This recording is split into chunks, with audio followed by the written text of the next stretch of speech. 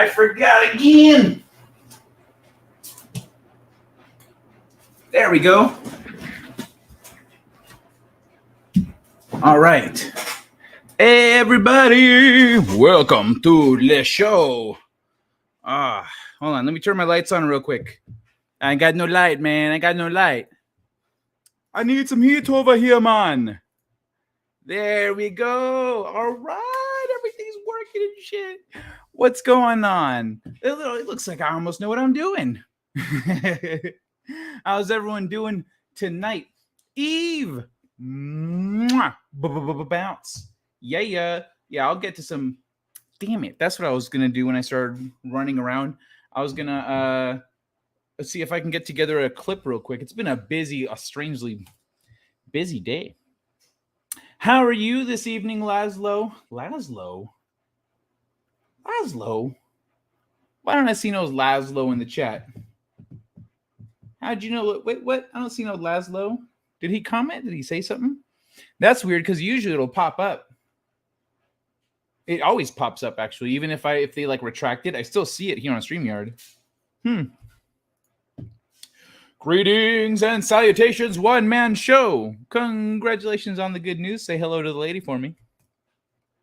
For all of us, not just for me. Hey, beloved Kai, chat hugs. Hey, Stunt Rat, big ol' hugs. Ooh, that felt good, the crack in the fingers. He felt a little stiff. One-man show gets hugs too. What's up, Kai and chat? How you doing, Zachariah? Me feel warm and fuzzy. See, we all knew you're warm and fuzzy on the inside one-man show. Fuck you, Dale. Fuck you. What's up, Panda Power? Thank you, Eve. Have you not seen the intro before? Ooh, was that your first time? No shame in it.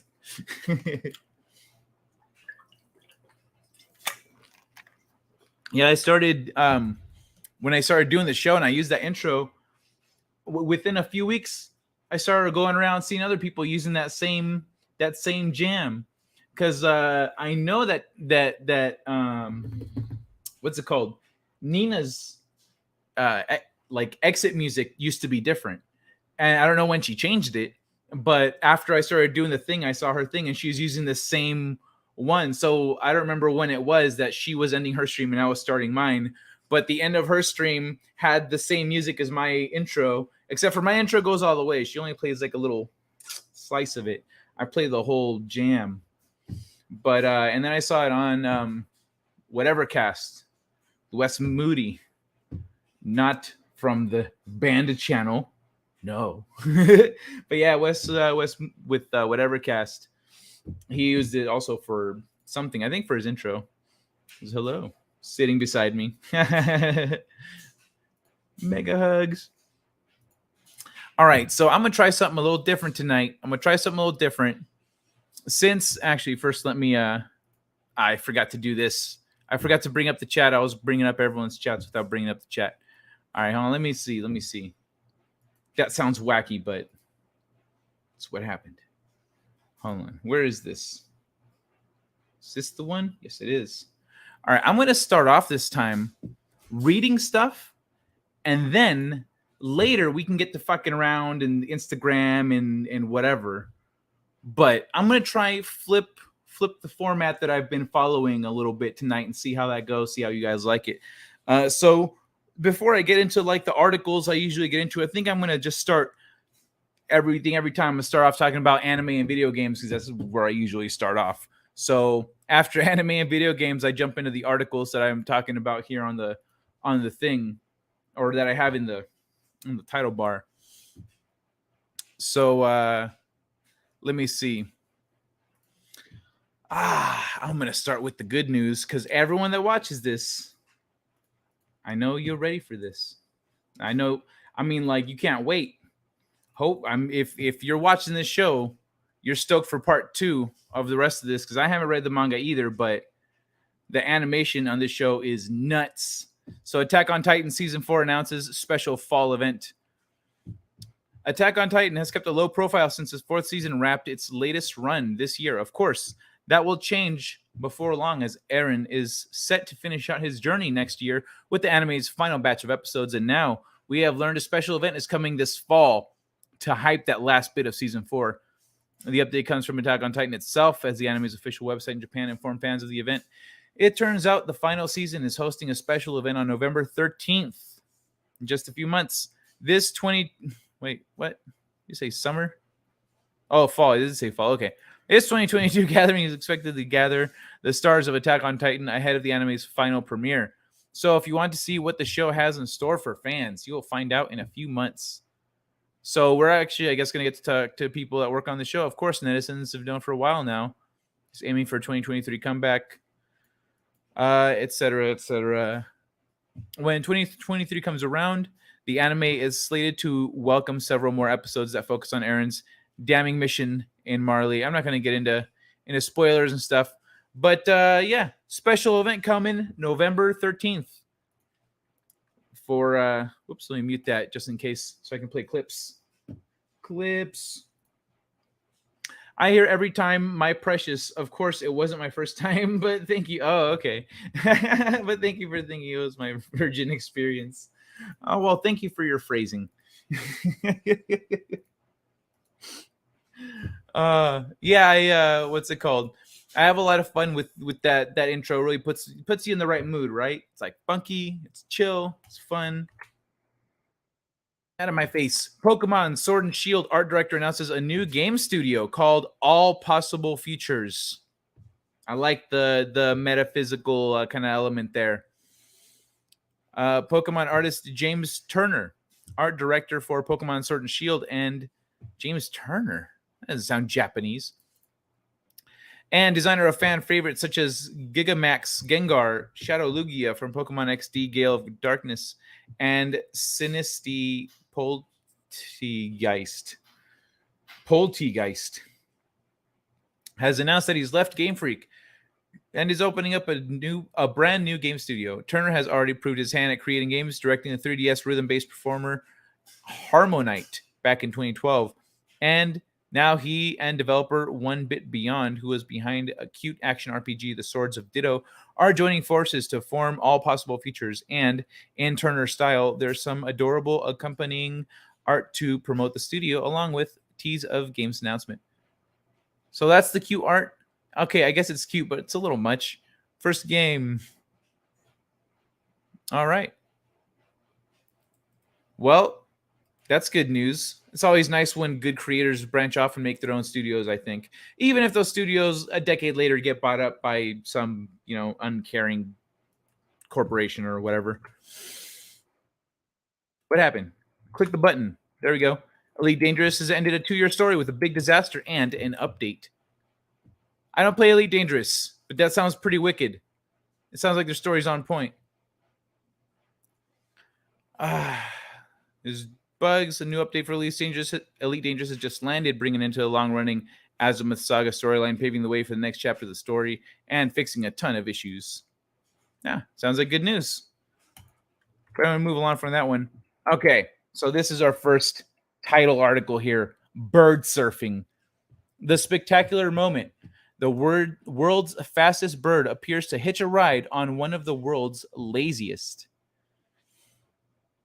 So yeah, look at that.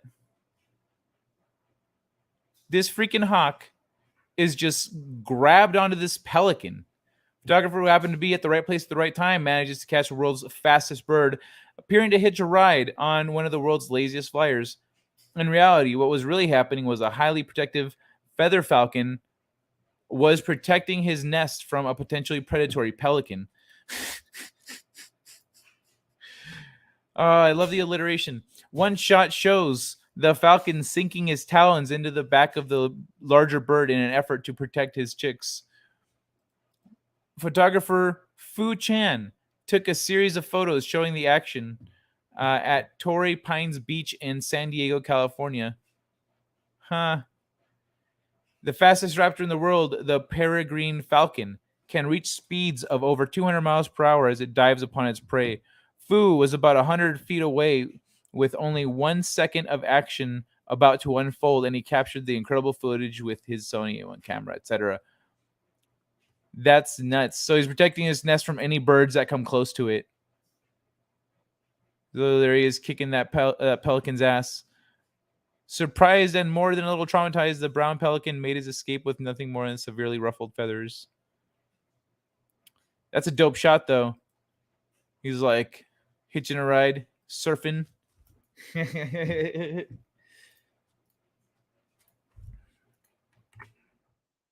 uh, New insights on the significance of willpower and to self-control. New insights on the significance of willpower to self-control. Summary: it takes willpower to implement temptation avoidance strategies, researchers report. In Greek mythology, the story of Odysseus and the Sirens illustrates a paradigmatic example of self-control. Paradigmatic, so a paradigm. Okay. When the hero of Homer's epic prepared to travel past the Sirens, mythical creatures who lure sailors with their enchanted singing, Odysseus instructs his crew to plug their ears with wax and tie him to the ship's mast. That way, Odysseus can listen to the Sirens as he sails by, and the crew can keep their wits. No matter how much he begs to be released, no one will hear his pleas. Was Odysseus exercising willpower with his plan, or was he merely removing his ability to cave to temptation? Jordan Bridges, a doctoral student, well, like, if he didn't, why he wanted to hear it, but he didn't want to go crazy and like swim to his death, is what it sounds like to me. Jordan Bridges, a doctoral student in the Rutgers. Everyone knows how D&D works. You know, if you don't have a will save, you're jumping off the boat. It's not about willpower because I guess the will save does kind of work, but still, it's magic. Most people don't have magic resistance. Shut up. That would so be me right now. Plus, I would take the credit for flying, kind of like Tom Cruise does. Wait, what do you mean Tom Cruise taking credit for flying? Doesn't Tom Cruise like do his own stunts and all kinds of crazy shit? I thought that was called making a choice. Bamboo Soldier, what up, boy? Cheers and bless upon M.F.S mods and chat. Thank you so much, brother. It's good to see you back. So, Jordan Bridges, a doctoral student in the Rutgers Department of Philosophy, has co-authored a paper in the journal Cognition explaining why this distinction matters for the study of self-control and what it might tell us about how mere mortals view the power of willpower. Researchers have long wondered what tools people successfully use to resist temptation, like eating another bag of potato chips or checking Facebook one more time before bed. And while no one really knows why some of us have more self-control than others, psychologists and behavioral economists know a lot about the methods people use to resist temptation. Bridges said one method is called diachronic regulation, which involves selecting and modifying one situation and cultivating habits over time to avoid temptation, essentially removing willpower from the equation. A second approach, synchronic regulation, relies on deliberate, effortful willpower in the moment to resist temptation. Psychologists and economists have increasingly argued that because willpower is difficult to exercise, diachronic regulation is more effective than synchronic regulation. This conclusion is based in part on the failure of willpower-driven campaigns such as Nancy Reagan's Just Say No campaign, which had no measurable effects on youth tobacco, alcohol, or drug use. Actually, the measurable effect is that it brought it into the awareness of a lot more people, and a lot more people were curious about it. But Bridges and her colleagues hypothesized that such assessments of chronic regulation rested on faulty interpretation of data that exposed examples of effective purely diachronic strategies involving the use of willpower to implement, and that the popular or folk view of willpower is just as important. We have theorized that it takes willpower to implement temptation avoidance strategies. Using a multi-factor research design, the researchers sought to decontaminize cases of self-control to test how people viewed synchronic and diachronic regulation as separate entities. Participants in 4 experiments were asked to read short story, use self-control tactics to refrain from drinking coffee, eating food, using social media, socializing, and then rate his level of self-control. So, how much longer is this? Okay, not long. What they found when synchronic and diachronic forms of regulation were pulled apart, participants thought only willpower counted as self-control. Pure diachronic strategies did not. And in mixed cases involving both forms of regulation, when participants related the cases as involving the exercise of self-control, they did so only because they involved synchronic regulation, not the more behavioral framework of temptation avoidance. Bridges said these findings are important for the study of self-control and for how psychologists, philosophers, economists, and clinical practitioners discuss these concepts. Scientific discussion and science communication can often involve debates over terms that don't track how we ordinarily use them. If we care about successfully communicating scientific results, we need to speak in terms that people understand. She added that people often infer that it's the diachronic strategy doing the self-control work, when really moments of synchronic regulation are being amplified with diachronic strategy. Understanding the role of willpower in self-control has implications for the way we talk about helping people break habits. See, I kind of wish they had better names than like diachronic and other stuff, because it makes it harder to track as you're going through it. But yeah, I think that's funny. She giving them a short story about somebody using self-control to be like, all right, rate how much self-control this guy has. Often when you what's it called? You reveal a lot about yourself by how you judge others or how you rate others, you know? Steeg, what up, Steeg? I'm fucking awesome. I am, life is good. I had a good day. My girlfriend's kind enough to drive me around right now while I don't have a car. Waiting for the insurance to come through on that.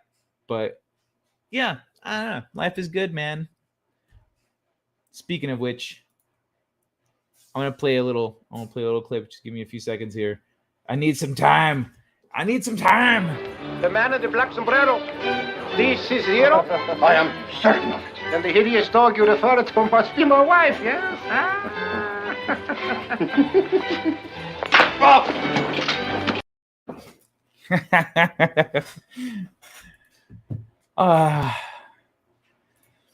Kai is cookie. Cookies? Yes, me accept. Me click yes, cookies. Where cookies? Cookies, cookies. No cookies. What is real? Me trust nothing. No, Kai, we all know Tom Cruise's stunt doubles. I'm not his fan. Oh, really? No shit. Well, I mean, like, he's always had stunt doubles, or he's starting to have stunt doubles now because his insurance is like, no, fuck off. You're not 20 anymore, bro. Like, so like, how long has he had stunt? Because I've seen, I mean, I guess they could just film him doing some crazy shit so he can claim that he does his own stunts. But yeah, you're not a fan of Tom Cruise. Interesting. What else has got you not fanning about him? I could use a booster shot of willpower every now and then, Catherine. It's all, you got everything you need right here, Catherine. Right here. I've never heard of this making a choice. Is that about stunts? Yeah, you make a choice whether or not you're gonna roll properly and land properly, or if you're just gonna like hope for the best when you jump off of the high places. I suppose it could be about stunts, Catherine.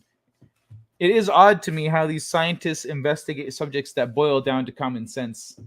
Right?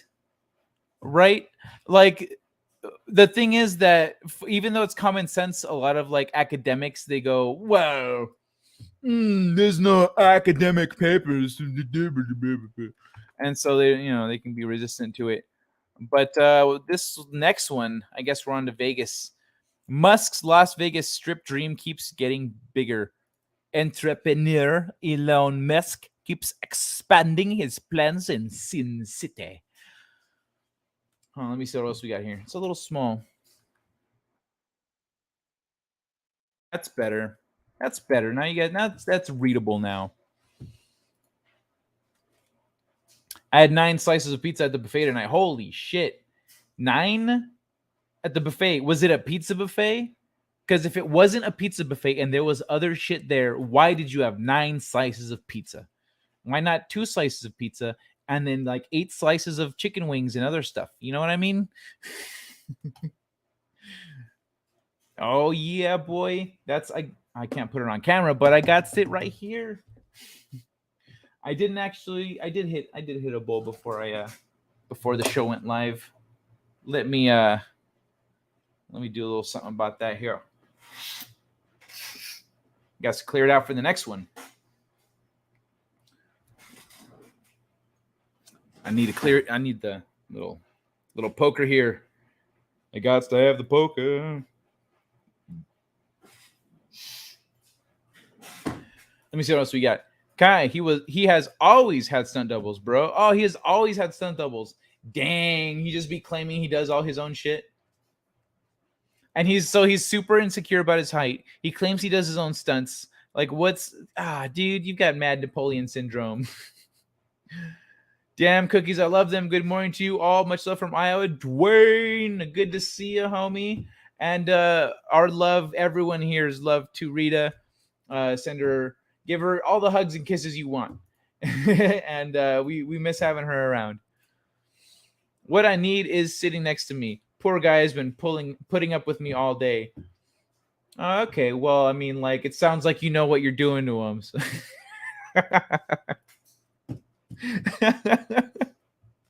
Always land as badly as you can. The more injuries, the better. Women like that. They bring boobs close. That's true. If they didn't like it, they wouldn't bring boobs close. They wouldn't be like, oh, look at you, you're hurt. No, stay away. Like, but they must like it because they bring you in like this. Arnold has always given credit to his stunt doubles, and he did way more stunt scenes than Tom ever did. That's true. Arnold has always been gracious to his stunt doubles, and actually everyone he works with. That's one of the positives I've heard about Arnold is how he treats the other people on set and the people that he works with and stuff. Like, literally, I've never heard a bad thing about how he treats people on set. 9 slices of pizza is mighty. He did nothing wrong. Laszlo Panaflux. How you doing, man? Bienvenue. It was like $30 for prime rib or $11.86 for pizza buffet. Oh, well, okay, pizza buffet. Got it. That's what I said. I said, was it a pizza buffet or was it an everything buffet with pizza? Scientology damages the brain, Catherine. True, but he's been doing this since before Scientology. Kai Hoff. What's up, Hoff? Oh, dude, I need like a Hasselhoff clip I can play when you jump on. Or people saying Hoff. Talking to, I don't know. I'll figure it out. Arnold is cool. Tom is a pussy, and I don't say stuff lightly. That's not surprising at all, honestly. That sounds about right. You know what? I wish I could just sit down and like animate this little project we have a script written for, but I haven't got to animate anything because then I'd get to do all these celebrities and like make fun of them and be fun. I like Arnold until he spoke. What's wrong? You have problems with an accent? You're racist. You're prejudiced. America is built on foreigners, on immigrants. I am Mr. Universe. Stieg, old friend, good to see you. Hey there, Hoff. Hope you're doing well. Kai, nice accent. Yes, Arnold was nice to everyone. The perfect politician. Well said. Maybe he's just a decent dude because he tried the politics and was like, fuck this. I'm going back to making movies. Sounds pretty grounded to me. And also he ran as a Republican in California, but tried to approach politics as a centrist. Didn't work in California the way it's all set up. And so yeah, he actually won though. And I remember I was 18. I voted for his ass too. I was like, bro, I'm voting for the governor. Like, this shit is happening. just like in what's the movie? Demolition Man. Yeah, just like in Demolition Man. I was like, it all starts here, guys. It all starts here, just like in Demolition Man. We got to vote in the governor. I think it'll be President Schwarzenegger. Offcast hype. Put the cookie down. made him an ideal recruit for them, Catherine. It made what, Arnold an ideal recruit for who? For the Republicans? I don't think they necessarily recruited him. I think they were like, hey, you look like you're having a lot of fun making movies. Don't you just want to go back to doing that? Stallone almost died. I mean, can I have an autograph? And also, can you like mind your own business? Stallone almost died from a chest punch by Lundgren in Rocky 4. His heart swelled up. Holy shit. Yeah, it's dangerous. Striking the heart, like striking right here, is dangerous. Don't be doing it. Like I wouldn't fuck with that. I can hit hard. Like I know not to. There's certain places not to punch or to avoid punching because serious damage can occur. So yeah, you don't punch people in the chest. You can stop their heart. Straight up stop their heart, or I guess swell it up like fucking Lundgren did. Isn't Arnold the guy who said "screw your freedom"? Catherine, Arnold. Was that Arnold? Oh yeah, yeah. That was a recent thing, huh? But back then, that wasn't the case. Back then, Arnold wasn't saying that shit. But yeah, that was 2004, right? Yeah, 2004. Huh. And then he did it for like 2 years or something. He did it for like he did one term and was like, fuck this shit, I'm out. God, come up to Santa Barbara with all your guys. I will tell you guys stories. Santa Barbara. So I have a friend that lives in Santa Barbara. Currently, he's going to graduate school in Colorado. But when we go visit him, I'll say something on my show, and so you can message me. I'll tell you to message me in social media, on somewhere on Instagram or Twitter or something, and so we can talk there.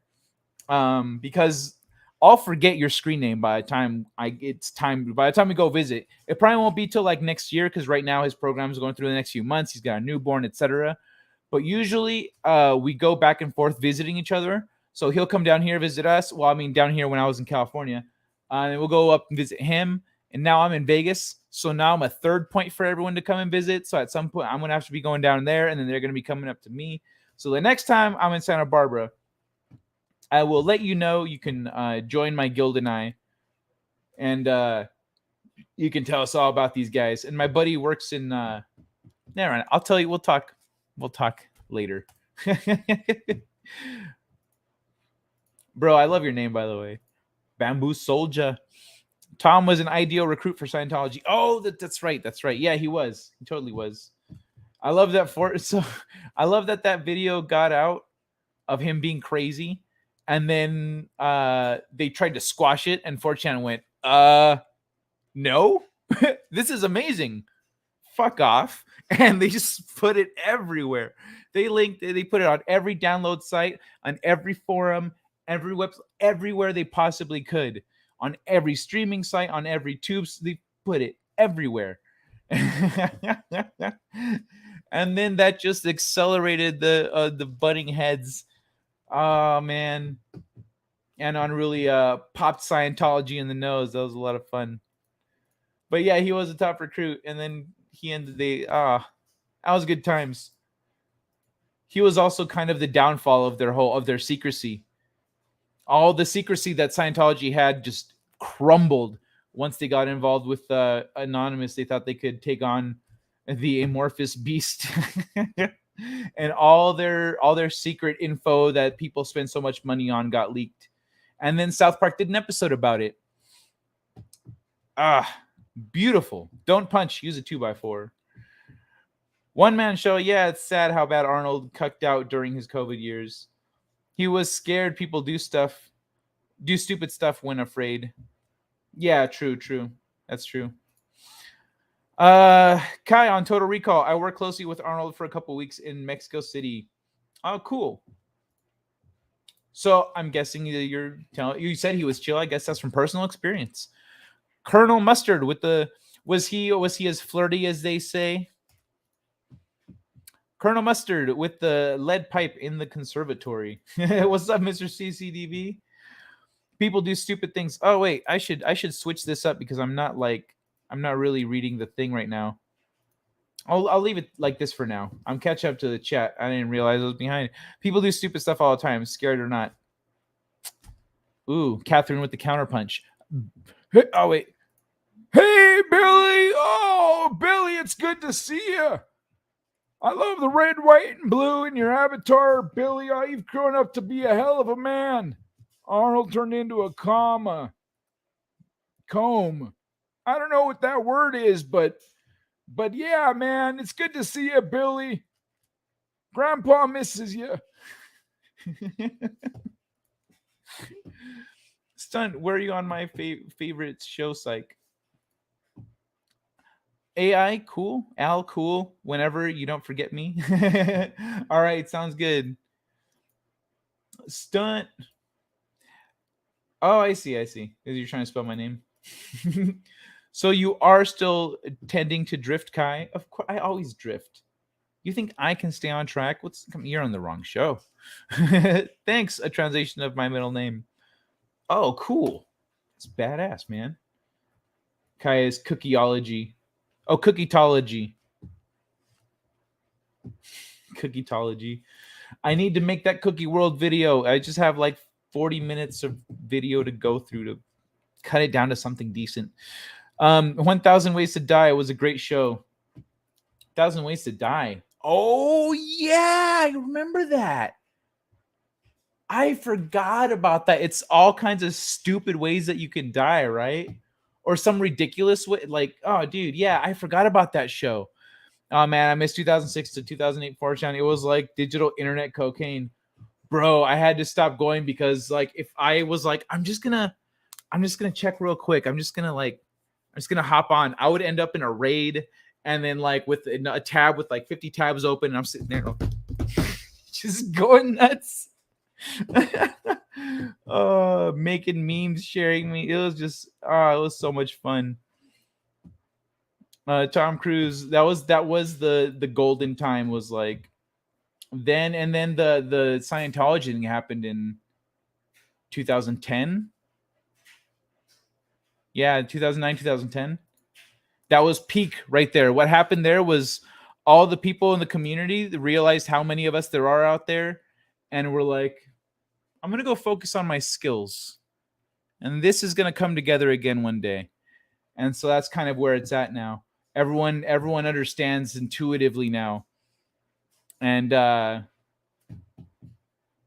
we're all focused on the bigger picture. Tom Cruise, big Scientology guy.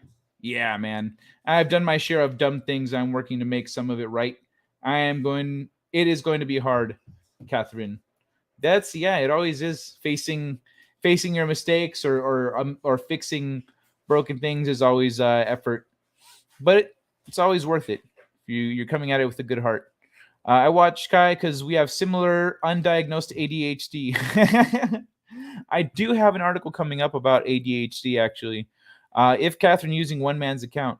Is Catherine? No, one man is typing for her. So what we see is, if you see quotation marks like this and the tag Catherine, that's him speaking for Catherine. That's what Catherine said, but he's typing for her.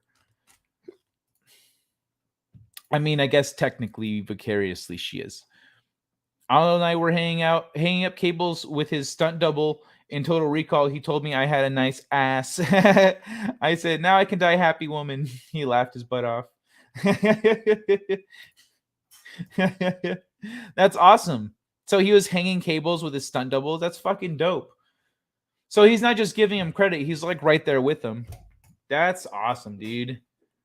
Yeah, because he understands they're the motherfuckers that make him look dope. Like, he's all, I'm Arnold, but like they do the cool shit that he goes, oh, that was incredible. That was amazing. The fans are gonna love it. She's off to make coffee. It's been a long day for both of us. Oh, okay. Well, I'm glad you guys made it through in one piece. Hold on, let me get back to this Tesla thing here. Let me get back to Tesla for a hot minute, and then I'll drift back.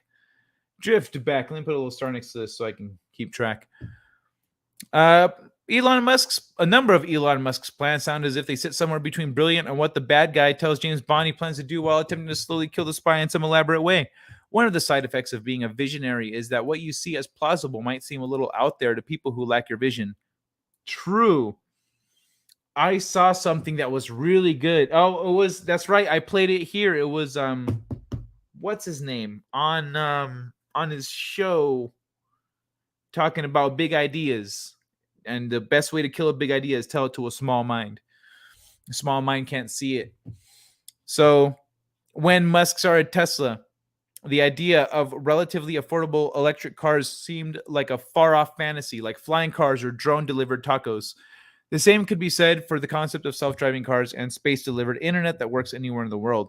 It's also fair to say that Musk met with a lot of resistance, perhaps even scorn, when he first went public with the idea of Boring Company eliminating traffic by building a tunnel system below ground and filled with self-driving Teslas seems a bit ambitious, if not entirely impractical. And when Musk actually moved forward with plans to build a huge underground transportation system under the Las Vegas Strip and throughout Sin City, the bold idea seemed destined to be talked about, but never to happen. But the visionary CEO has slowly made that plan a reality. His Las Vegas vision is only getting bigger. Oh, excuse me. The Las Vegas Boring Company loop comes together. Musk has bold plans in Las Vegas, but it started relatively small. As proof of concept, Boring Co. built a loop that connected the new exhibit hall at the Las Vegas Convention Center with the north and south halls. The LVCC loop system, the three-station transportation system consisting of 1.7 miles of tunnel, was built in approximately 1 year using the low-latency Godot tunnel boring machine, the company said on its website. LVCC loops Godot. Godot? Is it Godot? Like Gal Gadot? So LVCC loops cost was approximately $47 million firm fixed pricing for the 2 tunnels and 3 stations, 2 surface and 1 subsurface. The LVCC loop turned a 45-minute walk into a 2-mile ride in a Tesla. The cars for now have drivers but are expected to eventually be self-driving. Boring Co. used that initial demonstration to get the city to approve a massive underground tunnel system, the Vegas Loop, which will connect the Las Vegas Strip to the airport, Allegiant Stadium, where the Las Vegas Raiders play, Fremont Street, and other sites in the city. Nice. So you can just get around to all the main points pretty much without dealing with all the traffic. During typical peak hours, driving from the Las Vegas Convention Center to Mandalay Bay, for example, can take up to 30 minutes. The same trip on the Vegas Loop can take approximately 3 minutes. Las Vegas considers another mysterious stop. Now, Boring Company appears set to add further extensions to the Las Vegas Loop, according to the journal Las Vegas Review Journal. The Clark County Commission is set to vote September 7th on the Boring Company's plans to add the 56th planned station for the underground loop project on a 2.2-acre parcel of land at this place. The paper reported who actually bought the land remains open to question. Purchased in June, an entity called Object Dash, which has an address in Texas City where Musk lives. Oh, the portion of land is across Las Vegas Boulevard from the Mandalay Bay near the intersection of Russell Road. Currently, the land is being used as a storage station for the Boring Company. Parts of the Las Vegas Loop, which will ultimately have stops near most Vegas Strip destinations, are expected to open 2023. That's really soon. Holy shit. The ride will require payment, which will vary based on how far you travel. Dude, that is so soon. That's freaking sweet. I'm going to take this down for a little bit. Hello, everybody. Got some new people in the chat. Welcome, everybody. Welcome. If you want to tell people where you're hanging out, hit that share button. Drop a like if you want to help, etc. I appreciate y'all. I'm actually going to pull this. I'm going to pull it back up, and I'm going to make it small. That's the one we just read right now. So we just got through that. Rewind a little bit if you want to catch up. We are hanging up on cables. It was way cool. Oh, sweet. That sounds fun. Keinald. I am Keinald Schwarzenegger. Small minds get mad at logic. Yeah, they do. They don't even hear logic. They just hear, what they can only hear within the limits of their own perception, and they're only perceiving what they want to hear, not that's why they get mad at logic, because it gets around what they want to hear and tells them the truth right to their faces. FCC is not happy with Musk. They've suspended his Starlink funding because he's failed to deliver a functional product. Really? I heard that in Ukraine they were using the Starlink to get internet. I didn't know, and I'd have to update myself there with that. But so far, the car thing and the Boring Company both seem to be killing it, even if the Starlink isn't working out. Good morning, emotionally unstable amphetamine. How you doing? 56, it's a big number, right? That's a lot of fucking stops, man. That's a lot of stops. Hopefully it doesn't end up like Budapest subway that was approved by an idiot where it took people to nowhere important. It's like it just drops you off between a couple taco shops. Like, hey, wait, where are the hotels? Good luck. And they just take off. Next stop, the library.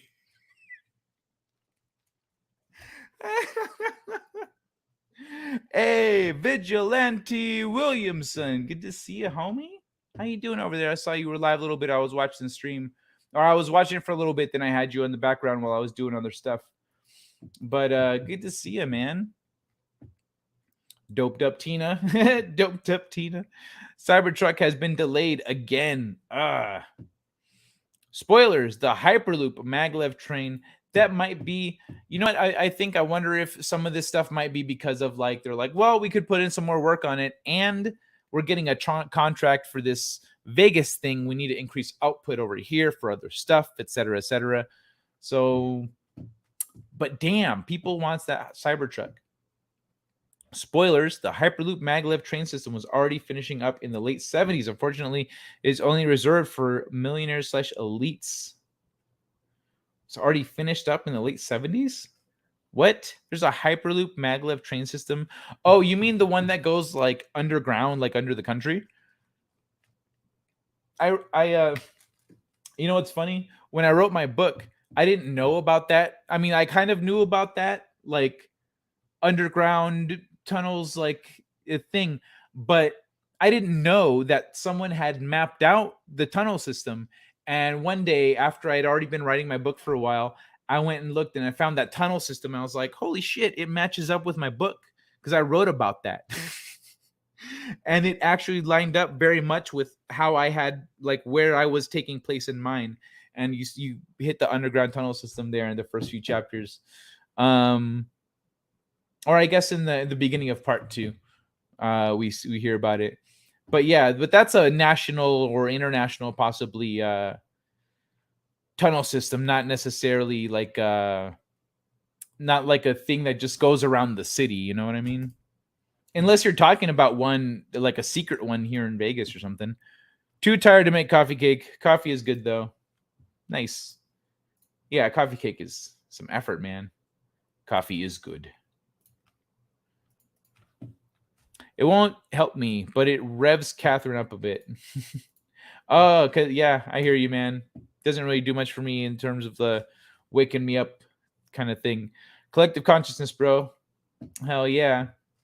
That's what's up right there. That's the kind of stuff that got me on the spiritual path when I found that information about the universal consciousness concepts. I was like, huh, I already believe in this. It was making a lot of sense to me already, but there's actually people already believe the same thing. Let me see what this is about. And then so I went digging down that path, and I found a lot of things that really lined up for me because I try to see how science and spirituality line up. Because if you're just telling crazy stories, bro, I'm not gonna. Okay, thanks a lot. You're a lesson in morality at best. But when things start lining up, then that's where I'm drawn towards that. 56, I meant is important because it syncs up with the secret societies that run the show. They plaster 56 all over in bogus news stories, and that was good example. Cheers. Oh, okay. Got you. Yeah, the supersonic 56. I wonder why 56. Yeah, the supersonic maglev that goes to all the deep underground bunkers. Yup. What up, Elroy? Oh, Roy. Oh, man, I have to read your book, Kai. The subject fascinates me. It's a little part in the... It's not... It doesn't really play a big part in the, like, in the plot, but I definitely... My book touches on the secrets kind of behind the scenes of government and the world at large and whatnot. That reminds me, I need to update the ebook because I updated the print book, but I haven't updated the ebook yet. That's why you saw the tunnels. I didn't see him. Like, I don't know. I didn't see him. It just happened to work out. Like, I was looking, the way it worked out was I was looking at a map of the United States. I was looking at where the cities are and stuff. And I thought to myself, that's a really good spot for a secret government base right there. And so I just put it there. And then I looked at current conspiracy theories, and they were like, there's a secret government base right here. And I'm like, you gotta be shitting me. It's like one of the hubs of like all the tunnel systems. By the way, Total Recall and Honey, I Shrunk the Kids were both filmed in Mexico City at Estudios Churubusco. Right? Churubusco. Estudios Churubusco. Cool experience. Got to see the museum and the zoo and climb to the top of the pyramid. That's fucking cool, man. Stunt Brat, that's awesome. You got a lot of cool stories. I can't wait to hear them. Mr. CCDV hugs. I probably Stunt Brat. I think maybe next year, maybe early next year, we might make a trip to Santa Barbara. I'll have to let you know, but it's probably around the time because he's wrapped up until October, I think, and then we're getting together in in Orange County in October. So then after that, if we do anything for Christmas, then it'll be somewhere, maybe here, maybe over there at his place. Otherwise, it would be like early next year, like February, March, April. I'm not sure. Woo! Excusez-moi. Mr. CCDV. 5 plus 6 equals 11, which is a symbolic number of the twin pillars. Oh, okay. You know what else is 11? The start time of my show. Symbolic. Gotcha. Kai's book plug. Kai wants to be able to buy out Elon Musk, pat his piggy bank by picking up his engaging novel, Space Crime Domino.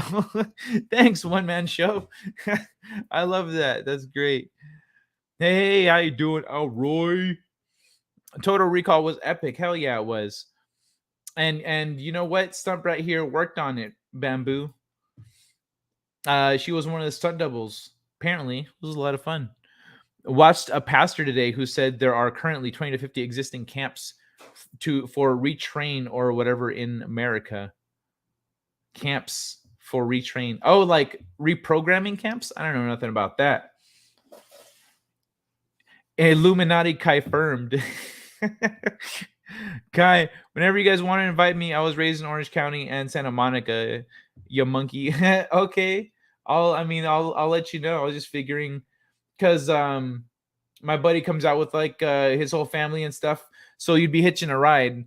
You know, I don't know if he's got the room for it. I'd have to ask, and I can't volunteer someone else's, time and space. So or someone else's space time. So I'll have to talk to him. Yep, 11 is a big one also. Oh, I mean, unless you mean to drive yourself. I don't know what condition you're in if you can do that, but 11 is the big one also. Master number 11D, 11 best time. You know what's funny about this conversation that we're having? Jenny said before the show started, she said you should just commit to 11. 11 is a starting time because that's about the time that you start your show anyway. And I did. I was here after 11:05. I'm not sure what time exactly. Actually, you know what? I can do the math on that. No, yeah, it was about 11:05 because we're 51 minutes in and it's 11:56. So yeah, I was about 5 minutes out. I could start it. She said I should start it at 11:11, and here we are talking about the number 11. 11D, 11 best time. One Man Show book plug. One Man Show is a poor marketer. Help the guy keep gassing his car by picking up a copy of Freedom Station here. Yeah. Go check out Freedom Station, everyone. Oh, today's Wednesday. Good. Okay. Thanks, Bamboo. Stump Brat. Smith, you're welcome. Cheers. Bless up. Kai, whenever. Stop it. Could be a year from now. Okay, yeah, I'll let you know. Don't do the space crime if you can't do the space time, Catherine. That's good. That's a good one. Bamboo, God bless. I should use that as like a marketing line. Ay, ay, ay. That's right. And I've got the books over here. I've just, it's been a little hectic and I haven't been able to send them out. But One Man Show, Drew Taylor, a couple other people got copies coming. But yeah, I got the second edition out, so I need to send them to some people. One Man Show helped me with some editing and whatnot, helped me spot some mistakes.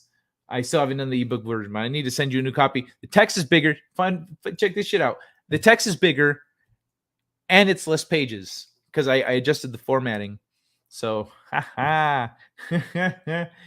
You said it was not possible. But yeah, I love your plug lines, One Man Show. They crack me up. Hold on. Let me see what's I'm gonna get something ready here. I'll leave that there. Okay, let's move on to the next thing. What's hiding behind your self-sabotaging behaviors? Conquering the 4 horsemen of fear. Key points. Most of us struggle with self-sabotaging behaviors even though we want to change them. Self-sabotaging behaviors like procrastination and perfectionism may be a way to avoid our fears. By understanding the function of our behaviors, we can start to change them. One of the most common strategies psychologists use to understand a behavior is to do functional analysis, which is basically when we look at a given behavior and try to figure out what function or purpose it serves. People don't just do things randomly. Our behaviors and habits exist for a reason. There's a weird thing about self-sabotaging behaviors. No matter how destructive we know they are, or how badly we want to stop engaging in them, they still serve a specific function, which is often to help us avoid facing our fears. In part 1 of the series, we talked about the 4 most common limiting beliefs. Part 1 of the series, okay, that hold us back from flourishing, the 4 horsemen of fear. These include fear of failure, fear of ridicule, fear of uncertainty, and fear of success. We instinctively avoid things that terrify us, which is usually adaptive, but the longer we avoid the horsemen, the longer we avoid doing the things that lead us to flourishing. So although fear avoidance has historically been adaptive for our species, many of us in modern times, it's become maladaptive. If we want to flourish, we have to understand the most common self-sabotaging behaviors the horsemen hide behind by performing a functional analysis. So procrastination, the busier you stay, the more productive you are, right? Spend hours getting to inbox 0. Spend your time putting out every small fire that pops up. Have a great new idea. Immediately chase it while leaving your current project half finished. Think procrastination is your problem? Think again. Performing a functioning analysis on procrastination may yield interesting results. Many chronic procrastinators don't procrastinate on your chronic, y'all. Just toke it up. Many chronic procrastinators can get stuff done when they're up against a deadline. The real question is, what is procrastinating helping you avoid? For many, the horsemen whisper, if you never finish, you will never risk failure or success. Perfectionism and imposter syndrome. Perfectionism and imposter syndrome are 2 sides of the same coin. Feeling like you aren't good enough yet, you're not ready, you're unqualified. Better to wait until you learn more or feel more confident. How long have you been writing your book or article but still won't publish it? How long have you been thinking about or tinkering on that project but still haven't shipped it? How long have you thought out every possible scenario and created the perfect plan but still haven't taken the steps to go from idea to execution? Read all the self-help books and productivity hacks you want, but productivity isn't your problem. Fear is. The horsemen whisper, as long as you don't put yourself out there, you never risk ridicule or failure. Complacency. Most people would rather choose the path that leads to predictable misery than the one that offers the chance of a better life. Humans are creatures of habit. We gravitate toward what we can anticipate. Uncertainty is terrifying. So we choose the path of least resistance. We lock our dreams and aspirations away in a box and throw away the key. We take the job that sucks but offers a steady paycheck. We spend 45 years of our lives miserable, looking forward to the day we retire so we can finally enjoy life. Then we hit 65, retire, maybe enjoy a few years of health with our loved ones, then die around 80. We sacrifice 40 years of our lives in misery to enjoy the last 15 because The alternative of venturing into the unknown is terrifying. The horsemen whisper, as long as you stay in your comfort zone, you're safe from uncertainty. The wrap up, now you know each of the four horsemen of fear, how they disguise themselves, and why we self-sabotage. Overcoming them is next. So I guess that'll be the next part of this series. I guess I could try to keep tabs on this here, or hopefully the next part just pops up for me like this one did, because I don't remember reading part 1, and this doesn't even say part 2 or 3, probably part 2. But yeah, self-sabotaging behavior. There are a lot of reasons that we self-sabotage. Have any of you? I used to do that with certain things, and then I learned by making stupid mistakes. Where do we go? All right, Bamboo, God bless. It's a good one-man show. Today is 11. It is. We are at the 11th. Ho ho ho. Nice. Awesome one. Did you say Baywatch was your favorite show? I got to work on that a couple times. So fun. Really? A stunt double for Baywatch. I'm a pro at crastinating. Me too, laughed my butt off. While she's wired on coffee, I've given Catherine the task of coming up with a title for my isekai novel. Nice, dude. One man show, good call, bro. Psych is are you giving her a description, making her read it, or kind of giving her some the summary of it and see what she comes up with? Psych is since you're in Santa Barbara, was wondering if you were on the show. Oh, I think Psych might have been a little bit after Sunbrett's time doing stunts. But let's find out. I'm sure she'll respond. Baywatch was definitely fun. She has been reading the manuscript this afternoon, so she has a grasp on what the story is about. Okay, cool. The world only God remembers, Catherine. Ooh. That's a fucking powerful name. Avoiding someone for weeks because she has had bad rep is logical. Because she has a bad rep. Avoiding someone for weeks because she has a bad rep is logical. What do you mean by that? Because, like, reputations aren't always accurate. Sometimes they're based on rumors, misconceptions, etc. Publishing it will probably get you crucified. Oh, really? Why? Why, though? If you don't want to say here, you can email me. But I want to know. Because I probably want to promote the hell out of it. What's up, Phil? How you doing, man?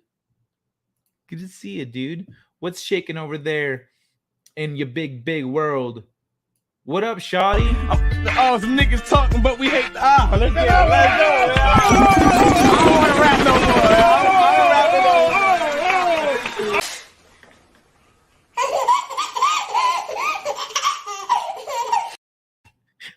I love that baby. Fear, that's all they promote. Turning off the TV is crucial. Hell yeah, man. Very true, very true. I didn't realize what a gift it would be when I was it 14? Yeah, when I was 14 at some point. So my parents divorced and I went to live with my dad. My brother went to live with my mom. And somewhere at 14, freshman year, I think it was, my dad says, hey, so we can't afford everything. Like, we got to budget a little bit. So I'm going to give you the option, TV or internet.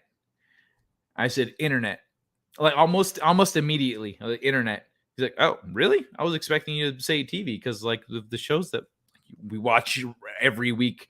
I said, nah, I'd rather have internet. He goes, all right. So he turned off the internet, and I was like, I'll learn to live without TV. Like, it's fine. It took a week or two, but then after that, like, at some point we got TV back, and he's like, oh, we got TV back. I said, oh, cool. But I was already out of the habit of watching TV, so I wouldn't watch it as much. And I wasn't like that feeling of oh, I need to watch that show. I need to be like that need to be there was gone. And I my mind learned to focus on other things. But with the internet, I could download music and play that music while I exercise and be in chat rooms and stuff, you know? So internet one, hands down. Just another logical procrastination. 6 gotta be right. Oh hell, I'm going for I'm waiting for a second part to that message. Guys, I worked from 1984 till 2006 on Mission Impossible 3. Oh, okay. I thought you stopped a little sooner than that. Let me see. Okay, so Psych. When did Psych drop? Psych. Psych show, motherfucker. 2006. Ah, haha, 2006. I was right technically. Because that show started in your last year. All right, darling, baby laugh. Kai, my favorite sound in the universe. Right, isn't it? So, especially that baby's laugh is like on point, and he even does this shit with his little baby hand. Can't just shove all the cookies up your butt, Catherine. Well, it's gonna go to your butt anyway, isn't it? TV is bad, like drugs. Yeah, it really is. And once you break yourself of the habit, you realize, like, oh, I don't need to do that. I can spend my time in a lot more productive ways. And so, but then what happens is after that, so very early on, I got that. So then when I was in college, I didn't give a shit. My friends were all watching Lost and and I was like, I have work to do. I don't give a fuck about all this stuff. I would watch Adult Swim while I was working, but it wasn't like I need to watch Adult. It was like, oh, dude, like I really hope I could make it to Adult Swim tonight. So I'd be working and watching Adult Swim or whatever. But there wasn't a lot of stuff I was actually watching on TV. Because usually it's like if I'm in the lounge waiting to go home, it's that. But I had already broken that habit and that, let's say, dependence, I guess, of watching TV on the regular. One god stole power from a group of other gods and set himself up as the one true God. God has been eroding the memories of the former world from the minds of mortals. A few people remember. Oh, that's cool. I don't think it'll get you crucified. That's yeah, I like it. That's cool, man. Bill. Wait, it's an isekai. What? So somebody gets dragged to this other world? To another world to the world when there was multiple gods? Is it like an Ocarina of Time thing? Where you got to go back and forth between back then and now? Catherine, it's not the best summary, but it does kind of explain the title she cooked up. I see. That the long title of her coffee cake, one man. What do you want for under 200 characters, Catherine? Yeah, true. Kai has a million miles of patience to read out all these retarded chat posts. What are you talking about? Patience? They're fun. You guys are hilarious. I love reading the chats. And also, I mean, like if I'm gonna connect with you guys, I gotta ask myself some serious questions. Like, how do I reach these kids? I haven't watched TV in months. I think the last thing I watched was the Andromeda Strain. Top-notch, great flick. Really? All right. One man show, tell Catherine I think she rocks. Well, see, Catherine's got fans too. All right, let's see what the next article is. Yes, the universe really is 100% reductionist in nature. The whole isn't greater than the sum of its parts. That's a flaw in our thinking. Non-reductionism requires magic, not merely science. I don't know. I really like magic, so let's see what this article has to say. Let's see. Recently, many scientists and philosophers have championed the idea that reductionism can't explain all of reality, like chemistry, biology, life, and consciousness. But in order for that to be true, there would have to be some sort of new fundamental interaction that only appears on larger non-fundamental scales. As far as we can tell, the universe is truly 100% reductionist in nature. Our ignorance about why certain emergent phenomena exist and how they behave is no excuse for magical thinking. Really? Okay. Let's see what they have to say. Here's a statement, and you can experience for yourself how you feel about it. The fundamental law that govern the smallest constituents of matter and energy, when applied to the universe over long enough cosmic timescales, can explain everything that will ever emerge. This means that the formation of literally everything in our universe, from atomic nuclei to atoms to simple molecules to complex molecules to life to intelligence to consciousness and beyond, can all be understood as something that emerges directly from the fundamental laws underpinning reality with no additional laws, forces, or interactions required. This simple idea that all phenomena in the universe are fundamentally physical phenomena is known as reductionism. In many places, including right here on Big Think, reductionism is treated as though it's not the taken for granted default position about how the universe works. The alternative proposition is emergence, which states that qualitatively novel properties are found in more complex systems that can never, even in principle, be derived or computed from fundamental laws, principles, and entities. While it's true that many phenomena are not obviously emergent from the behavior of their constituent parts, reductionism should be the default position, with anything else being the equivalent of the God of the gaps argument. Here's why. So this person is arguing that it should be a completely physical approach. That should be the default, and then anything beyond that should not be. It shouldn't be in question of which one is it. There should always be a default. So the fundamental, when we think about what is fundamental in the universe, we turn to the most. What's funny about that is that as soon as you ask, like, what if you ask this person what the human mind is? What is the mind? Well, they would say that it's an emergent property from physical phenomena, but it's a non-physical thing. And if everything in the universe can be reduced to a physical thing, then how does the mind fit into that rubric and that structure? That doesn't compute. One man show. Don't know about Ocarina of Time. The old world is being preserved in a virtual reality game. Some of its players get memories of the past world triggers during play. Oh, cool. She's sitting here reading in chat. Some brat, I received a shin kick for feeling warm and fuzzy because of another woman. It may have had something to do with how I framed it. Sorry about that, one man show. The U.S. government has a department, WASAM, which stands for Weird Shit and Magic. The U.S. government has a department. It would be funny if that was actually the name. Catherine, no worries. I have 3 grown kids. I quit watching TV back when the government burnt the dividends compound to the ground with the people still in there. The dividends? What dividends compound? Dividends. You mean the Waco thing? Warm and fuzzy, mom hugs. Well, real life stuff being broadcast on TV is different than scripted television and like reality TV and whatnot. So I think we're talking more about entertainment media than like news media, where you'd be getting, videos of this kind of stuff. Warm and fuzzy mom hugs. I'm fun and mental. It was a light kick, kind of playful one, and I wasn't wearing shoes. He's fine and took it for what it was. Hey, another monster. Welcome back. Waco. Okay, that's what I thought. I wish I'd met One Man Show 10 or 15 years ago. We would have had so much more fun. Catherine. I love the delayed, like, Catherine.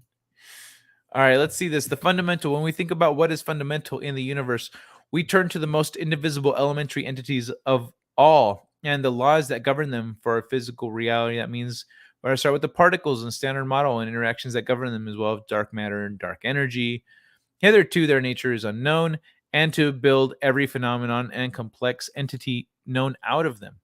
As long as there's a combination of forces that are relatively attractive at one scale, but relatively repulsive at a different scale, we'll form bound structures out of these fundamental entities, given that we have 4 fundamental forces in the universe, including short-range nuclear force, a long-range electromagnetic force, a long-range gravitational force, where the only force between them is always attractive.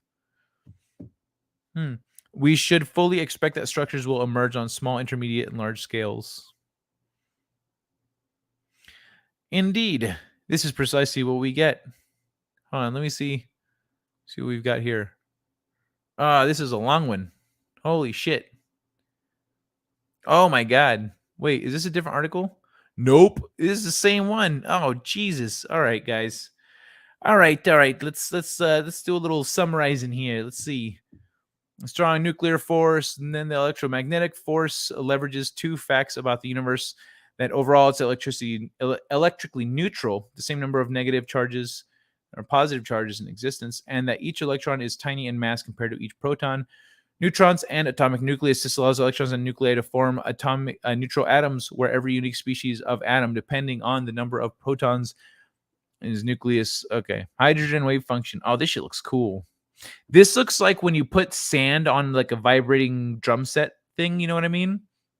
And then play at different decibels or different ranges. It's that wave function. So hydrogen wave function. This looks exactly like all that stuff, all the shapes that the salt makes. That's wicked. How a reductionist sees the universe. Okay, so if you want to read this whole article, no hypothesis that the universe is 100% reductionist. That means a suite of things. That's all structures that are built out of atoms and their constituents, including molecules and enzymes, can be described based on the fundamental laws of nature and the component structures that they're made out of. That all larger structures and processes that occur between those structures, including all chemical reactions, don't require anything more than those fundamental laws and constituents. That all biological processes, from biochemistry to molecular biology and beyond, as complex as they might appear to be, are truly just the sum of their parts, even if each part of a biological system is remarkably complex. And that everything that we regard as higher functioning, including the workings of our various cells, organs, and even our brains, doesn't require anything beyond the known physical constituents and laws of nature to explain.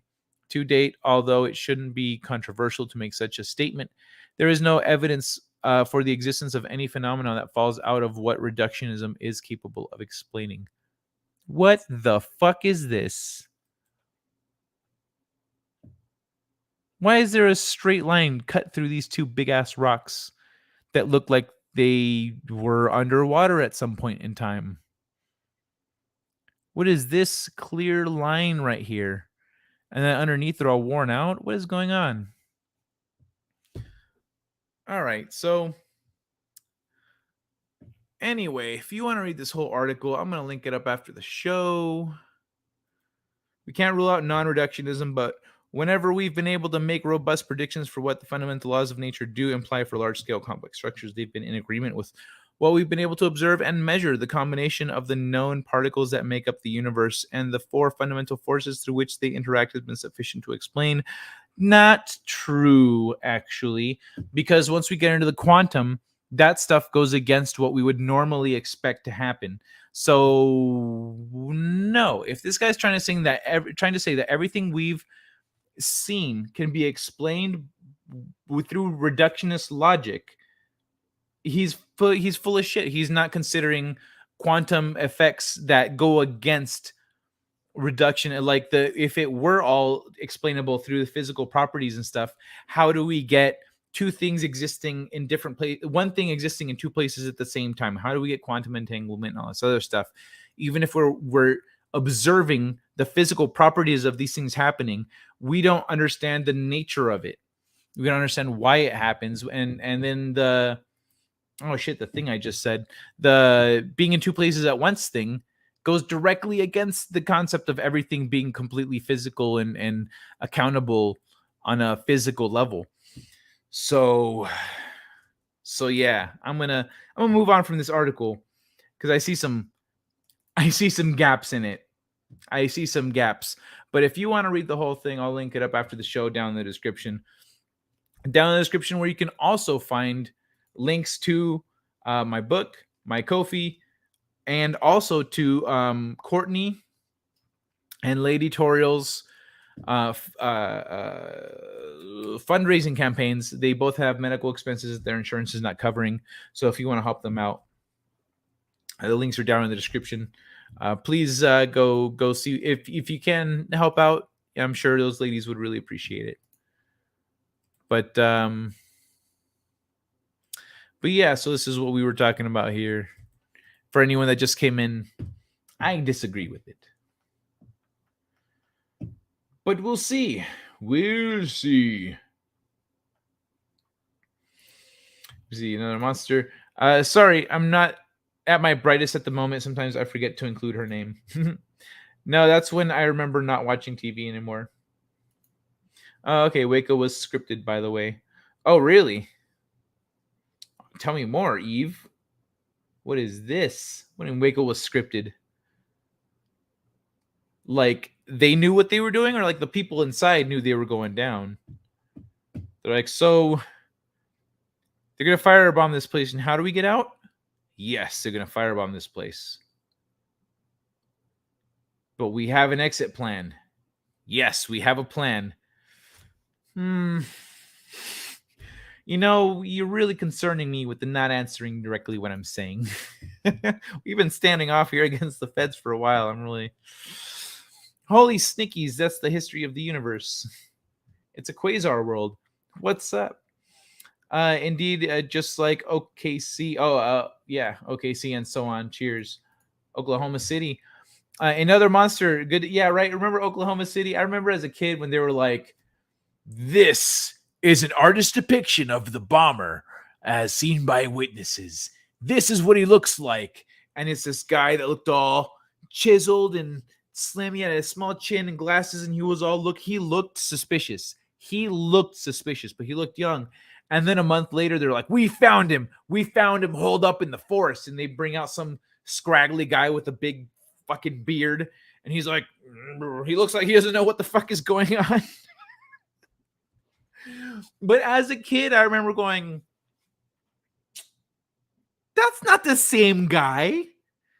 That's not even close. He doesn't even look like the same guy. And they showed the picture. This is the guy. He looks like a Fed that was like wearing a hat and glasses, so nobody recognized him.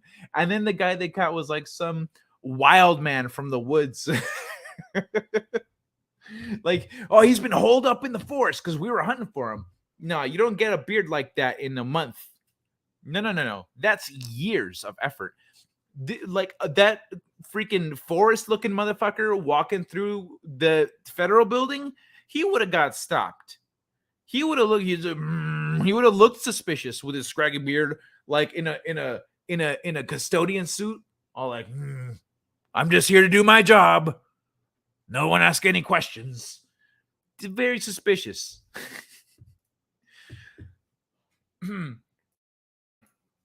Another monster. Good to see you. Glad we can all relax now. I do feel better. Currently watching Jurassic World Dominion. It's not good. Oh, that's unfortunate. I didn't bother with that one. I think the third one, I think I watched the first two, and then I was like, I'm not going to watch any more of these. Those were fun. Those two were fun. I don't see this really going anywhere better. And I think I was pretty distracted during the second one because it was not holding my attention. I was like, oh, I see what they're going to do. Oh, they're doing it like this time. Okay. All right. Okay. And then I was just like doing other shit, like playing on my phone, whatever. Doing research instead of watching the movie. Like, okay, this is a movie I can do something else while I watch it and still retain everything. Cool. Guy, your eyes look really weird when you're looking off to the side. There's a light reflection that makes them look bizarre. Are you an alien? What? Like when I look this way or when I look off that way? How do they look? What's bizarre about them? I don't see, because I don't see any difference. Let me see if maybe if I put it over here. No, see, it's not, I can't see myself though. Anyway, right? Nah, I'm too small. Fuck it. I'm not trying this shit anymore. Really, Catherine? I am not an alien. But what do you see? What's the light reflection look like? What color? What color? Because if they're blue, I might need to be a little concerned for future choices. Hi, Roy. Nice to meet you. Kai, going deep here. With the universe stuff or with the Waco and the fake the things that, yeah, dude, yeah, they used that shit to make political moves is what that was. That Waco thing was bullshit. I'm just gonna say it right now. Yo, thanks to all the people that are coming in. Drop a like if you can. If you're having fun, we're talking about the nature of the universe, which inevitably led to government type topics. So now we're talking about Waco, Texas, how the guy in the sketch looked nothing like the guy with the beard that they caught a month later, or however long later it was. Not long enough to grow that fucking beard. Hey, I'm in 3 places on No Man's Sky, inside myself, and in Kai's living room. I'm in 3 places on No Man's Sky, inside myself, and in Kai's living room. Interesting. You're inside yourself. So are you playing one-handed? Awesome one. Are you playing one-handed? Hello, Hofcast. It's all magnetism, says Alroy. Also seated in heaven. Who's seated in heaven? Papa Cotton, what up, boy? I've got to catch up on my game, so I'm going to send my altar boy / indentured slave, Mr. Revolver, in my stead. What? Hola, pendejo, says Horrendo Revolver. What's up, Horrendo? Bienvenidos, amigo. Todos son pendejos. Yeah, the stupid. No, there's some pendejas in here. Yeah, the stupid ATF agent shot himself in the leg because Glock has no safety. All scripted. That's ridiculous. It's like that subway thing in New York, right? Where we see people that are fine and then they're injured and then they're like walking around. Like, come on, pick one. Don't be suspicious. Don't be suspicious. Don't be suspicious. Don't be suspicious. Don't be suspicious. I need that clip. Let me see. Oh, wait, no, it'll probably get me claimed. I'm still going to play a hot second of it. Still going to do it. Hold on. Let me see. Let me pull this down real quick. Pull this up.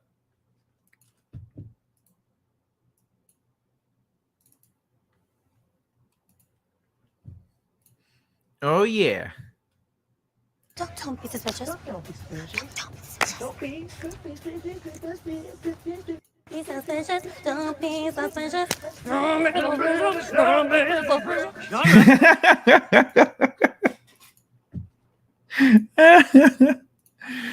Oh my god, these motherfuckers, dude. Oh, what? Pete was live. I didn't see Pete live. And Montegraph went live again? No, I think I was there for that one. Okay. Give Pete a like. Can't hang out. Eschatology and the End Times. Ooh, I'm going to have to watch that. See what Pete's got to say about the end times. The end is here. Maybe claim he was going to the audition for a spot in ZZ Top. 1 second, y'all. Let me play a little something here. Whoops. Play a little star. And then, you know what time it is? I think I know what time it is. All right, y'all. Give me 1 minute and 7 seconds.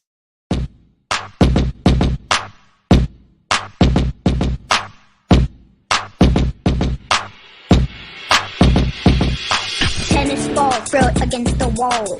Tennis ball, throw it against the wall. Tennis ball, throw it against the wall. Bounce, bounce, bounce, bounce. Tennis ball, throw it against the wall. Tennis ball, throw it against the wall.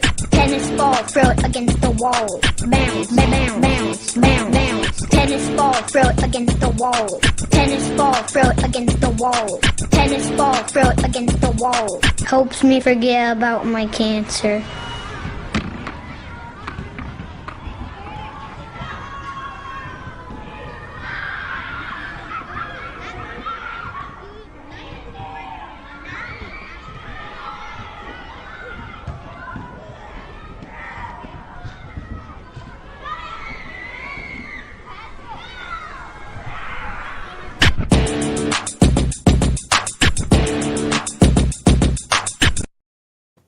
Yeah, Jenny's on her way out, so I had to say bye. I'll miss you. That's how I sound as she walks away. All right, hold on. Let me see the thing. Let me clear this out real quick. Yeah, you can't just let your girl walk away. Gotta give her some smooches. All right.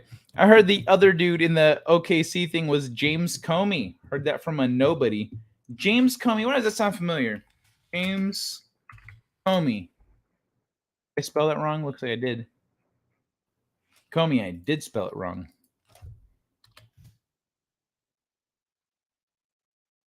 James Comey, American lawyer, was 7th director of Federal Bureau of Investigation. Oh. Sounds like the kind of thing that would get you promoted, huh? 7th director of the Federal Bureau of Investigation from 2013 until his dismissal in May of 2017. Let's see his face. It does kind of look like him, huh? Damn, let me pull this up. And let me look up bomber drawing.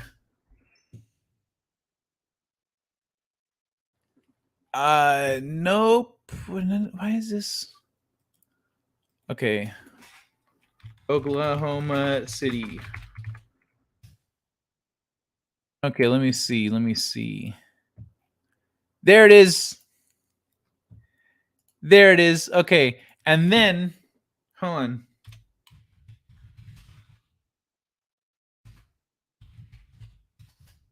Okay, let's see if we can get the arrest.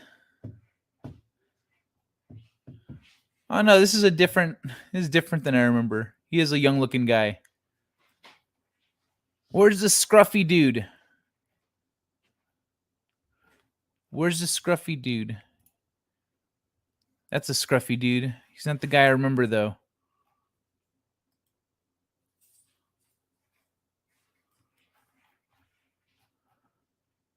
Okay, so I guess 3 Oklahoma City bombing conspirators. Oh, it was a group of 3. That's why this isn't lining up. Okay. All right.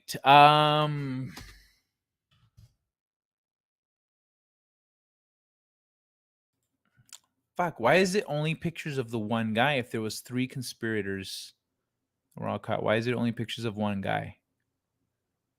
That's all I'm getting is pictures of one guy. That's weird.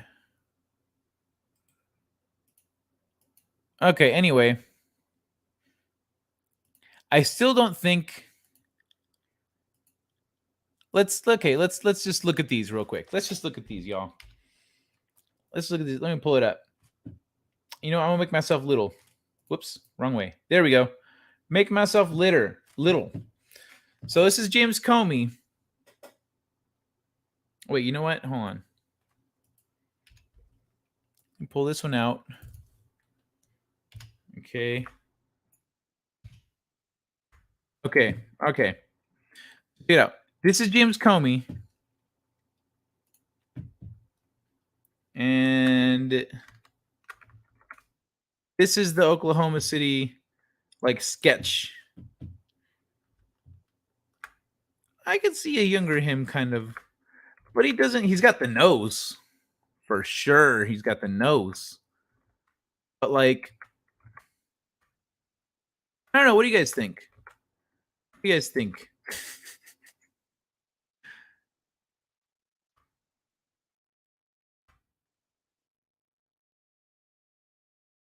This is James Comey, huh? All right. Well, let's see. And then this is the guy. This is the guy. The picture of him, I guess. Whoever drew this is a terrible artist.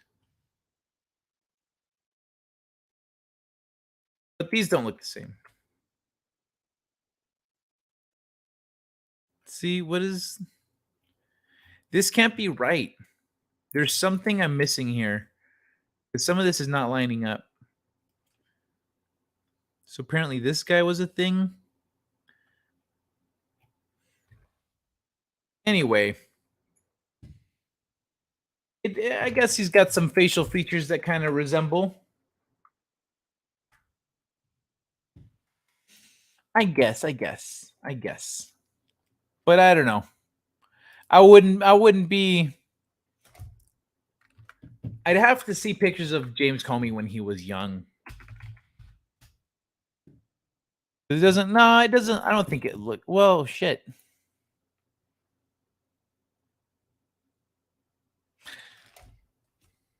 Give me a second. Let me pull this back up. Let me pull this back up. Okay. That's him when he was young. That does look a lot more like him.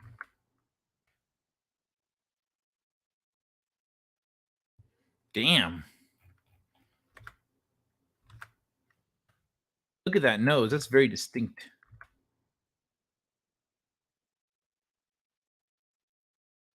He doesn't have the right hair, though. Doesn't have the right hair. I don't know if I'm convinced on that one, but it's an interesting thought because that is the kind of thing that they would do.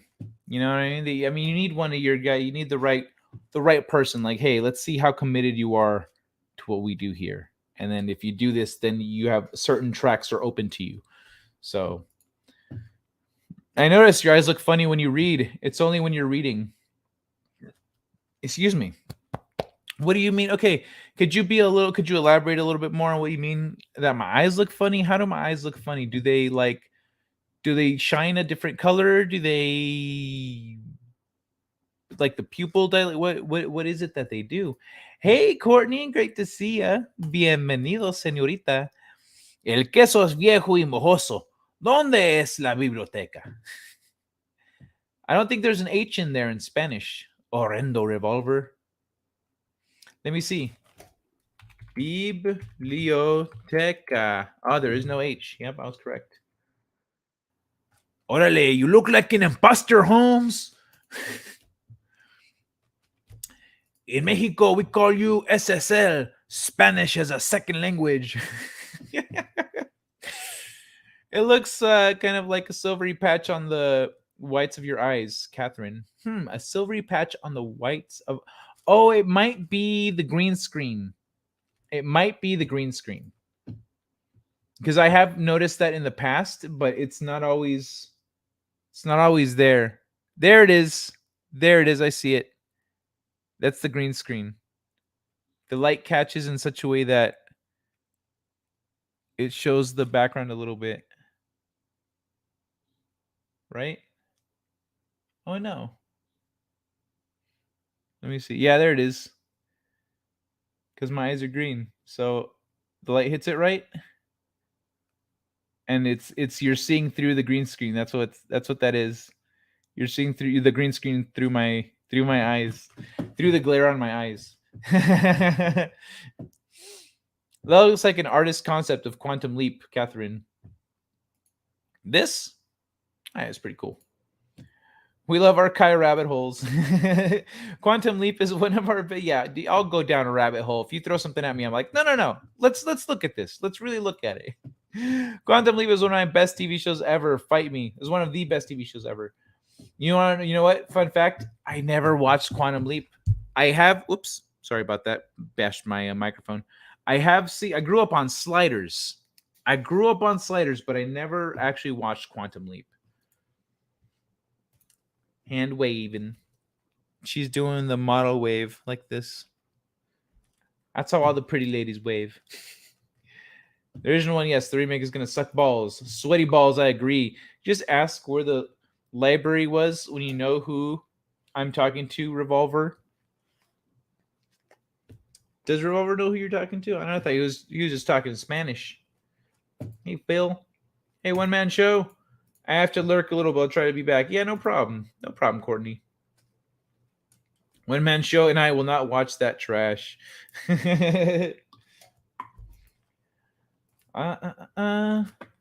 Cheers. Tennis ball. Yes, tennis ball. Okay, that's how far behind I am. Ooh-wee. Okay. Tennis Terminator ball against your C word. Walmart is Satan. I swore to myself it would change. I would change channels if Kai played this obnoxious tennis ball thing again, but instead I just muted. Oh, you hate the tennis ball stunt, Brat? Ah, that breaks me heart. That breaks me heart, little one. Let me play something for you that you'd like. Let me play something for you. Here we go. Here's a little something that you might enjoy.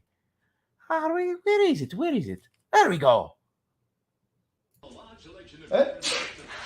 What the fuck? Are you fucking serious? What? You fucking cockfucker? What the fuck you think you're doing? Sneezing. Fucking filthy, dirty, fucking cockfucker. All right, let's go. Next article. When it comes to ADHD, remember I said I was talking about that? And ASD, the eyes could reveal all. Let me see. Where am I? What happened in the chat? There it is. Okay. I thought you were calling to someone who fell out of a window. That you were calling to someone who fell out of a window. What? What? Me? Calling? No, I'm lost. I'm not gay. I have relationships with women and sex with men. Yeah, he was one of the FBI agents involved. Oh, okay. James Comey, the tallest guy ever elected to fascist leader of the FBI. I've got news for you. That means you're gay. James Comey is definitely evidence of tallism. Tallism. Bamboo honesty. Yeah, he was one of the FBI agents involved. I could see him being involved. I'm not sure if he was the guy, but he definitely has. Oh man, he's got the nose though. That nose is like that nose alone makes me think he's the guy. So I'm like, oh shit, that's that nose. They drew your nose, bro. Like they got your nose. Everyone saw your nose there. You know how we knows it was you?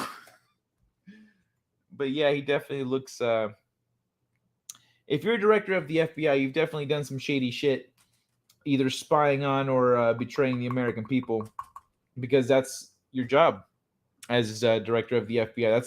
That's the role of the FBI. It was created to spy on dissidents within the country by Woodrow Wilson.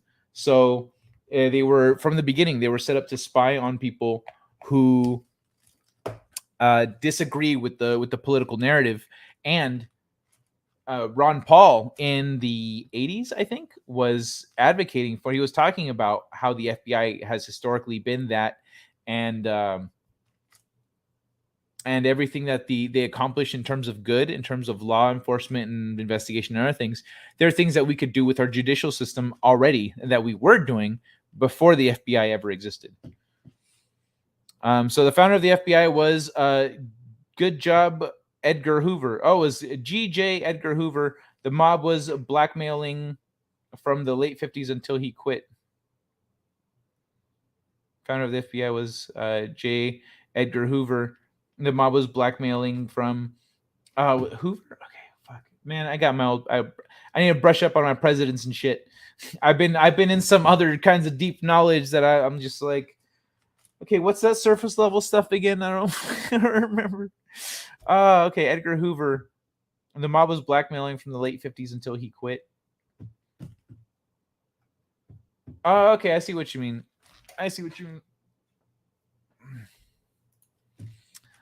Smith was going to say earlier, not sure to laugh or cry. I will choose laughing. It's always the more fun of the two. Yeah, resemblance indeed. He has the look of someone who thinks he has gotten away with something. Very true. Very true, Catherine. Being the top of the FBI, I'm pretty sure he's gotten away with a lot of things. Elroy, Hoover was very sketchy. Is this the video game, Catherine, that we're quoting, or am I missing something again?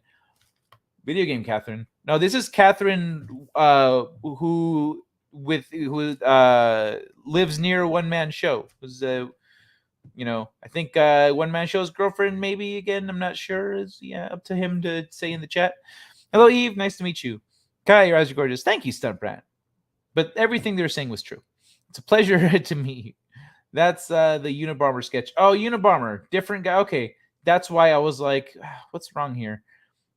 But I searched for the right thing. Why did it give me the wrong thing? That's strange. That's not how it's supposed to work.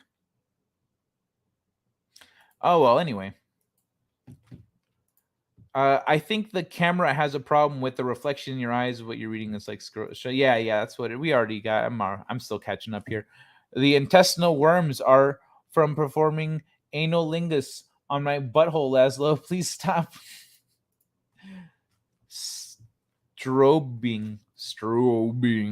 I knew I wasn't imagining it. It's not that I'm not that tired. Let's smack the like button like it owes you money. Thank you, emotionally unstable amphetamine. But I do think I might be too tired to drive home. Oh, of course you are, Catherine. Of course. What a surprise. Gotta turn down a job. You know what? I'm going to remove this for a little bit while I catch up to the chat. Got to turn down a job on Sliders. I had just had my youngest baby. Ooh, well, congratulations on that one, I guess. Far out green screen eyes. Like my somebody come get her. Somebody come and get her. She's dancing like a stripper. Where is it? There. Hey, somebody come get her. She dancing like a stripper. Hey, somebody come get her. She I remember Sliders. John Reese Davies was adorable. Reminds me of another adorable guy I know, Catherine. Haha, she's so funny. Did I get the tone right? Watch the Quantum Leap first 2 hours. The Quantum Leap pilot drew me in to it straight off. Okay, very cool, very cool. I'll have to check it out. Long live the wrong thinkers. Hey, adorable the horrible. How you doing, man? DJ Hooker. Bush Sr. was part of the founding of the FBI also. Very sketchy, yes. And it has also been revealed through, I think, FOIA releases that he was, in fact, a party to smuggling drugs into the country, as it was much considered a conspiracy theory for a long time. Black people were like, yo, the government's shipping in the crack. And people were like, you're crazy. Turns out it's true. WEF. Okay, I have to make my homemade chocolate ice cream now, but I'm listening. Homemade chocolate ice cream. I want some. Catherine has been set back to close acquaintance after an indiscretion. Got you, close acquaintance. Okay, cool. But I'm glad you guys are friends again and everything's much better. Till he died, J. Edgar Hoover, corrupt until the end. It's called consistency, Elroy. That's how you get to being president. They will never stop us, wrong thinkers. All right, let me put a little star next to that because I've caught up to the chat now. I've caught up. Time to read. When it comes to ADHD and ASD, the eyes could reveal all. All right, neuroscience.com. Let's see what you got for us. Measuring the electrical activity of the retina in response to light stimulus could be a biomarker for ADHD and autism. Ooh-wee. Excuse me. Sophists said that the eyes tell it all, but no matter what their outward expression, the eyes may also be able to signal neurodevelopmental disorders such as ASD and ADHD, according to new research from this place in Australia. In the first study of its kind, researchers found that recordings from the retina could identify distinct signals for both attention deficit for ADHD and autism spectrum disorder ASD, providing a potential biomarker for each condition. Using the electroretinogram, ERG, a diagnostic test that measures the electrical activity of the retina in response to a light stimulus, researchers found that children with ADHD showed higher overall ERG energy, whereas children with ASD showed less ERG energy. That's interesting. Research optometrist at Flinders University, Dr. Paul Constable, says the preliminary findings indicate promising results for improved diagnosis and treatment in the future. ASD and ADHD are the most common neurodevelopmental disorders diagnosed in childhood, but as they often share similar traits, making diagnosis for both conditions can be lengthy and complicated. Our research aims to improve this by exploring how signals in the retina react to light stimuli. We hope to develop more accurate and earlier diagnosis for different neurodevelopmental conditions. That would be extremely efficient if they could get this to work and dude, yeah, that'd be amazing. Then they don't have to run all these tests and get kids to like sit still, cooperate, and just figure it out where they're at. They go, yeah, looks like you got it. So The unfortunate thing is that the response will probably be to medicate the kids instead of just teaching them to deal with it and teaching them to calm down, to center themselves, to deal with their overactive mind. Which essentially, once you learn that, it's like you have a superpower. Our research aims to improve this. Retinal signals have specific nerves that generate them. So if we can identify these differences and localize them to specific pathways that use different chemical signals that are also used in the brain, then we can show distinct differences for children with ADHD and ASD and potentially other neurodevelopmental conditions. The study delivers preliminary evidence for neuropsychological changes that not only differentiate between both ADHD and ASD from typically developing children, but also evidence that they can be distinguished from each other based on ERG characteristics. According to the World Health Organization, 1 in 100 children has ASD, with 5 to 8% of children diagnosed with ADHD. 1 in 100 children has ASD. 5 to 8% are diagnosed with ADHD. 5 to 8%, really? Oh, that's a great pain. Wow, look at that. That's gorgeous. That's so pretty.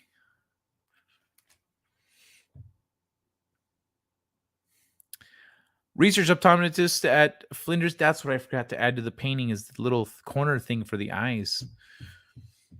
University Dr. Paul Constable says the preliminary findings indicate promising results for improved diagnosis and treatment in the future. Image is the best public domain. Oh, sorry. I'm reading the caption.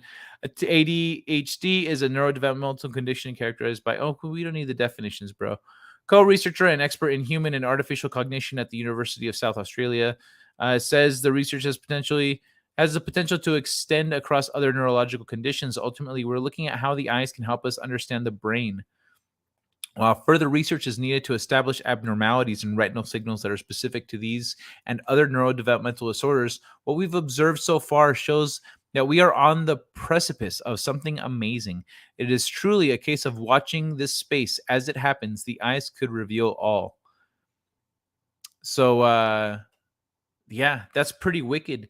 Imagine, that would make a lot of sense. Imagine if our eyes develop in a way that matches our neurobiology, so that then it would actually be pointing to people really measurably seeing different stimuli and seeing a different world from other people when you can when their eyes are taking in information differently from one another. So if you can actually measure that the eye is receiving and processing information differently on like a chemical and an electrical level, that's phenomenal, because that would also help us understand a lot more about people's vision and perception. So I think that's pretty amazing, honestly. Let's see what you guys think. FBI. Granddaddy Bush was not only a high Freemason alongside Hughes, Fisnery, and others, but a core member of the American Yahtzee Party. No shit, was he? Jesus, man. Fisnery. Oh, Disney. Okay, got you.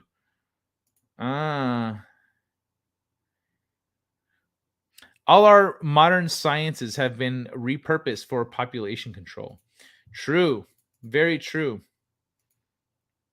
Then they're sold as science, but like it doesn't it doesn't actually match up to itself. It doesn't actually match up to biology. If you read the way biology and cells work, and then you read the popular science about what they're telling people they are, it doesn't line up at all. Freeway Rick Ross, what is the biggest coke dealer for the CIA in Los Angeles? I met him once. He was completely insane. Freeway Rick Ross. What is the biggest coke dealer? Oh, I see. Freeway Rick. His name was Freeway Rick Ross. Damn. Looks like something. Or are you talking about Rick Ross? Like, that sounds like a celebrity's name that I should recognize. Biggest coke dealer. Oh, let me. This is what I was reading right now. I met him once. He was completely insane. Not surprising if he was working with them. Looks like something I might see on Night Gallery. That's right. It's pretty cool. Take more drugs. Ignore the increasing RF radiation damage. Just comply, senpai. Okay, take more drugs. I'm with you. I'm with you on that one. Death to the false god of science. Hi, Fed. They finally took me off night shift. Fuck yeah! Way to go, man. Ray of Hope. Bro, let's celebrate. How can we celebrate? Let's start with this one.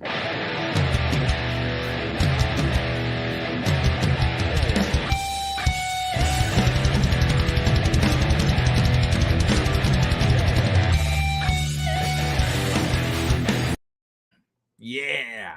Oh, how about this?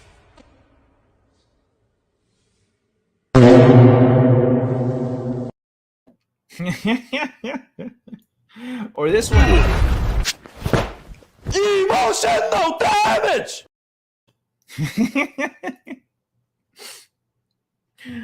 Oh yeah. Oh shit, where did I leave off? Take more drugs. Death to the false god of science. High Fed. They finally took me off night shift. That's right. We're celebrating that. Cool. Not only that, Bush founded Skull and Bones. No, what? Bush founded Skull and Bones? How old is this motherfucker? He founded Skull and Bones. Bro, come on, dude. Really?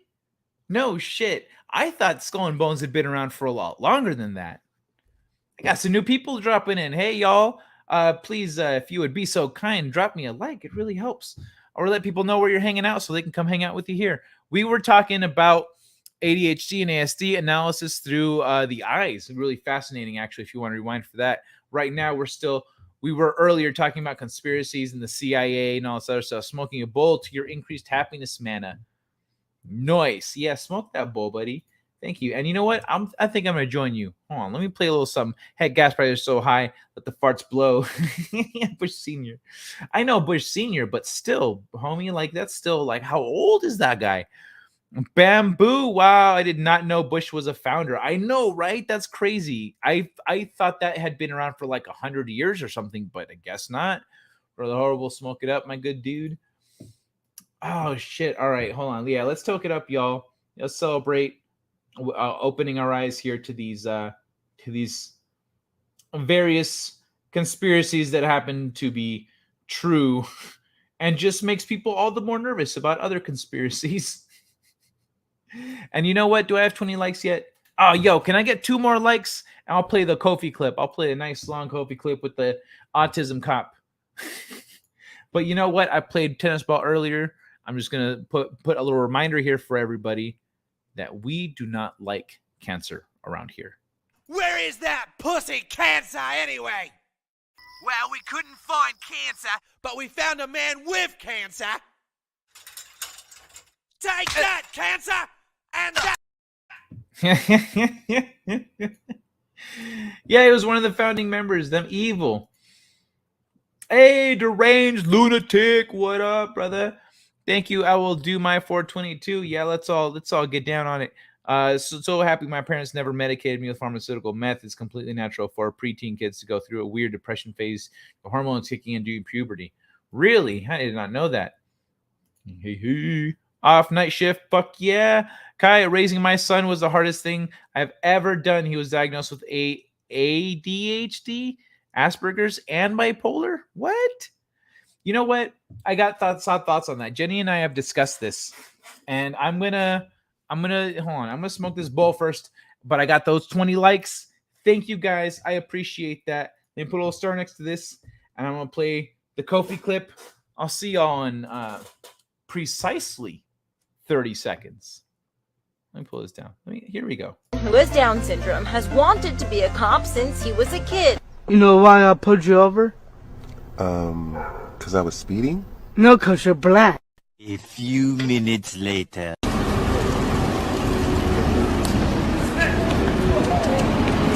This nigga just did a fucking cartwheel. That's all, folks.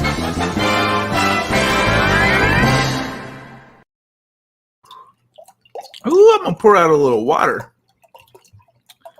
Pouring out a little water. Oh, yay. Ooh, wee. Ain't that about a bitch? 1 second.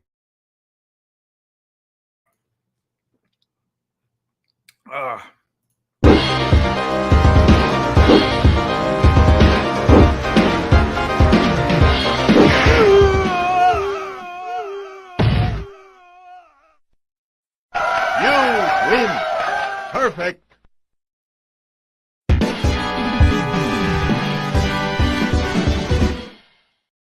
Okay. So Jen and I have talked about ADD and psychosis and all this other stuff. Jesus, man. Essentially, the world beyond what we can see. There's more in reality that we cannot see than what we can see. And I believe, excuse me, we believe that we all have the capacity to interact with more of the world than people think. Because your perception, your understanding, and your awareness very much dictate what you can interact with in the world and the kind of life that you get. But I believe that some people are born more sensitive. And so these people who are more sensitive to information, to certain signals, to certain vibrations, et cetera. Different people have different sensitivities to things. And so maybe these people that see stuff that isn't there, experience things that normally people can't experience or can't feel, but they feel it. What if it is just people experiencing real things, but real things that lie outside of the spectrum of what we can measure with our current understanding of science? And because these things that they see and experience and feel, or etc., lie outside of our ability to measure it, or even we may even be able to measure it, but they lie outside of our ability of our understanding. And so since it doesn't fit within this contained area here, it's often dismissed as some kind of an issue. But what if these is people who just have a higher sensitivity to things? Like people who can hear better or people who can see better, they can see far and you go, there's no way you can read that. They go, yeah, I can read. It's because of my vision is like that. So I think that we all as humans have the capacity to see a lot more of the unseen, and we can exercise that ability, but other people are born with it. And it's really difficult for people who are born with this, let's say, increased sensitivity to give structure to what they're seeing when there's no one around them that can give them that perspective. And then everyone tells them they're crazy. You're crazy. You're not seeing that, but you are seeing that, and it's real. You just don't know, so you don't know how to deal with that. So then you start like getting down on yourself for being different, or for being weird, or for seeing things. You think you're broken when you could actually be functioning at a much higher capacity than people normally function. So, so is ADHD is like advanced ADHD or something? Because like I was bouncing off the walls, but if you gave me pencil and paper, I would just sit there and draw and draw and draw. Because the thing about these conditions is we get hyper focused. I mean, I guess not bipolar. I don't know anything about Asperger's, but yeah, that is a handful. That is a handful. But I do feel that maybe it's like a vibrational thing. Maybe also there was this book that I read that was recommended to me. I need to read more of this guy's books, but it was called Many Lives, Many Masters. And it's about a psychotherapist that was seeing a woman with extreme anxiety. It was just getting worse and worse and worse and worse. And she kept going to doctors to try to fix it, and it wasn't working. And then eventually started doing hypnotherapy, and she started unraveling some old memories that were repressed, but she still wasn't quite improving. And then they got deep, and she started reciting past lives. And this guy was like, what the fuck? Because he's a therapist. He's not like, he doesn't believe in that stuff. But he's like, no, these are very specific details she's giving that, you know, there's no way this is okay. Let's see if this happens. And it kept happening. And so what happened though was that they discovered that she had died in really traumatic ways several times that kind of ended up stacking up. And some of her anxieties in this life were due to those essentially psychic traumas that carried on through her lives. And so as she faced those issues, her anxieties started to dissipate. There was another story of these kids with that were born remembering a past life, and there was this kid. I know you guys probably heard this story. This kid that he would have nightmares that his plane got shot down and he was trapped in the back, and he couldn't get out, and then he ended up drowning because the plane went down. It was during World War II, and he ended up being the only person that died in that battle. But when he described it, they were like, yeah, this person died like that. And so they went and visited his grave, or where he died in his past life. And then after he like broke down, and then after that he stopped having the nightmares, and he ended up it just became a memory. He's like, I remember I would dream of somebody. It wasn't clear anymore. It was like it was gone. But before that, he was having recurring nightmares of dying over and over and over and over again every night. And so, so yeah, I believe that maybe there's some alternative, embracing the greater reality that exists around us. Maybe some of these things that we deal with are just misalignments in how we interact with our world, or our body's capacity to interact with it. I don't know, just something to food for thought. I know I'm way behind in the chat now. It's 2:03. Wait, not 2:03. What time is it? It's 1:09. I'm about 9 minutes behind. This is 1 a.m. exactly. So that's Prescott Bush, I think, found its skull and bones. Okay, that sounds more accurate. An older Bush. Cool. Makes sense. But that means that Bush Sr. went in as a legacy person. He's like, yo, my dad or my granddad founded this shit. So he's top gangsta number one. Hey, DL. Already liked, bro. Thanks, Stubbrat. Eve, Lunatic, how are you? Let me see what's going on. Strange Lunacy. So everybody was hacking up a lung or two. Chronic. Yeah, bro. Yeah. I'm with you there. I am with you. I was coughing through the beginning of that. And then once my throat was like, okay, yeah, we're good. And I was able to talk more fluidly. Kicking ass, see on word. A Street Fighter 2 the best. Yeah, boy. A Street Fighter 2, like I just play Ken pretty much. I want to learn how to play Zangief in Street Fighter because Ken's my only dude. I want to learn for obvious reasons. I want to learn to play Zangief. If I ever go to Japan and hit up Street Fighter on an arcade, I know they're all going to be looking like this. Is he going to pick Zangief? He's going to pick Zangief. And then when I pick Ken, they're going to go, oh, bro, I totally thought Zangief. So I need to learn to play Zangief. But I remember I was drunk and high at a party one time. I was just crossfaded as fuck, just sitting there mashing people. And they're like, bro, we're at a party. We're trying to have fun. I was like, hey, man, I'm crossfaded right now. I don't even know what I'm doing. My hands are just moving. I am literally not in control of what's happening right now. And so our buddy who was like really good at the game saw what was happening. He's like, it's okay. I'll take care of it. And he jumps in and he beats me real quick. And I was like, there we go. Here, you pass the controller. And I moved along because I was like, I'm not giving it up if I don't lose. Fuck it. Like I'm high and drunk right now. I should not be winning like this. And but I was literally not trying to communicate to my fingers what to do. They were just moving on their own. It was great. It was like It was like one of my spirit guides was like, Kai's pretty out of it. I just feel like playing video games. And they were playing for me. Yo, that's how it felt. It was like they were just having fun because I was, I was drunk. I was tested and approved. A high IQ retard with low social skills. You adapt. Right? Yeah, it's you just learn the social skills. You go, okay, what got me in trouble?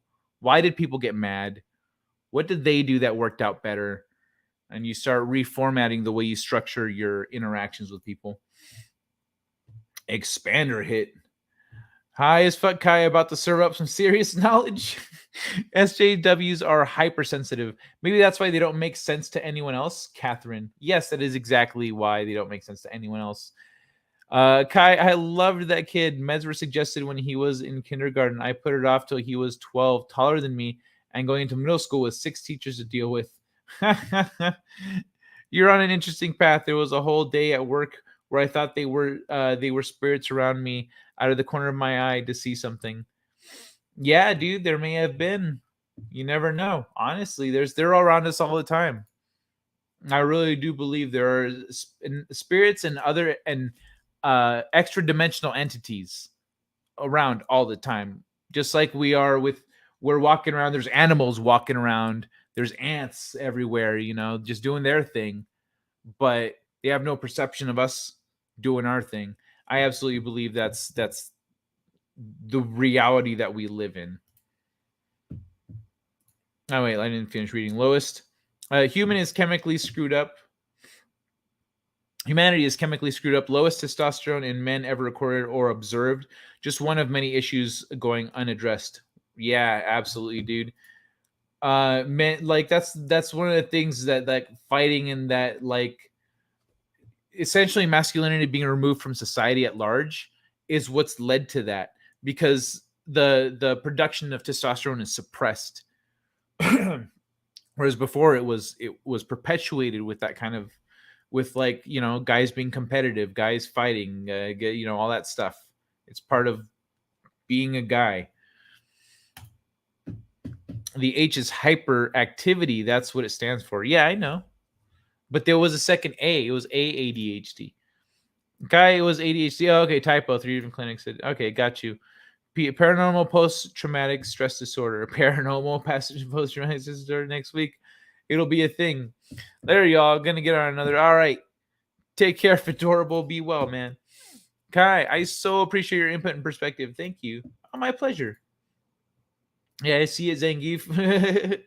Zangief is the reason I have this whole thing going on. Like I dressed up as Zangief for Halloween one time, and I was like, I love this. This is I'm sticking with it. I'm sticking with it. This is me now. Street Fighter 2 is the best. I totally agree. Put on Street for you. Gotta keep switching. You can't win with one other player. Are you going to switch up? Wait, what? Put on Street for you. Gotta keep switching. Your player can't win with one player. Are you going to switch it up? Oh, you mean the characters? You mean to playing different characters? I can switch it up. I just pretty much just play Ken. I can play other people like meh, but I don't remember their moves. I don't remember I don't really know how to play with them so well. So I'm not as versatile of a fighter. Thusly, I'm not as good. I can't compete on the same level because I'm not as competent. And characters all have different ways that you play with them. Just the way that Ken plays vibes with the way that I like to play and fight and stuff. But on Street, like even Ryu is too far off, because Ryu is all muscle and that's not my style. Like I'm strong, yeah, but it's Ryu relies on strength, on being strong and on that brute force style, whereas Ken is all he relies on his talent, but he's he's a lot more like technique and get in, get out, do your thing. You don't necessarily need all that power. The same techniques can wear somebody down with all that extra. But I really like Ken. But on Street Fighter, you have to keep switching up your players. Can't stick with the same guy. What are you talking about? Since when? This one you have to keep switching up your players, your character. I mean, I got sent to retard class in grade school, but once they figured out I had high school level reading skills, I was just lazy shit. They moved me up a grade. Yeah, you gotta pass under the radar if you don't want to get fucked with. Hey, a cookie man, how you doing, Potato Revin? I am live later at 5 p.m. talking about the rise of anime and influences of Japanese culture. Go check me out. I'm 2 away from 240. Yo, go sub to Potato Revin, everyone. He's almost at 240 subscribers. And I saw someone post that. I didn't notice it was you. I've been kind of busy. But dude, awesome. I am stoked for that. Dude, that's going to be badass. I can't wait to see it. Hopefully, if I can see it, 5 p.m. Pacific. Okay. Well, Thursday. I don't know. I've got stuff going. Will I be home for that? I should be. Yeah, I should. Yeah. I should be home. Cool, man. Looking forward to it. I still regret letting them bump me upgrades. It screwed me pretty hard socially. Yeah. I wasn't looking forward to that. I didn't want that to happen. I was like, yeah, y'all can put me in gate, but I want to stay in my grade because it people get their ego bent. You know what I mean? They get their ego bent. And in elementary school, I already hated, like, because the kids, I was in first grade, I was in a mixed class that was first and second grade. And so the second graders were punk asses. And then all through the years, that same class of people were like punks to the first graders that were in that class. And so we had to deal with them for years. And so I already recognized that moving up a grade is a bad idea. Very early on, I recognized that. I was undereducated because I have dyslexia. That's rough, man. You want to join us? Maybe. I'll see what I can get done tomorrow because I'm a little behind. I still haven't recorded the audio for Mighty Muse, mostly because I'm looking at voice changers and how all that shit works. And that's actually the main issue. The main issue is that I still need to write my next short story. I'm already at August 10th. But like I said, I'm not like, despite the way a Mighty Muse went down, if you read a Mighty Muse, I'm very much like, feel like I'm channeling stories, not just pulling shit out of my ass. And I want to give you guys the best stories that I can. And the reason I'm writing short stories is because my guides said I should. or I guess they laid down the impression. And so I'm wanting to give it a shit. I literally said, that's maybe what I should have said it aloud. Abracadabra, through my words I create reality. So I asked for a story. I said, if you guys want me to write short stories, give me a short story. And immediately my brain started going boop, boop, boop, boop, boop, boop, boop, boop, boop, boop, and downloading a Mighty Muse, which is available on my website right now. So it started coming in. It was literally like I asked for it and it started going beep, beep, beep, beep, beep, because I was like, I don't have any short story ideas. Give me one. And then I said, shit. All right. Well, that is a clear message that I am meant to write. I'm supposed to be writing these short stories. And so I don't know how long it takes different lengths of time. I'm not experienced with it. That was my first one. And so I'm hoping I can figure out a method to make this a regular thing. Because that's part of my development as a writer. I'm not, like I said, I've said in the past that I didn't start writing my book because I wanted to write a book or because I wanted to be a writer or any of that. I didn't want any of that shit. It happened. The story came to me and I had to learn how to write to make it real. So, yeah, man, some things are beyond us. That's why I don't agree with that reductionist view of the universe article that we were reading earlier. I don't agree with it because my experiences tell me otherwise. Put on street for you. Got to keep switching your player. You know what? Speaking of, beautiful. Speaking of spirituality, new chronic pain treatment. Meditation can reduce your pain by 32%. There's another one after this about spirituality. but this one's first, I guess. Actually, let me see. South Park, scientists better way to treat gout. Circadian clocks. Oh no, I guess this is the one. What? That can't be. What? Hold on. Hold on. I thought I had another article here. Oh. Oh wait, from other devices. Hold on. Where's the universe? Attack on Titan. Willpower. Huh. Mind bending. That's a fucking weird. Where's my phone? Ah, shit, it's over there charging. All right. I thought I had another thing on consciousness or something like that, but I guess not. I guess it's not what I got. But I do have this chronic pain and meditation one. Put on Street for you. Got to keep switching your player. Oh, wait. I already read that. Street Fighter. I got sent. I guess. Well, hold on. I got sent to read. Wait. Where am I? Hey, Cookie Man. Okay. I'm still letting bump for grades. I was undereducated. The original Street Fighter 2 talking about released in USA in 1992. Yup. I remember playing that. I used to like playing when I was a kid. The Flame Guy. The stretchy one. The fuck is his name? I used to play the stretchy guy because I used to like that. My friends would come at me and I just go, intercept, intercept, intercept, fireball, intercept. Like they couldn't get close because I would wait. I would just go, if they jump, I'll do this punch. If they get, and then they started learning the distances and I had to start learning the distances to doing that, to fucking with them. And which is funny because I end up learning, Jeet Kune Do later in life. And that's very much about the intercepting punch, the original Street Fighter 2. Yeah. My guidance teacher laughed when I said I wanted to work in Interpol intelligence to catch bad guys, told me to be realistic and may work in a shop or something more misleading, and walked out. Good. Yeah. Walk out on that bitch. Fuck that guidance teacher.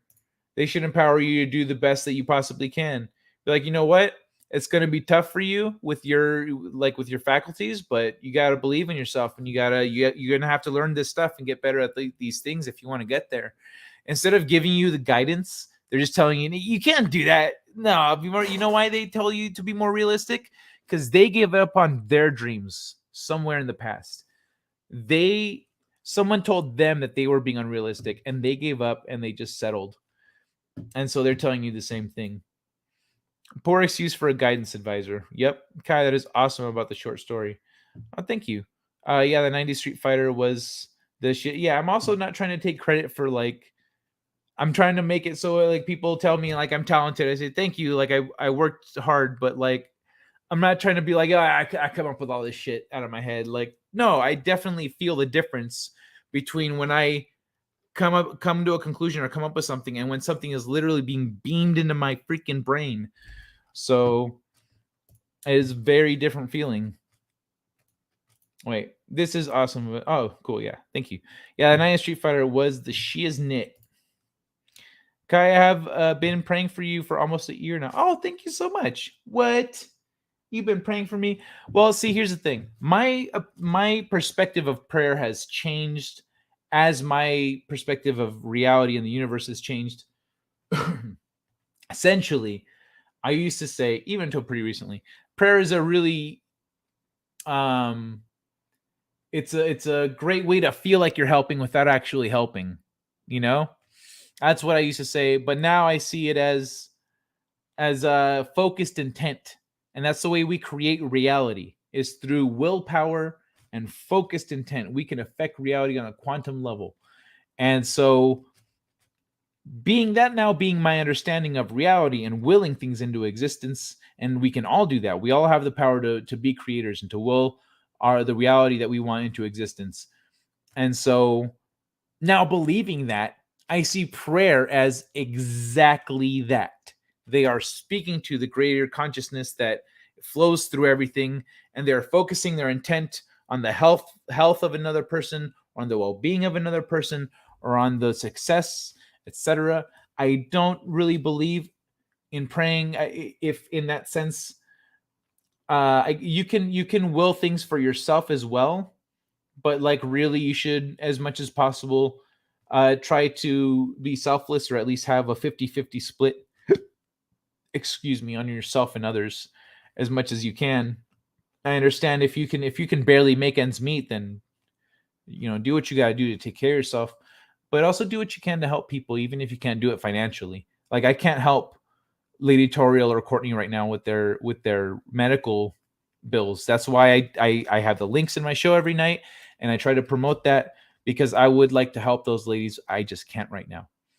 And so I try to dedicate some time to them, and some space to them in the descriptions and stuff, because I want to help, and there's just not much I can do in the way I'd like to, so I find another way. So thank you, Stunt Brad. I appreciate it. I really do. Revan, are you me? We spent our spare time in 6th grade making improvised crossbows from rulers, paper clips, and rubber bands. Yeah, I remember that stuff. That wasn't really my thing, but I remember other kids doing it. I would do rubber bands between my fingers, be like, boop. I should write a book. Smoked hash with Quentin Tarantino back in high school. Scott Wayland, singer of Stone Temple Pilots, got stoned with him when he bought a 412 guitar cabinet off me. Fucking badass, dude. Yeah, that might be a fun book. I mean, like, you gotta have more interesting than, like, I met a couple cool guys one time. But like, if you want to use those experiences in a narrative, then they'd be really great, but it'd have to be a fictional narrative. Even if they're real stories, if it's in a fictional narrative, then it's like, if they read it, they'd be like, oh, that did it. What do you think about this author writing? Oh, really? Oh, wait, I remember that. Oh, this is a made up story though. That's cute. All right.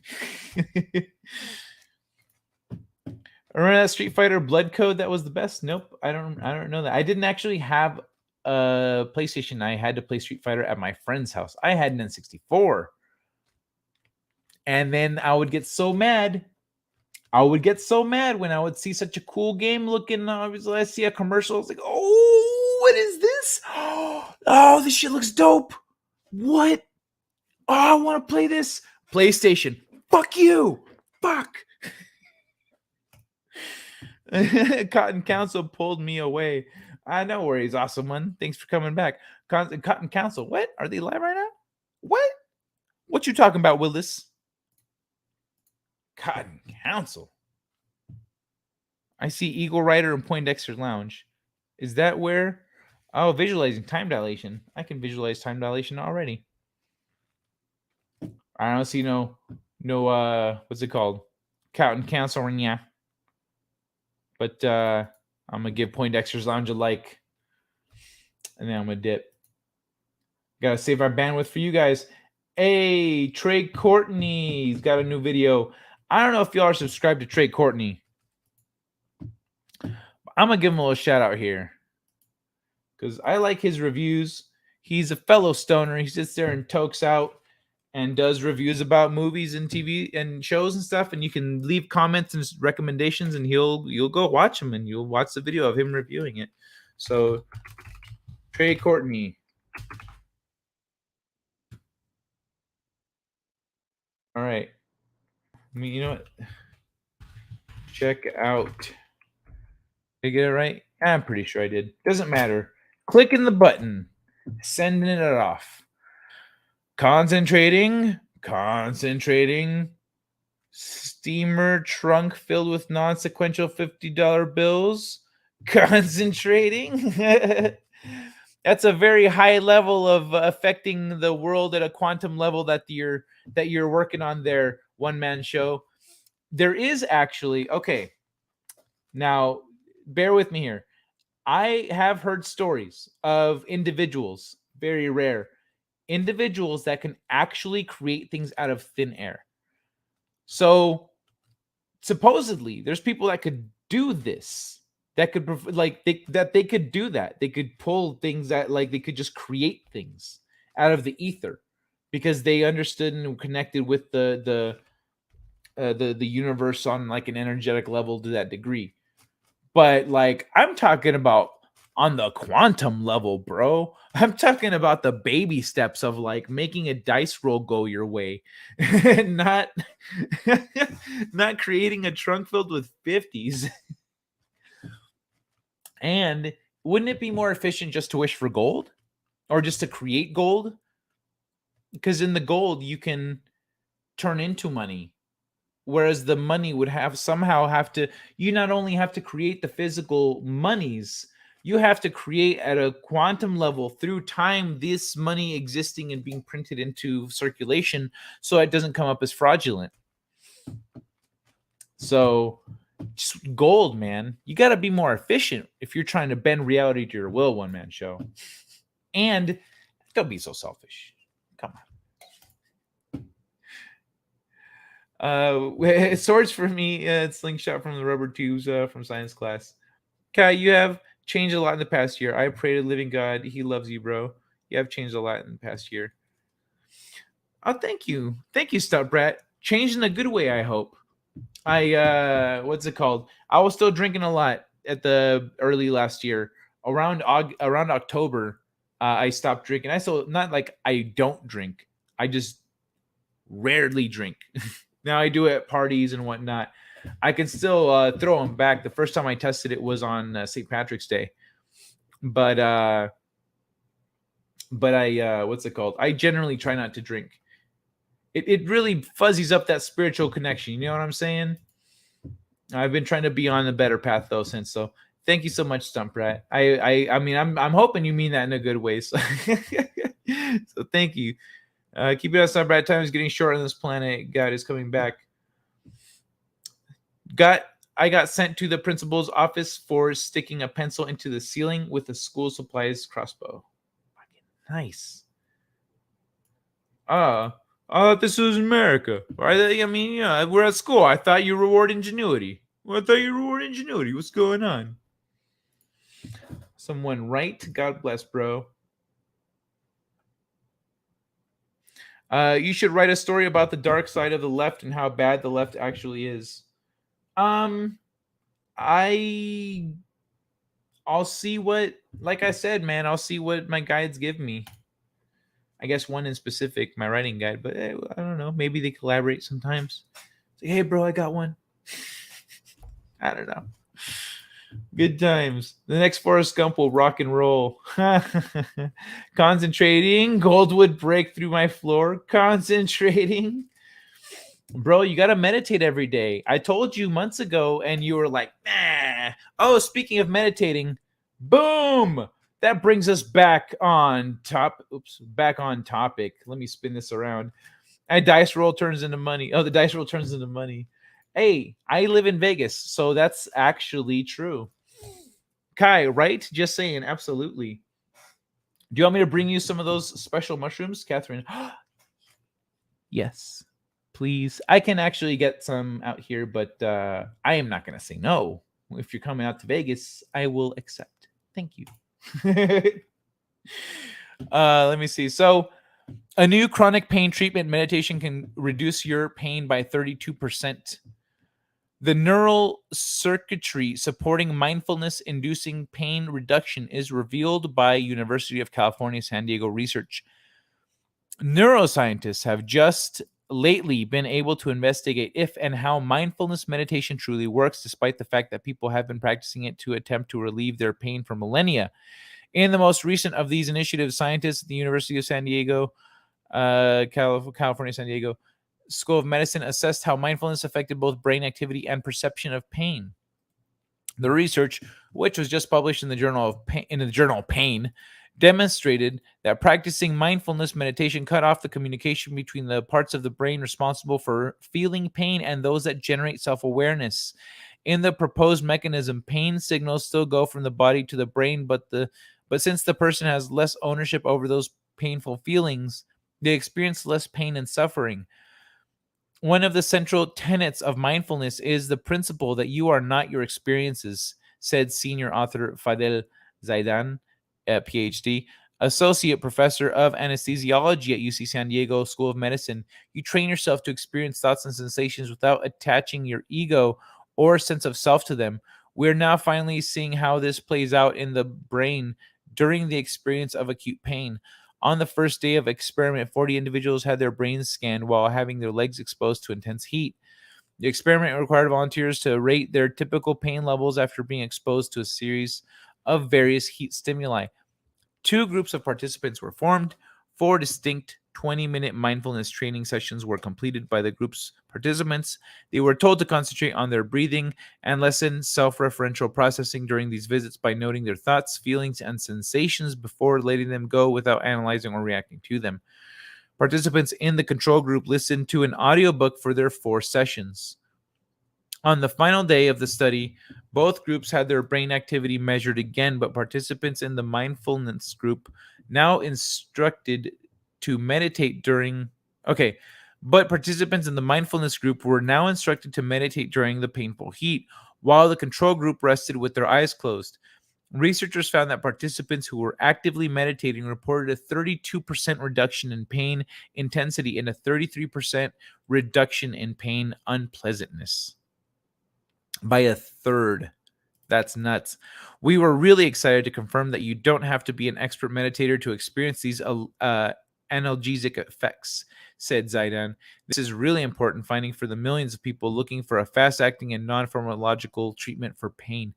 When the team analyzed participants' brain activity during the task, they found the mindfulness-induced pain relief was associated with reduced synchronization between the thalamus, a brain area that relays incoming sensory information to the rest of the brain. Hold on, I need some water. I feel my tongue slipping. And parts of the default mode network, a collection of brain areas most active while a person is mind wandering or processing their own thoughts and feelings as opposed to the outside world. One of these default mode regions is the precuneus, a brain area involved in fundamental features of self-awareness, and one of the first regions to go offline when a person loses consciousness. Another is the ventromedial prefrontal cortex, which includes several subregions that work together to process how you relate to or place value on your experiences. The more these areas were decoupled or deactivated, the more pain relief the participant reported. So 33% might be on the low end. You might be able to experience a lot less pain than normal. For many people struggling with chronic pain, what often affects their quality of life most is not the pain itself, but the mental suffering and frustration that comes along with it, said Zaidan. Their pain becomes a part of who they are as individuals, something they can't escape, and this exacerbates their suffering. By relinquishing the self-referential appraisal of pain, mindfulness meditation may provide a new method for pain treatment. Mindfulness meditation is also free and can be practiced anywhere. Still, Zaidan said he hopes that training can be made even more accessible and integrated into standard outpatient procedures. We feel like we are on the verge of discovering a novel, non-opioid-based pain mechanism in which the default mode network plays a critical role in producing analgesia. We are excited to continue exploring the neurobiology of mindfulness and its clinical potential across various disorders. So, mindfulness meditation, detaching yourself from the pain and how you identify with it significantly changes how it affects you and how you feel it, how much pain you actually feel. So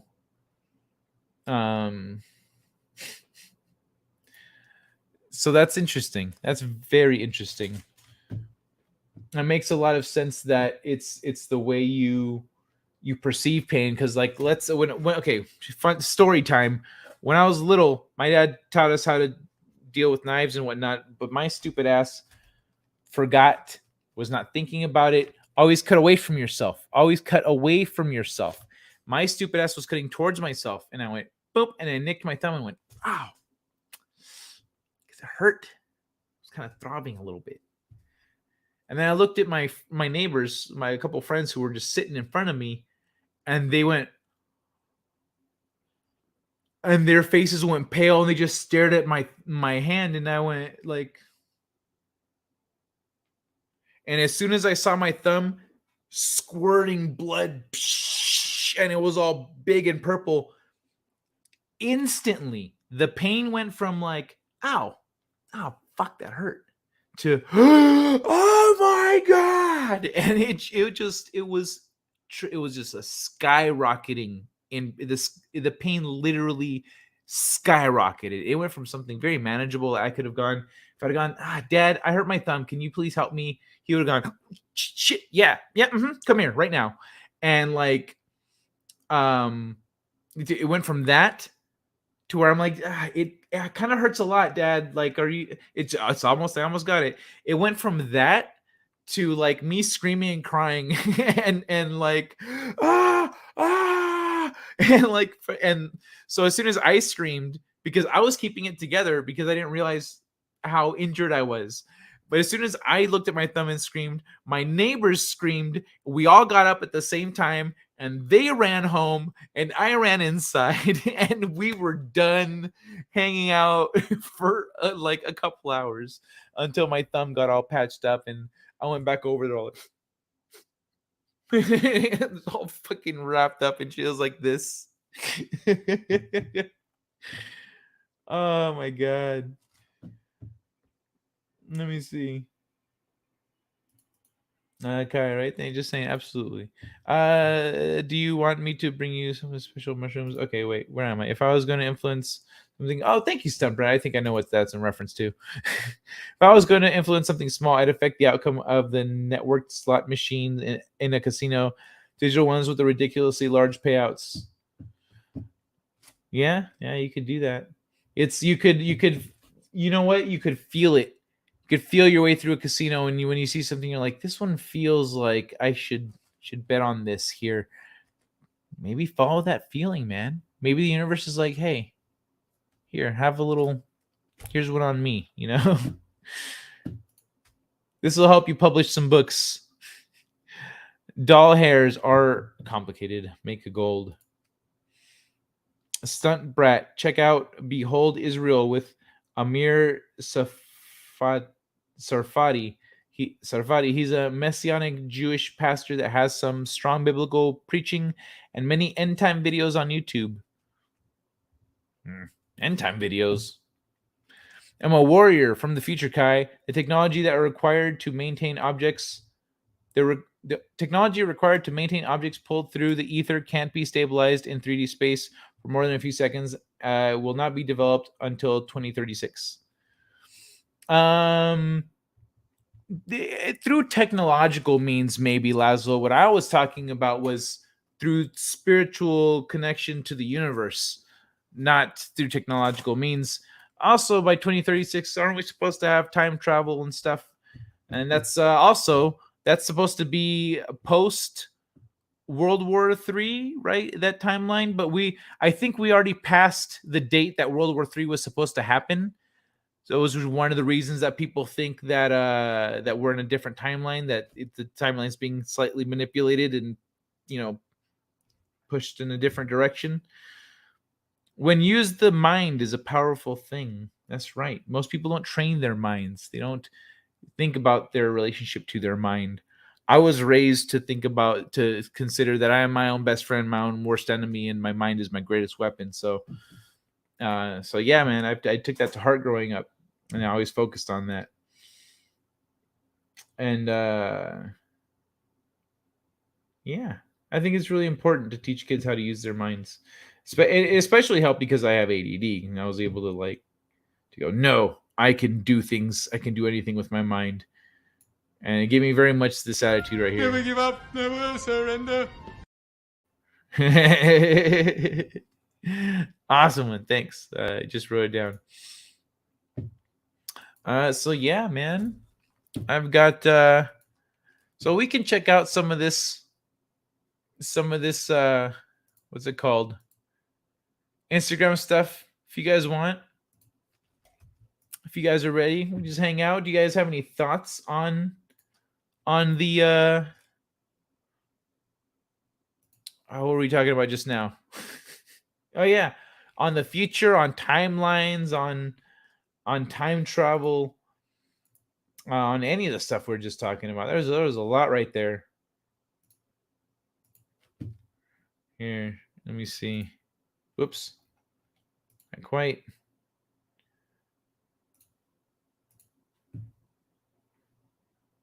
Oh yeah, all right. I've got there's some fun stuff in here.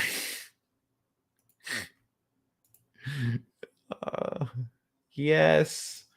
All right. I didn't get a chance to do this before the show. I kind of wish this button was on the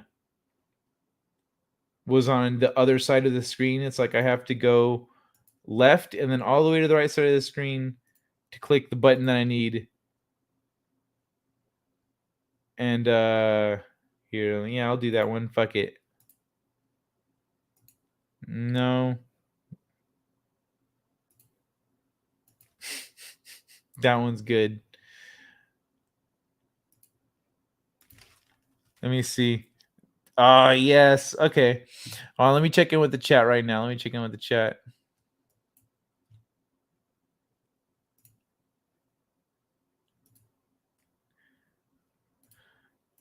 Whoops. Close am I? Oh, cool. Almost there. All right, let me see. Time to pack one. Oh, yeah. Pack it up, bro. Pack it up. We're going to get into some fun shit right now. Get into some shenanigans.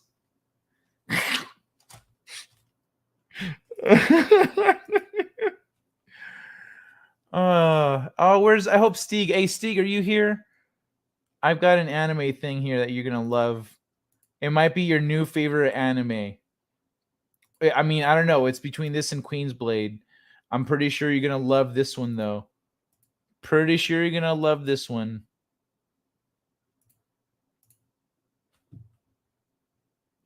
Okay.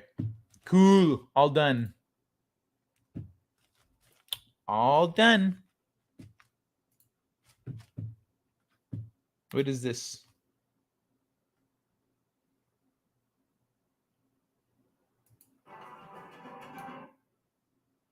Okay, maybe I'll show that on Friday. I'm not gonna watch the whole thing right now just to see if what's what in the butt. Oh shit, I said what? Where you at, Butters? I said what in the butt. I said what in the butt. I said what in the butt. I said what in the butt. all right, y'all. Let me rewind here. Okay.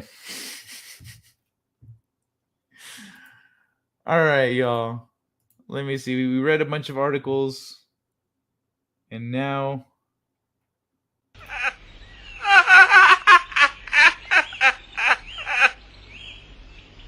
and now for something completely different. Please let me make it clear. I'm just fucking with you, Kai. I just want to pitch absurd ideas you might like, man. I hear you, Laszlo. But like, that's a real thing. The 2036 thing. Have you heard about that? 2036 being like a year that oh dude, there was several, like, I guess paranormal, time travel conspiracies tied to the year 2036. We could talk about those if you want, or we could save that for Friday. Talk about all the 2036 talk. And just sent one man show off to change into his PJs. He is looking very tired. Yeah, he's not talking much. I would imagine he's pretty exhausted. What did you guys do, Catherine? That was so exhausting. What were you up to all day? And yo, thanks for new people dropping in. If you could drop me a like, I'd really appreciate it. We're about to get in some bullshit here with the internets. Good to see you again, Catherine, by the way. Sometimes I'd be calling the numbers on missing dog posters and just bark. Is this? Oh, we need audio for this one. Hold on. What's this?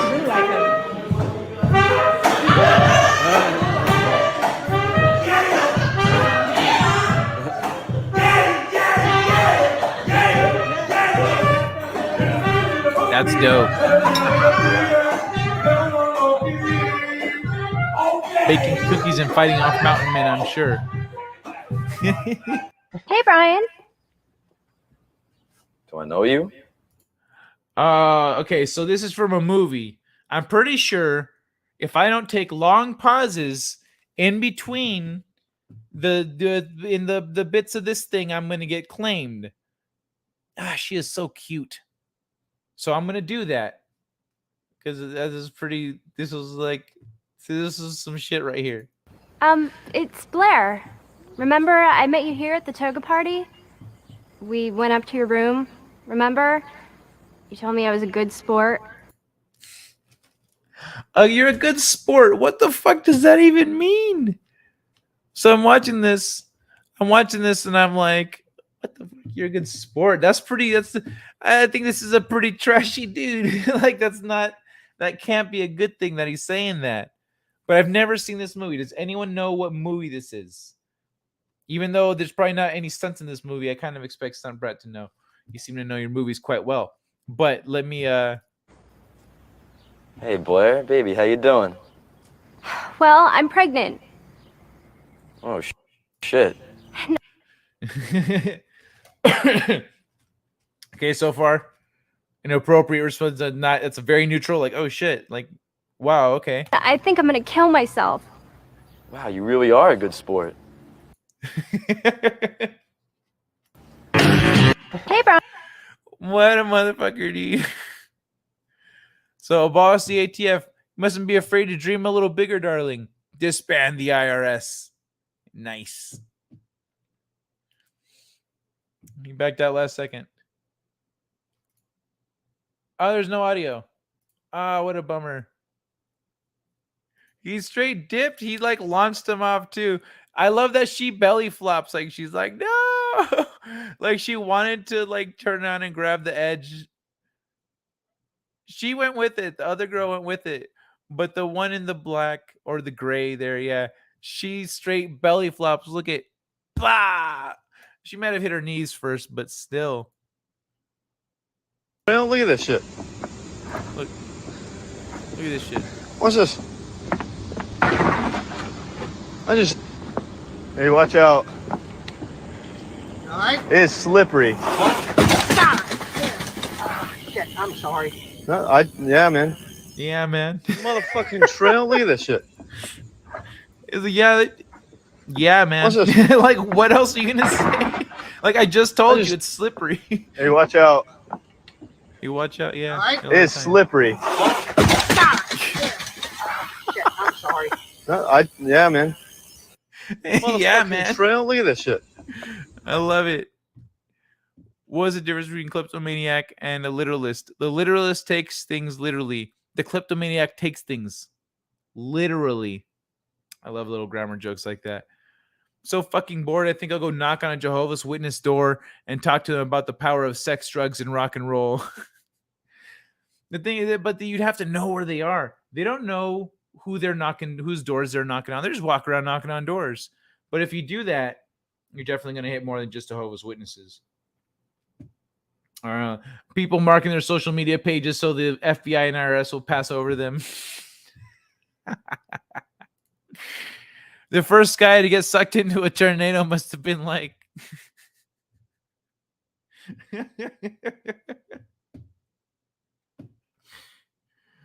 Oh my god. Bruh, you're a good sport. Keep it up. Thanks, Slingshot. Sam, what's up, Sam? Hope you're well too, buddy. Oh man. Let me see. Sport. I was at my friend's house and was talking about my COVID. I said I have weak gag reflex. Soon as I said that, my friends, she said I have a strong gag reflex, then turned red and walked out. She said it in front of her mom.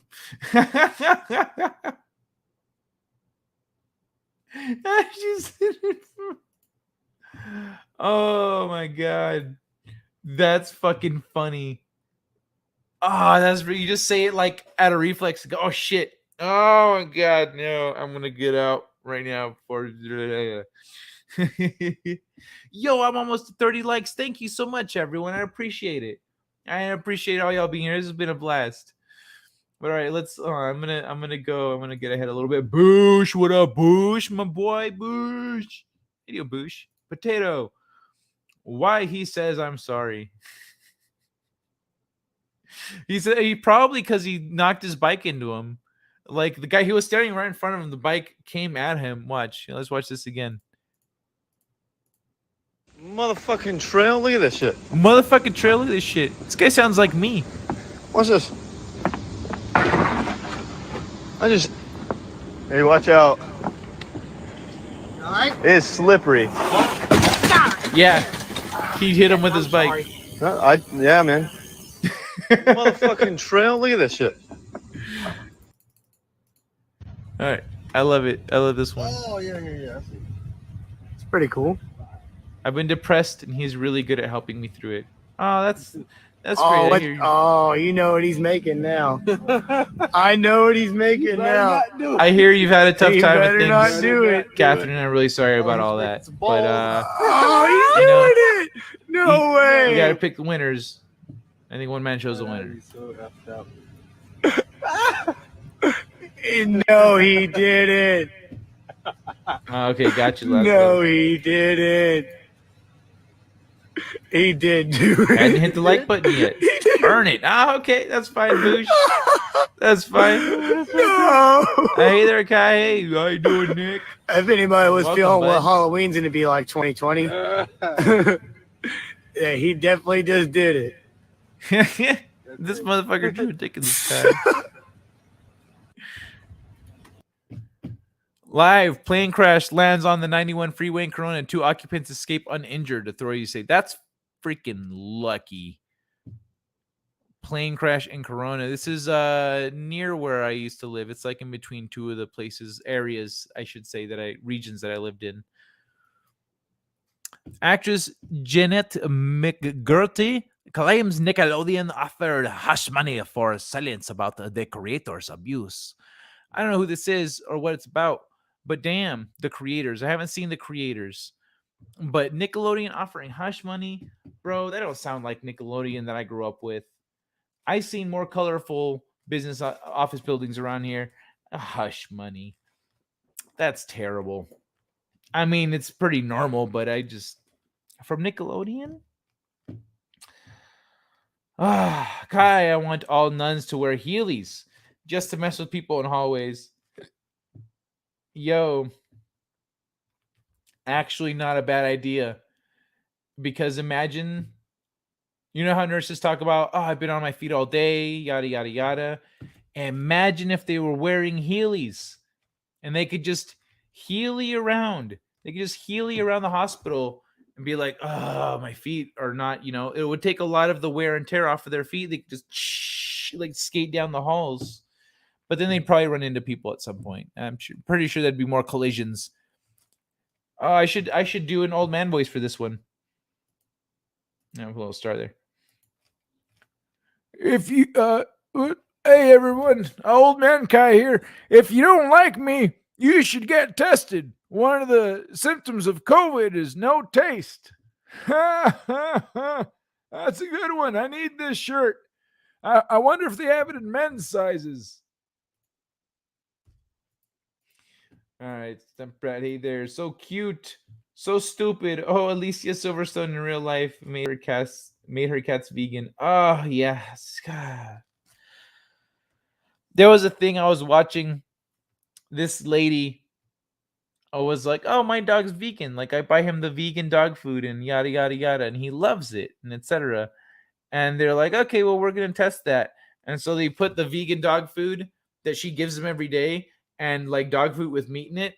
And the dog like didn't even look at the other one, was just like, and just scarfed down on the meat one. They're like, well, looks like your dog likes meat. Yo, nuns on Heelys is hilarious. He says, nuns on Heelys. Why did I think nurses? I was thinking nurses. Nuns on Heelys. That'd be dope because then they look like they're hovering. Okay, I see where you're at now. Nuns on Heelys is hilarious. 91 times 2 is something. 182? 9, 10, 11. That comes out to 11. Gotcha. Shit, I've got like 1,000 scars on my shins from doing stupid shit like this. Elroy shredding, that's pretty fucking retarded. The Josh Drake dude was messing with kids. Nuns, not nurses. Jesus guy. Nuns wear those floor-length robes. It looked like they're gliding. Yeah, okay, yeah, exactly. As soon as I realized it was nuns, I was right there with you. Nobody's above the law. Starter pack, laptop, emails, clients, research. Dude, look at this fucking guy. Fucking taking drugs. Everyone kept hitting their heads as they walked down my stairs, so I hung a sign as a warning.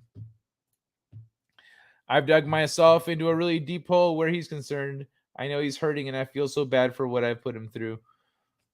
Well, I mean, what matters is what we do now. I don't know if you watched the Orville, Catherine, but oh wait, no, you probably don't because One Man Show doesn't like it. But in one of the recent episodes from this season, from season 3, is Dolly Parton has a guest appearance on the show, and what she tells a story about. I mean, it's probably for the show, not like a real story, but it might be a real story. Who knows? It might. Yeah, actually, I don't know. It'd be interesting to look that up. But she tells a story that when she was little, she sliced her toes, and her mom, they lived far away, so her mom had to do surgery pretty much, and her mom had to sew her toes together, and her brothers had to hold her down and stuff. But they did what they had to do, and she says that years later, she says that could have gone whole lot of different ways. Like it could have really crippled her. But years later, she's out there dancing and singing and performing with the best of them. And so she said the lesson she learned from that is if you do the right thing in the moment, the future has a way of working itself out. So stay in the moment, Catherine, and do the right thing in the moment, and the future will work itself out. You suck. No, like, fuck off, Bush. The Obamas, Mike and Barry own a chunk of Netflix. No shit. Mike and Barry. Who's Mike? Oh, I see. Own a chunk of Netflix. No shit. I mean, fuck. It seems like a smart investment. If I was up in their position, I'd be like, fuck yeah, throw some money into that one. They took down Blockbuster. How is that a bad bet? I love that old man. Democrats are above the law. Democrats be like, I am the law. They're Judge Dredd and shit. I think he stopped eating for a while. His kitchen barely had enough food to keep a mouse going. I heard, but there's also been a big increase in the cost of living and stuff, and he's had other expenses for his books and stuff. I could see things getting a little tight and him prioritizing other stuff because the way he thinks, he's like, I need to lose weight anyway. I'll just not eat, bro. But I hear you. Way to take care of him, Catherine. I appreciate that. Joe Biden and his living son and his dead son and bang preteen girls on the regular, and all his TV talk is about all the TV talks about is Trump. Right? Joe Biden and his living son and his dead son bang preteen girls on a regular, and all the TV talks about is Trump. Bro, that's brutal, but fucking brutally true. And there's pictures. There's pictures of it. There are pictures of motherfucker with teenage girls naked with a teenage girl like fucking touching her and shit. Like what the hell? I sent you a Twitter DM explaining that pic. Too long for YouTube. Okay, sounds good. I'll check it. Let's see what's what. Ooh, what's this? Sam sent me something too. Okay, I'll hold on to that. Oh, that's right. I remember actually something. Oh, let me take this down for a hot second. Where'd he go? Okay. So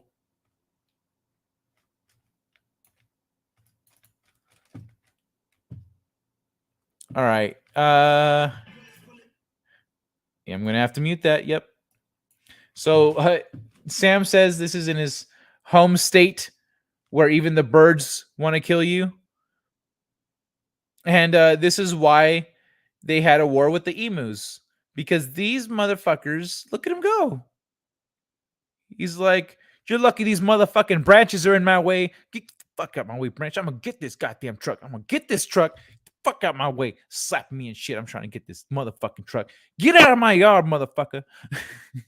Get goddamn trees. Move. Move.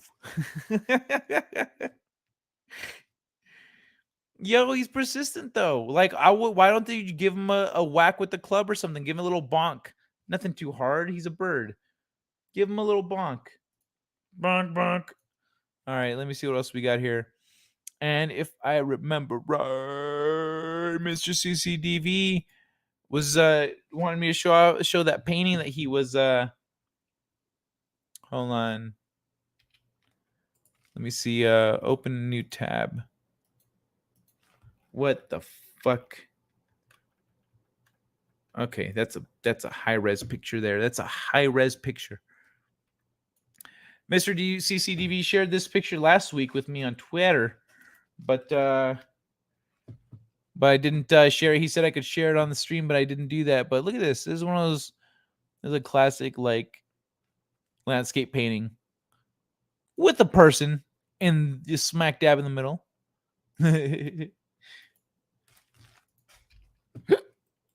And down here we've got potato ribbon. Oh shit, yeah. Digging it, bro. Wait, what's this?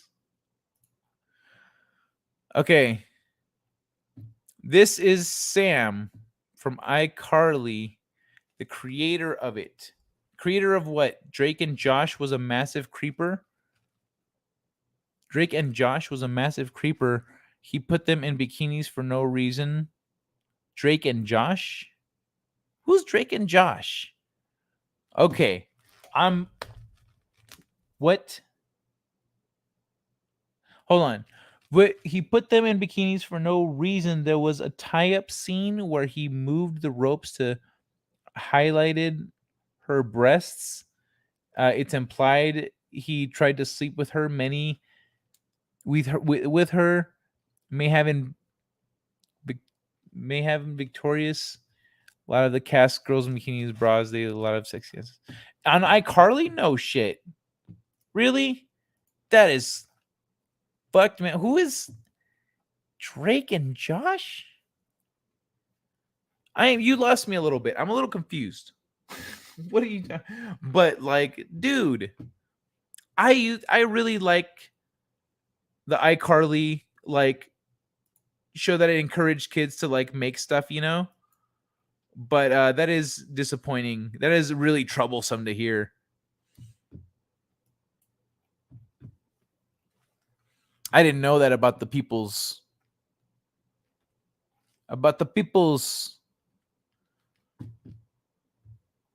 Okay, let me see. You'll be fine, potato. Nick and Sam Hunt again. Bless the potato. Bless you. Potato is a Catholic, so tithe while you're at it. Tithe? Don't read mine. Yeah, you got it. Potato Revan told me to share this thing.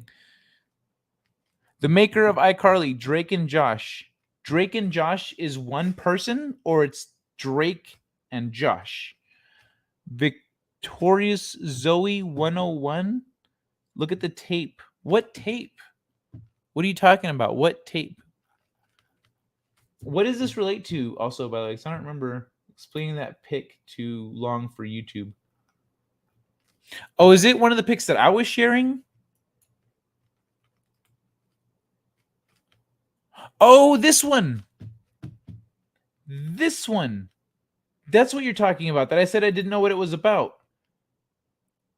Okay. Got you. That explains. So Janet McGurdy, who was she in Jennete?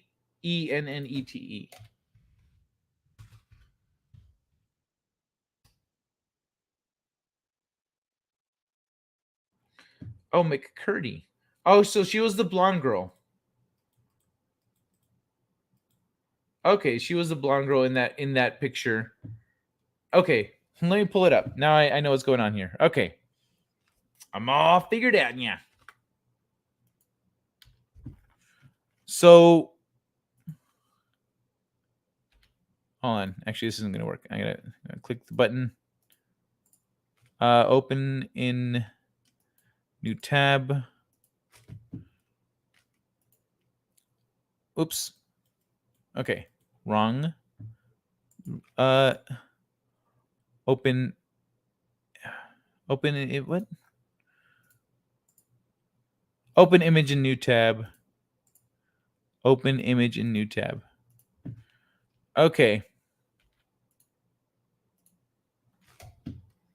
So this is what he's talking about. So this is what that was about the indiscretions on the show. It was on iCarly, and it was this blonde girl right here. And so there was in the scene where he tied them up, he like emphasized her breasts right here. He tied them up in such a way. And then yeah, see? It's like very explicitly wrapped like that. But she looks unamused. But yeah, so that's what so the creators were indiscreet with the children's. Thank you, Revan. Fuck yeah. Filling in the gaps. Look at the tape. Yeah, no, look at the tape. Got you. Look at the tape wrapped around. All right, got you. Dude. That's rough, man. But fuck yes. I get it now. I get it now. Oh, man. Well, thank you for sharing that, man. I'll clear some things up. Okay. So, let's see. Oh, yeah. Son of a bitch.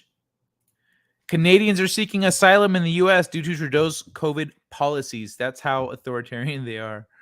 Buffalo immigration lawyer Matthew Culkin has filed asylum applications for at least half a dozen Canadians who hope to flee the country permanently due to Prime Minister Trudeau's pandemic policies.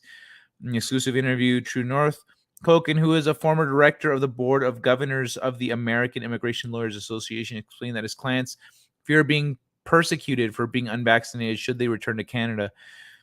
If you just don't want to go back to Canada, you actually need to fear that you will be the victim of targeted persecution by the government of Canada or by groups within the country that the government either can't or won't protect you from. The application says they've either expressed some sort of political speech or a member of the particular social group like unvaccinated individuals that has faced persecution before, either through seizing of bank accounts or loss of employment or forced quarantines, things of that nature. So people are actually seeking asylum from Canada. That's nuts. This shit cracked me the fuck up, though. I mean, your shed. Mate, I've looked in my shed and I can't find you. Are you sure you're in there? Wish you random fuckers would stop taking the piss out my name. 50 message requests telling me to get out of your shed. I'm obviously not in your shed, you racist bastards. Stupid infidels. I'm in your shed. He's all stupid infidels. But bro, like really anyone whose name is funny is people are gonna fuck with your name, homie. Like that's what it is. That shit's so funny. You'll get through it, man. I went through a bout of depression last month, but now I feel like $1,000,000. Good, Laszlo. I'm glad, man. Don't read mine. You got it, Boosh. Wait, Boosh, you didn't send me anything. Peter Evan is my friend. Got you. How's you, Potato? How's the Rona? Pray for him. Oh, yeah. Potato Revan, get well soon, man. I didn't realize. That's right. Did I know you were sick? I thought he was better now. What? Well, I hope he's better. Boosh freaking rules. Yeah, Boosh is dope. Nuns on Heelys so they could smack more people with the rulers. But no, you know what? Then you'd hear the build up to the ruler smack. It'd be whack. Because you'd hear the tire coming at you. Potato is a Catholic, so tithe while you're at it. I don't remember what that means. bless you, potato. Bless you, potato. Ah, bless you. You fine, exquisite potato. Quite a human being. Many blessings upon you, Potato Ribbon. Sam and Nick need a hunting gun. In the name of the Father, the Son, and the Healy Ghost. Sam, that's a good one. You'll be fine, Potato. Yeah, we believe in you, man. You got this. Drink some chicken soup. Not the kind that's for your soul. Like actual chicken soup. It's not an emu, it's a cassowary. Oh, I'm so sorry. You have different kinds of dangerous birds in Australia. Oh, I'm sorry. Thanks for clearing that up, actually, because they I know they look the same. They look similar. They've got the body and the head on the neck and the legs. Very emu-like of them. Very emu.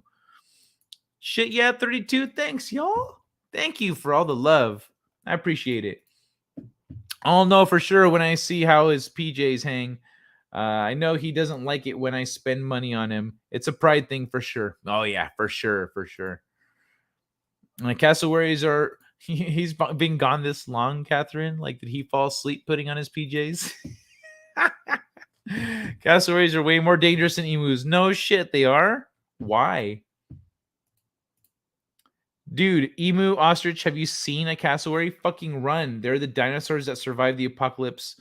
Man, run. No shit. Yeah, that show. Wasn't that a Disney kids show? It was a Disney kid. No, it was a Nickelodeon kids show. Wasn't it? iCarly? Yeah. iCarly. Yep, Nickelodeon. It was a Nickelodeon show.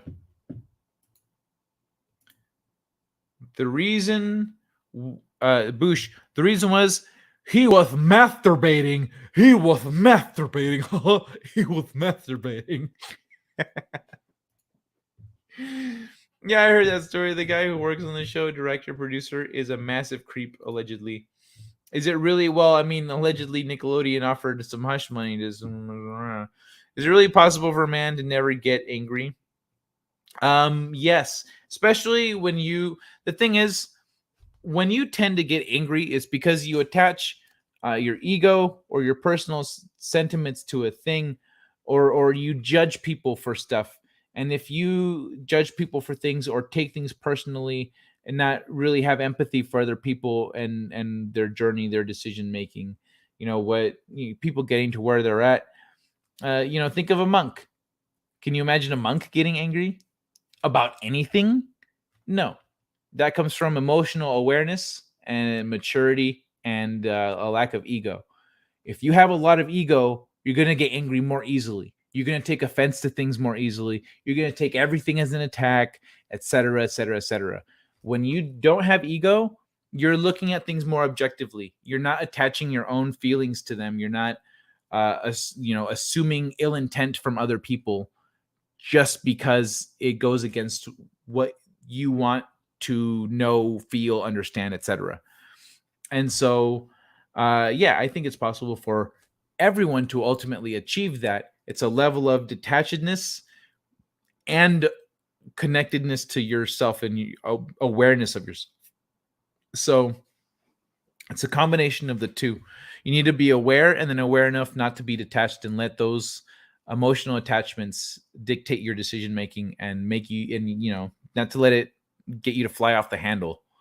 So the more discipline you have, the more life experience you have, the more compassion you have, the more likely you are, the more stoned you are, the less likely you are to get angry.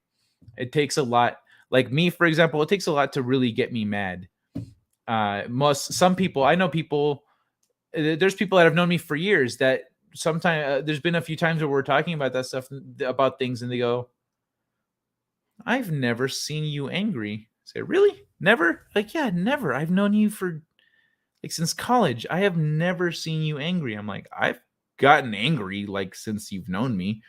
I guess I just haven't been around you. And you're like, yeah, that's so weird. Like, times when you should have got angry, you were just laughing about it. But I just very rarely get angry. Very few things will really push me to that point. And then once I understand them more thoroughly, generally, you know, you calm down because you understand the forces in motion behind it. Oh, he was masturbating. Where's this coming from, Boosh? Sam brother Nick creeps on Sam. Oh yeah, Dan Schneider. Dan Schneider. It looks like he got pedo tendencies. Just had a bad case of hiccups. Took one hit of the super hash. No hiccups. Hot tip for the weed heads. Yeah, it's because after you're done coughing your lungs out, your lungs are like, okay, yeah, we've stabilized. You fixed the other problem. You brute forced that shit. On the painting looks like the album Black Sabbath. On the painting doesn't look like Black Sabbath. That's a duck. To receive love is a feeling, but to give love is a choice. That's another thing. A lot of times people are fine. They're plenty happy to receive love, but they don't want to give it. When we trade, this stupid asshole who hated President Trump can go to Canada, and the terrified people who hate Trudeau can come to the USA, right? Just a little switcheroos, trade off. Oh man, you think the iCarly shit is fucked up? Wait till you found out Dewey from Malcolm in the Middle was by the producers was graped by the producers / directors. You would vomit in rage. Oh my god, dude, that is fucked up. Dewey the little kid. That's fucked up, man. That is messed up.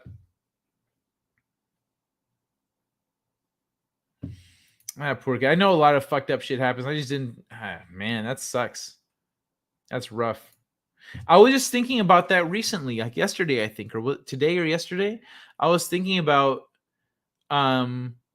kids in Hollywood, and I thought maybe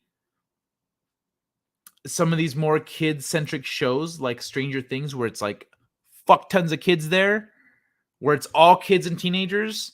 I was like, I bet you these are safer environments for kids.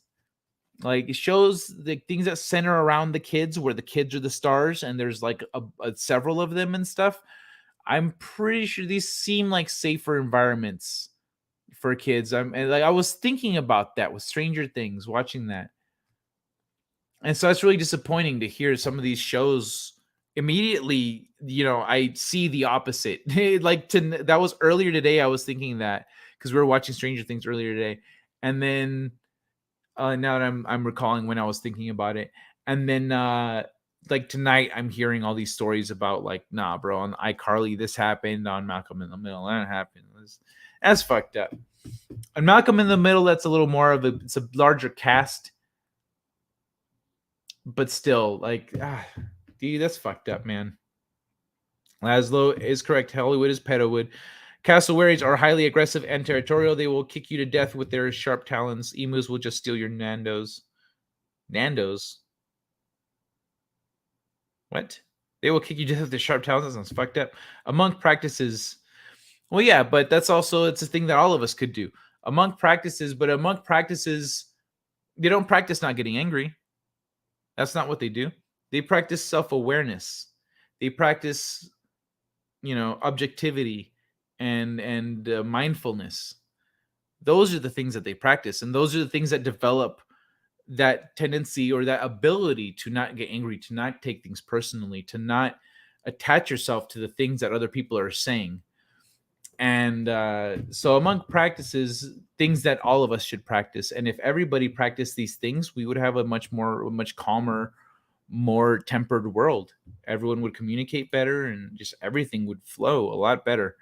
But people don't generally practice these things. And if you talk about meditation and self-awareness, sometimes people laugh at you, even though it is proven to have a lot of benefits. Like, some people just won't believe in it. What's funny is sometimes those people themselves practice some of these things. They just don't perceive it or interpret it that way. Saying nothing of them chasing you down, of course. My country announced it in the news of another booster for over 60 and pregnant women. We had 2 shots and 2 boosters. Fuck that, dude. Get the fuck out of there. Don't do that shit. Come get asylum in the US if you need to. Get out of my shed. Yeah, right. I'm in your shed. We lost the emo war. Imagine if the Castorian said, "Good day, y'all," and Sam, "Hey, y'all, we censored." I know, right? Y'all got fucked up in the emu war. So how does that work? How do you lose the emu war? Like, do you just give up? You're like, I'm tired of fighting the emus.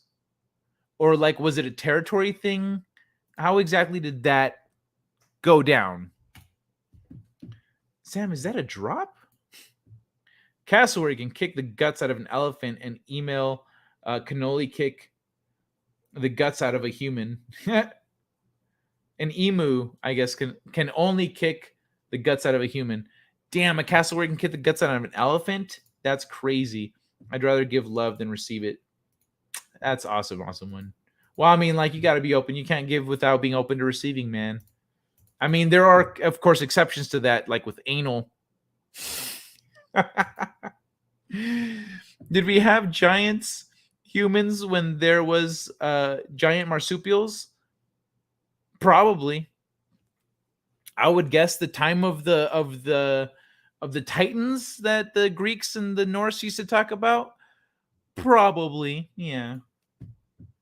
Always censored. It is if you believe it is. Giant moas in New Zealand. One man show self-control is almost superhuman. He is so steady and stable. I've seen him face down a dozen guys like it was nothing. All I could do is think, wow. No, I hear you. That's what's it called? On one man show doesn't he does practice, like he is self-aware. He is very collected and focused. And so like you can he's gotten to where he's at though. He wasn't always that calm and calculated. You know what I mean? He wasn't always that tempered. It's something that comes with time. Good luck finding a 20-year-old, 25-year-old that can do that. Generally, and if you do, they're probably a martial artist or a monk. Speech to text being crazy. That's funny. No, I hear you, but I figured it out. That Chinese translation is emotional damage. Okay, where is it?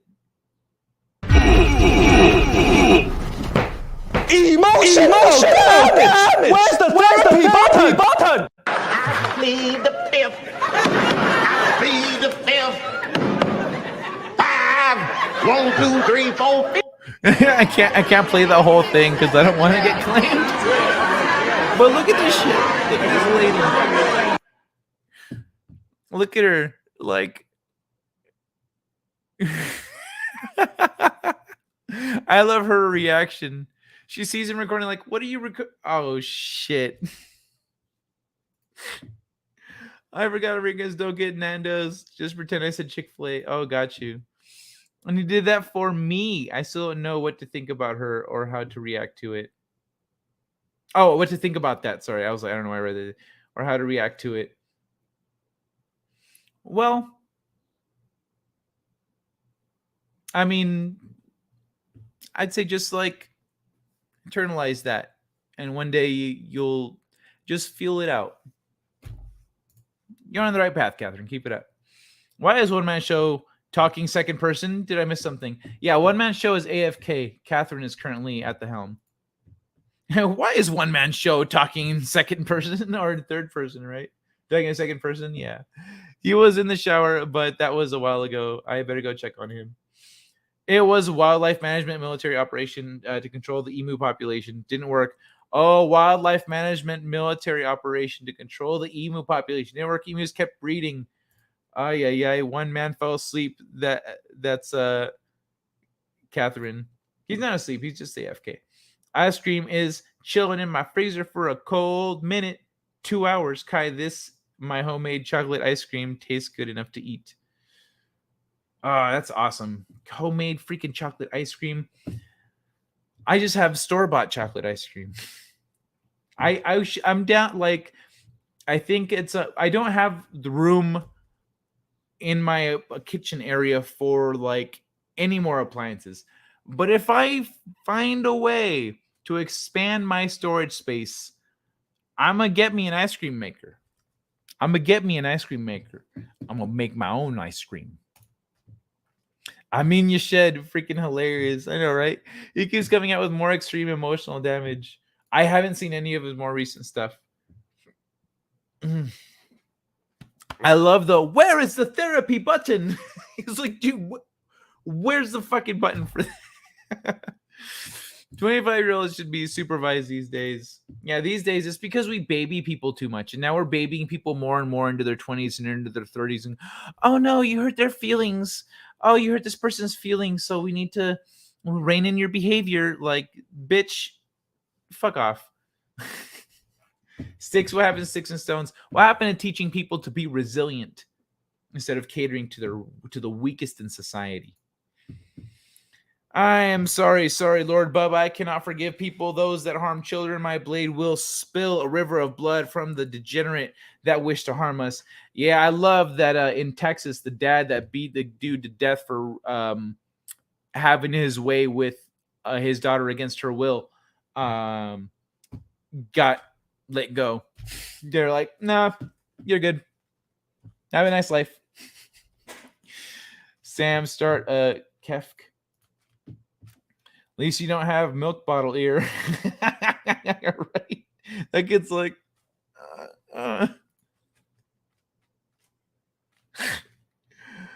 Kentucky Fried Emu would probably work. You can certainly eat it.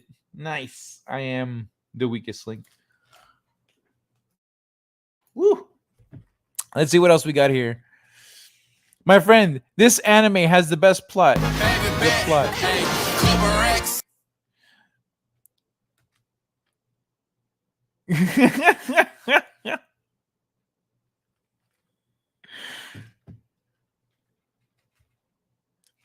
So yeah, this is like how people who recommend anime to Steeg, they're like, yo, Steeg, you would like this anime.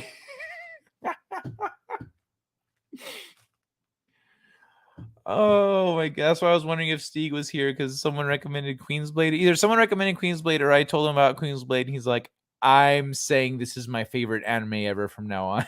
I don't know how it went down, but I don't use an ice cream machine. Mixer that can go for a solid 8 to 10 minutes. Oh, you use like a mixer? Oh, cool. Well, I don't know how to ice cream, so I'll figure it out. This is a lucky train. It's a lucky train. Was that a dude in the end? Oh, no, I thought there was a dude. Oh, that was a dude in the window. Okay, let me see if I can pause it. Oh, yeah, that guy. Oh, okay, come on. I can get it. I can get it. Look at his face. Oh, he doesn't even give a shit. Look at this guy. He does not care. He's like,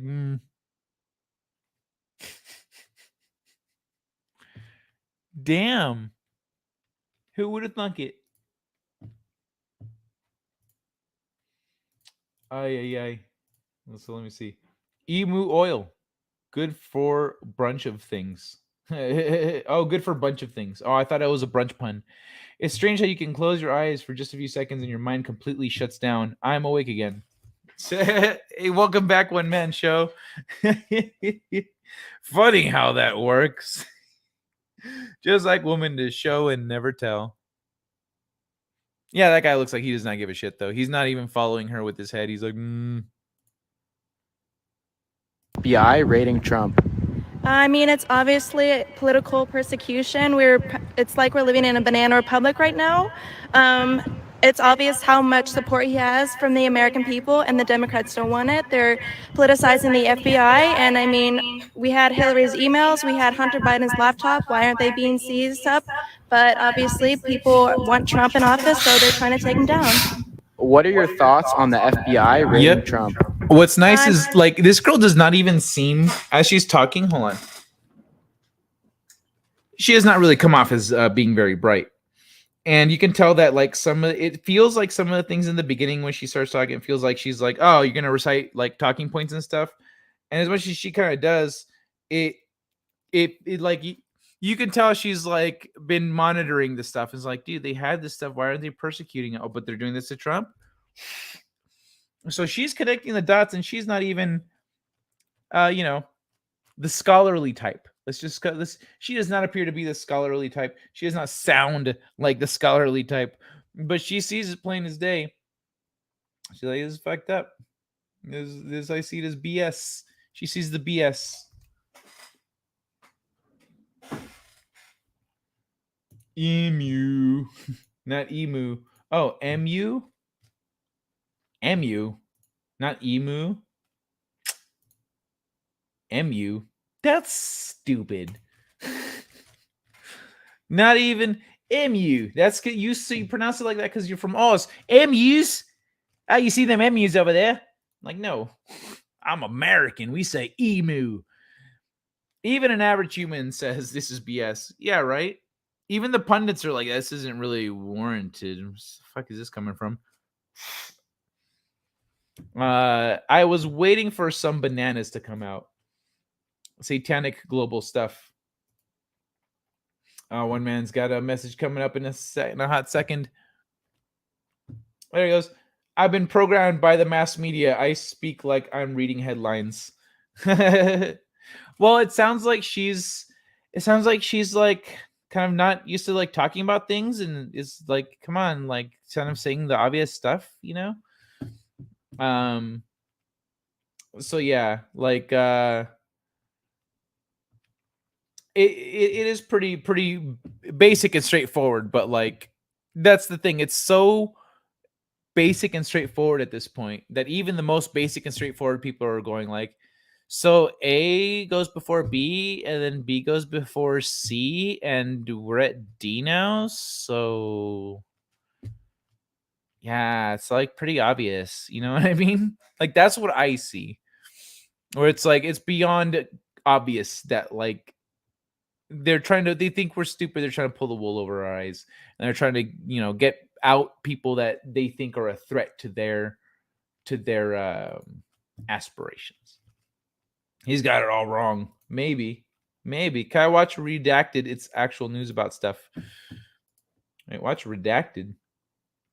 It's actual news about stuff. I mean, hold on. What do you mean? What do you like? What, because of this?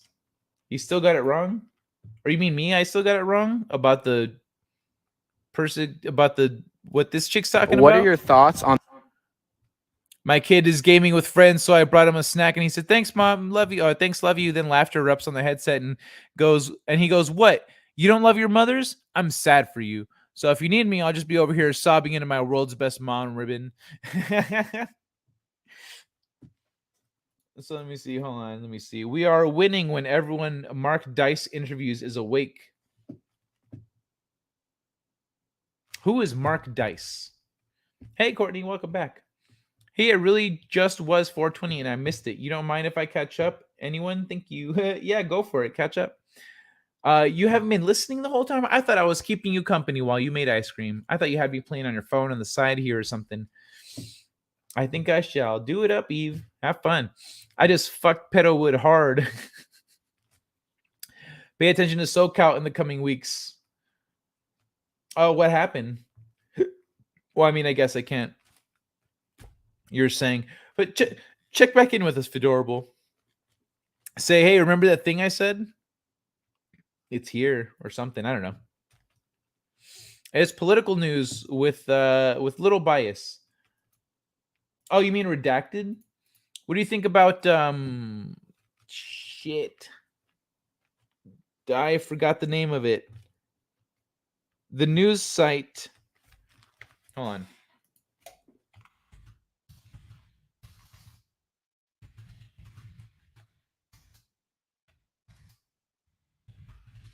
Let me look this up. It's the news site that shows the political bias of different articles. It's something news. It's fucking.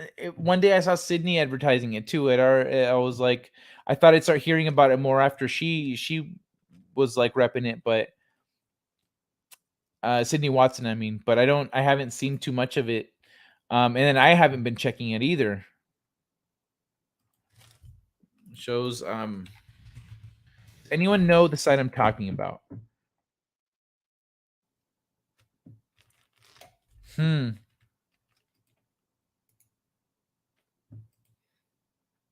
Damn it. I don't remember. Yeah, I don't remember what it, but let me see if it's in the chat here. Because I know it wasn't called Redacted. It's political news with little bias. Mark Dice, YouTuber and author. Oh, cool. All right. You'll see. I'm tradecraft as fuck. All right, I got you, Doug. I got you. Catherine's turn for putting on sleepwear. My kitchen had enough in it for at least a dozen mice. I watch more end time news mostly. More end time news. I watch more spiritual stuff lately. I don't know. It's so much, man. It's so much. I don't know where to. Oh, okay. Well, this is the last one, I guess. So the president with the lowest approval ratings in our lives just had his Department of Justice's FBI raid the private home of the leading candidate to replace him in the next election. This is Banana Republic, third world level crazy and scary. Yeah. Yeah, agreed. Agreed. Anyone justifying this is a fucking idiot. Is not paying attention to anything. They're just sucking the teat of the news and what the news tells them. Don't watch news much. Seen how this movie ends. We can, you know what? We can create a new ending to the movie. We can. That's the thing they don't tell you, but we can. And, you know, they're expecting us to fall, but we're going to make it just like this individual right here did.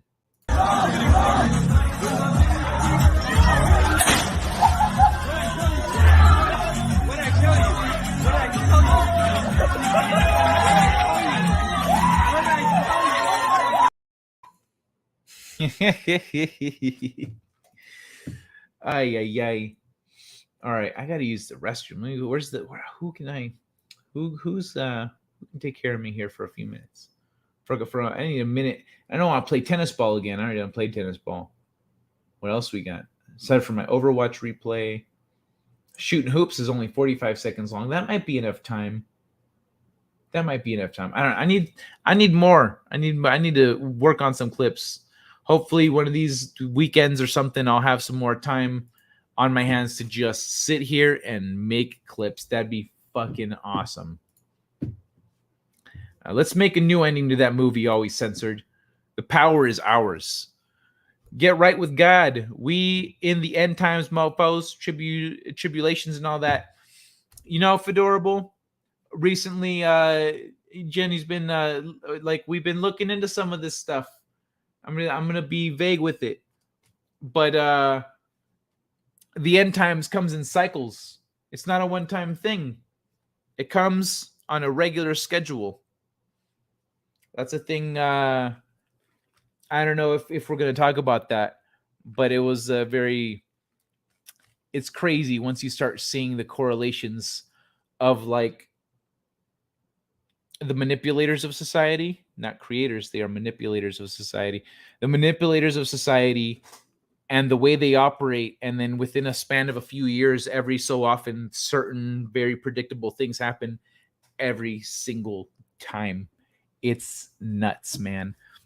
But yes, the end times, in a sense, are coming. They're not what everyone's expecting.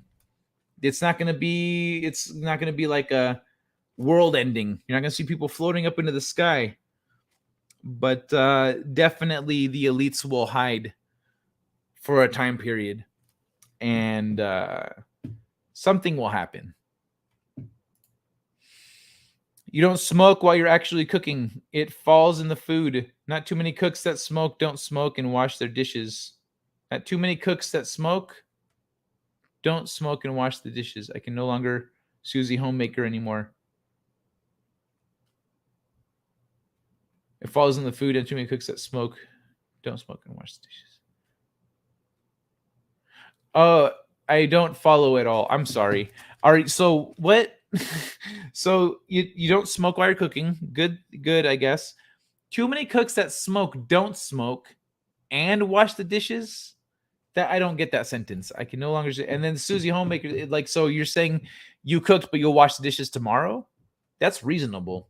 Fuck cleaning up the mess tonight. Do it tomorrow. That's tomorrow Eve's problem. Tonight Eve, you're enjoying yourself some ice cream. The first step before another Germany. The old guy replacing another old guy. It's just sad. Fail. Fat saves lives. Yeah, you know what? First, this one, the old guy replacing another guy. If we got a younger person by about 20 years, their perspective on everything would be completely different. And they the thing is, we'd have to vote someone in who isn't a part of that whole corrupt system that spans multiple countries around the world. It's a worldwide system of elites and families that have been in power for generations, for centuries. And I think that's why Trump is an issue to these people, because he is not part of that group. He rubs elbows with them, but he's just a business guy. He's not like part of the control scheme. And so that's what I see nowadays. I didn't see that before.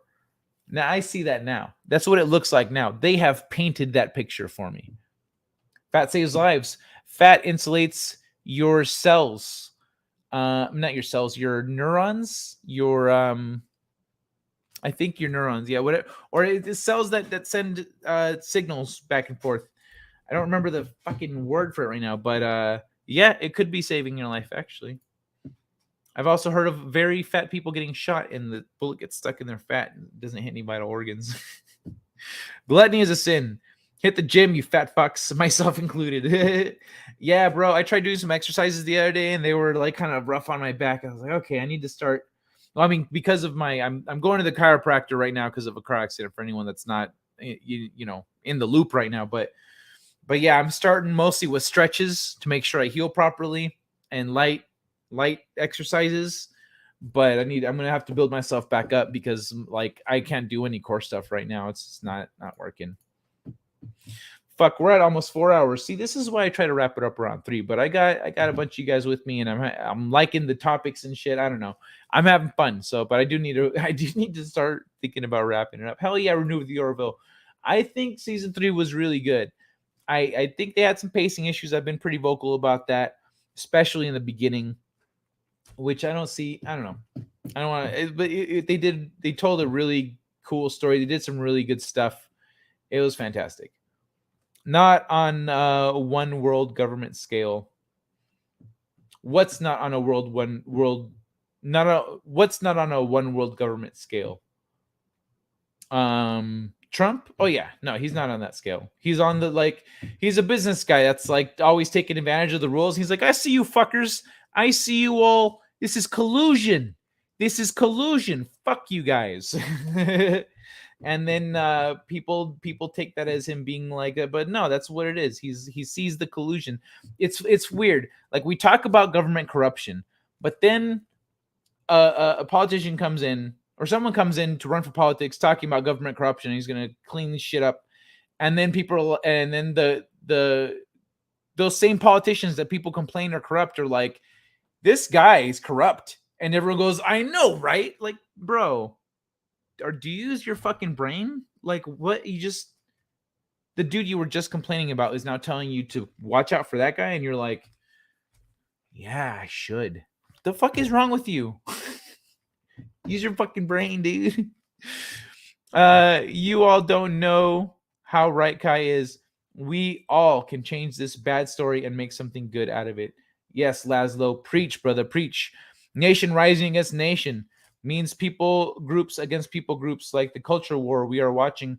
The thing is, you got to strip away this identity that they've pressed upon us to get us into these wars with one another, because they use wars to cover shit up. They use wars to cover up bad investments, to cover up losses of money, to cover up shady activity, to cover up secret information they don't want people to know.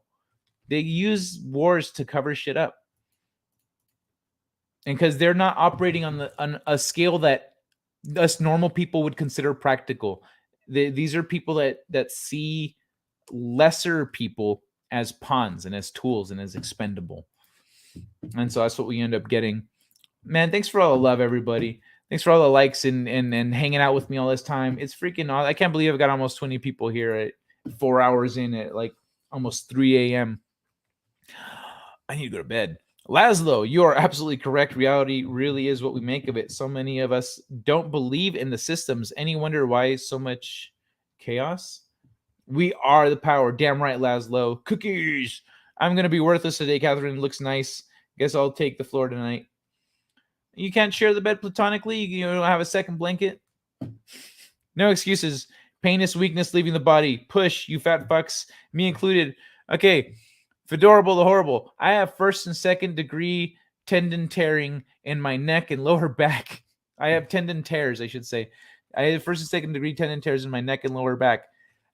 I need to actually be mindful of the way I move my body and the pressures I'm exerting on it for a little bit.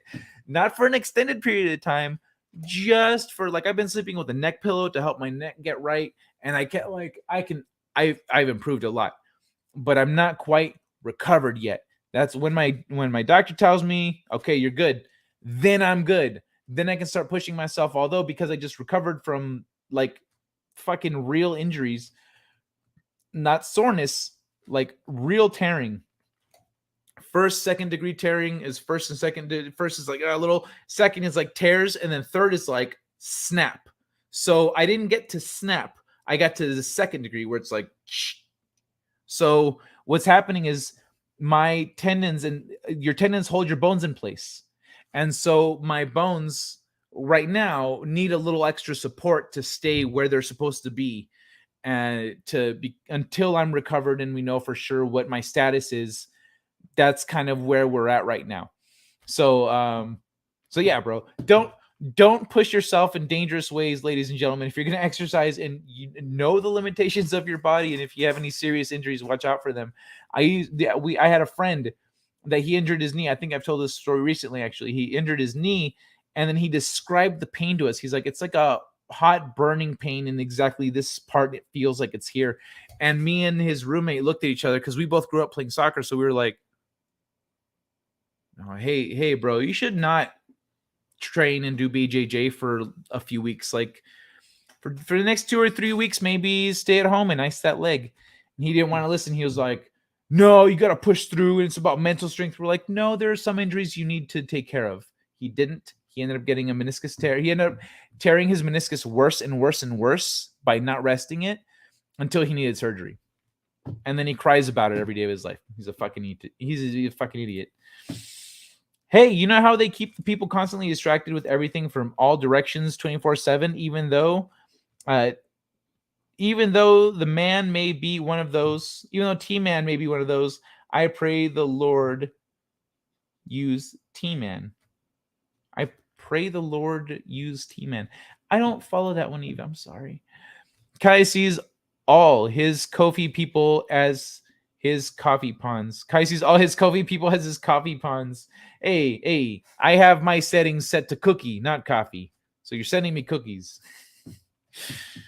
And to totally distract, derail, and discombobulate all of their schemes, if they have to spontaneously combust to stop them and their evil.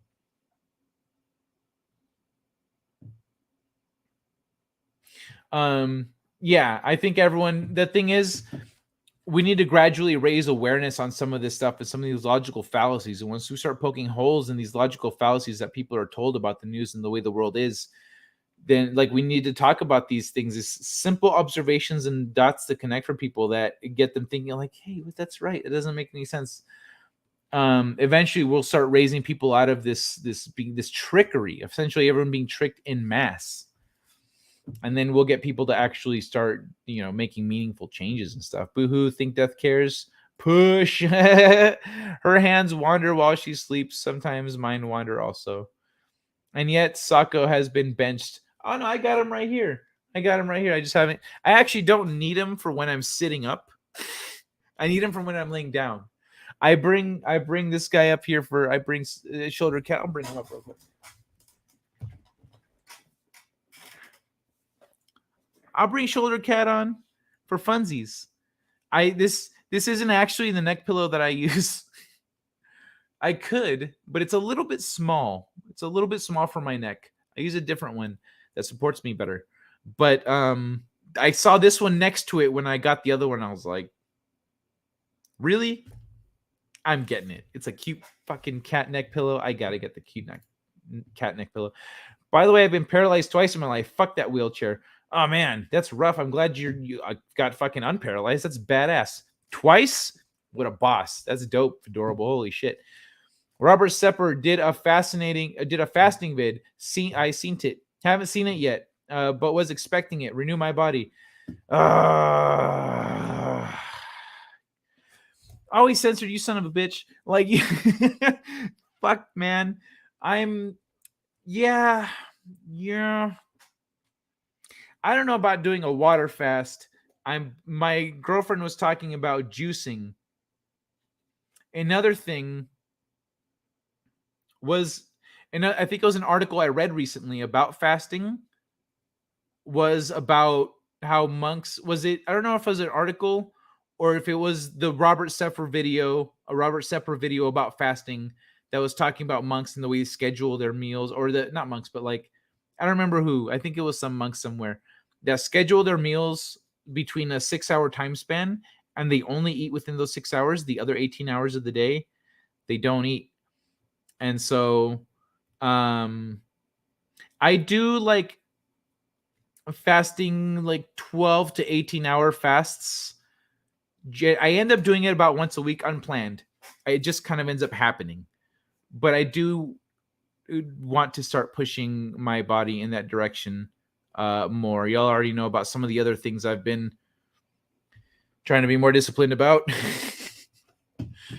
It's hard when you live so close to your girlfriend. So here I am, back from karaoke at my local bar, and Kai is still streaming. Hey, welcome back, Mr. CCDB. One man show. My wife's hands wander even when she's awake. Yeah, sounds like my girlfriend too. Adorable the horrible. People like us. Actually, it sounds like me. Adorable the horrible. People like us used to be a rarity today in these weird times. Now it's different. Now all the normal people are just as strange as us. Different strange. I don't know, man. It's strange to us. I don't know about as strange as us. It's different. But that's a decent thought though. By the way, Hedy Lamarr getting mad props this week. What happened to Hedy Lamarr? With Hedy Lamarr. What did Hedy Lamarr do? You're talking about the here on YouTube, Hedy Lamarr, right? Not like the actress. Unless it was like something. Sometimes that happens. Dead people they have a rise in popularity on the internet for some reason. Headley. Where the white women at? I love Nico Nixon. Nico Nixon. Arigato gozaimasu.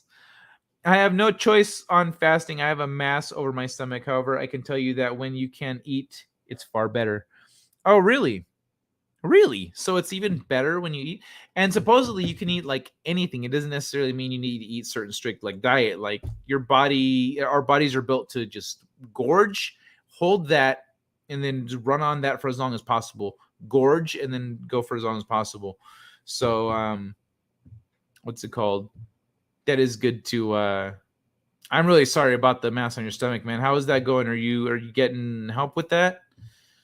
A pre-show chat for Robert Seppervid was nearly 100% converts to fasting. I don't usually turn on the chat, but I know it has a drop down there. I see it over by the top right. Hey, Lamar gave us modern Wi-Fi in short. Okay, yeah, real Hedy Lamarr. That's what's up. Fix some of Tesla's unfinished works. Nice. Yeah, Hedy Lamarr was incredible. So whenever people go, what's your kind of woman? Like women like Hedy Lamarr, women like Jenny, women who are just beyond what's not just what's expected of them, but what's I'm somebody that doesn't have a single skill set. I have multiple skill set. I have multiple areas of expertise and experience. And So I like the same, someone who's smart, capable, and does things outside of what they do normally. So I love it. I love when I can talk to my girlfriend about crazy other shit that neither of us has any business knowing. It doesn't show on an MRI. No worries. I ate lots of Cheerios and cottage cheese. Brilliant mathematician and MILF. Yes, she was gorgeous. She was beautiful. She was good at everything. It's pretty impressive. Pretty impressive. What am I looking for here? Where's the button? Where's the button, Max? Okay. I guess I could touch on a quick little, if you guys want, before I go, I could touch on an article real quick. Just a little one. This one's little. A little goodbye article, right? How about that? The South Park creators are having a nightmare while renovating their beloved Casa Bonita. South Park creators Trey Parker and Matt Stone are apparently learning that owning a restaurant is a lot harder than animating one on TV for Comedy Central. The proud owners of the Denver area attraction, Casa Bonita, are having a much more difficult time renovating the place since they bought it last year, in what's apparently not homage to The Bear, but simply a duo sinking a lot of money into the Mexican restaurant just to open it back up. As the Denver Post detailed on Tuesday, Stone has been very upfront about how difficult and expensive renovating Casa Bonita has been over the last few months. Have you ever seen Kitchen Nightmares? It's the very, very worst one of those you could possibly ever imagine. What we thought would be, oh, this will be cool. We can buy this and open it and it'll be around again. Turn into, oh, this is going to be what we have to put all our money into and hope that it works. Oh my God, that's so much money then. The Post described the scene as an active construction site with 80 or so workers updating all kinds of things inside the restaurant, and Stone didn't have great things to say about the previous owners, who apparently did a number on the place over the years. The fountain out front of the property, for example, had to be raised because of safety concerns. A lot of the basics had to be redone during the renovation, which has delayed the chances of even thinking about reopening. Things like updating the HVAC system and plumbing and work on electrical and gas lines. We're talking about just health and safety stuff, like so someone won't die. Jesus. So the place was essentially neglected for years. They ran the business, but they didn't put love into it. They didn't fix it up. They didn't take care of it. Despite the construction delays and surprise costs, though, Stone reaffirmed, and also construction costs are way up right now because of all this shit. You know what I mean? Despite the construction delays and surprise costs, though, Stone reaffirmed the duo will stick it out and make new Casa Bonita a reality. It just means he may not be able to save a Coney Island hot dog. He's been eyeing up as well. Anyone else that said, oh, I want to buy Casa Bonita, they wouldn't have made it because this is going to cost so much and it's really dumb. Said Parker, we absolutely should bail and stop spending money, but we're committed now. We'll have to wait just a bit longer on these sopapillas, I suppose. That's pretty awesome, dude. They're actually putting love into it. Like, they bought a thing and they go, wow, this place is in shambles. That's why they were closing it down, because they were fucked. There was no way they were going to be able to keep it going. Ay, ay, ay. Let me teach you how to fast, Kai. You gotta get on the boxers fast. You can easily pull off 5 days with your strict reserve. What's the boxers fast? Restaurants plus equals losing money. Restaurants plus nothing equals losing money. How long will 10 kilograms extra last? I fed about too hot, that rate up to 4%. Welcome to that shit show. Fed about the hot, that rate up 4%. What's 4%? What are we talking about? Who's got percentages going on here? All right. That'll be the last one, I guess. That'll be the last one. The other ones, maybe I'll read this one later. Circadian clocks play a key role in fat cell growth. It could be anything. Ay, ay, ay. All right, y'all. I think it's about that time. I can't believe there's 18 of you still watching me at this hour. Thanks so much. If you've had fun, if you don't know, if you haven't had fun, if you've been like, this has been very mediocre, you don't need to drop a like in the video. But if you have, I would really appreciate it. It lets me know I'm doing a fine job here. If you have any suggestions, drop it in the chat or down in the comments. Fuck it. Fed about to where are we at? Fed Reserve. We gonna get dick down hard. Oh yeah, that's right. Fed about how the 4%. Welcome to the shit show. You talking about the fasting? I smoked weed. It said watch Kai. That's what's up. That's some good weed, man. That's some good weed. Oh, that's 90 pounds not intended. Just not being able to keep food down. I'm a freaking cook. Went to culinary school and everything. Oh my god, dude, that's rough. What about like juices and liquids and stuff? Like, how do you do with those? Like, if you make a juice in a blender out of vegetables and water and maybe protein powder or something, can you keep that down? Can your body process that? Or because that might be easier on your stomach than solid foods. I got email from Home Loan Bank going up another 5%. Oh, 0.5%. Got it covered. Saw this coming. Mostly paid off in savings more than enough. Nice. That's good. Love you, Stunt. Mwah. Thanks so much for hanging out tonight. I'm always so happy to see you, Stunt. You're just a ball of positivity and love and energy. So it was great. Master Cleanser was designed for people like you. God bless, chat. Liquids, yes. Okay, good, man. Good. Yo, juice it up, bud. Like, juice it up. Fucking, if protein powder helps, then all the better. You can be on the cleanse diet. You can do the fasting and maybe have a spiritual experience and open your third eye, man. Let's best of luck. And Mr. CCDV, check out Robert Sepper if you want to see what we're talking about. Robert Sepper. His name is spelled so weird. There's no way you're gonna find the wrong guy if you search for his name. So there's his name, Robert Sepper. You see why I'm saying it's spelled weird? Look at this. The fuck is that? It's weird.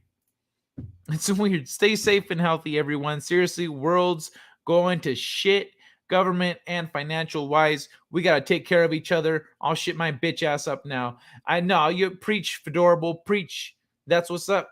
A lot of the things that I was writing about in my book about, the world kind of coming to a bad place is happening a lot sooner than anticipated. I was like, I thought this would take at least 100 years. No, people just flipped so hard. I was not expecting it, bro. But then again, we go through waves of this kind of stuff, right? So I don't know.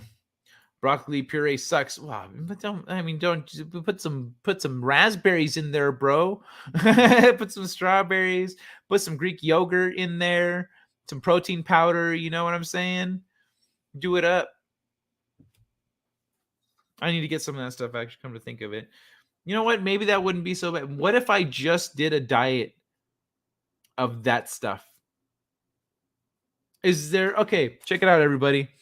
What if I put out like a fitness, weight loss, fasting challenge, something like that? Who would want to join me in that? Now I'll put it out to other people I'd be YouTubing with.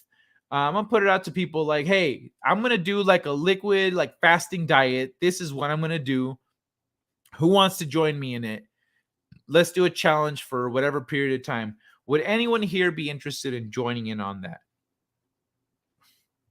Because I will keep you all informed. I can make it a whole thing. We can make a group chat or something. I don't know. It's good to have people encouraging you. But essentially, if you're drinking liquids, if you're pureeing all your stuff, you're getting all those nutrients and stuff, you're not.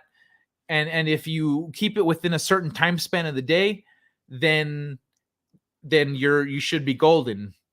So I think that would be great. It kind of seems like the universe is giving me little pushes in this direction. I'm trying to get better about listening to the universe sooner rather than later, because I keep doing it at the last second. I'm like, it takes me a while. I'm a little resistant, and then I finally give in, and it's a good thing. And so I'm seeing these hints. I'm seeing the hints, universe. I'm seeing it. I see, like I was talking about this with Jenny today and yesterday, and then Always Censored comes in here talking about it. So I see it. All right, I'm gonna give it a shot. Slingshot. Cheers, brother. Thanks for the fire. I'm glad I'm fire, buddy. Later on, thanks for streaming, Kyle. It's been my pleasure. I love hanging out with you guys. I always spell it wrong. Get it right with the big guy. Seriously, too many signs. Yup, too many signs. So it's like, bro, I got the 11-11 tonight, talking with you guys about 11-11, talking with Jenny about 11-11, and then I got the fasting thing with Robert Sepper. I'm like, fuck, dude, this shit just keeps coming. Just keeps coming. I'm supposed to have a spiritual experience. That means I gotta do all this stuff, I guess. Fuck it. Let's do it together. Let's all meet the meet our ancestors, the great over consciousness, God, whatever you want to call wherever you end up. Who knows? Everyone has different experiences, right? We don't necessarily know it's all going to go the same. Yeah, get right with the big guy. Seriously, too many signs. Yeah, it's fucking. Yeah, I gotta listen. That's what led me to Vegas. It's what led me to Vegas for the last year. I had been getting little hints about Vegas. They were light. They were very light hints. And then I started getting some heavier hints, and I realized, like, wait, I see a lot of things happening at the same time here. Like, what? Maybe I should consider this. And I was not open to leaving California. I was not. And then I started noticing the signs, and I was like, okay, well, let's see if this is practical. It turned out to be very practical. And then so I just started digging. And since then, I haven't been happier in years. I really haven't.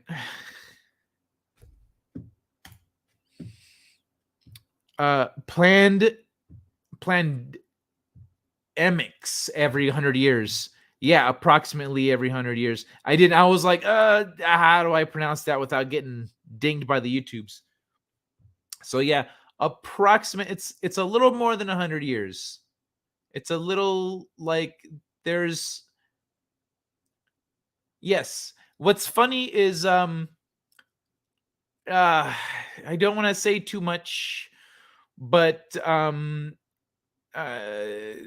we have found here Jenny's been doing a lot of research because of some stuff, and lo and behold, in the 1850s, exactly the same thing happened.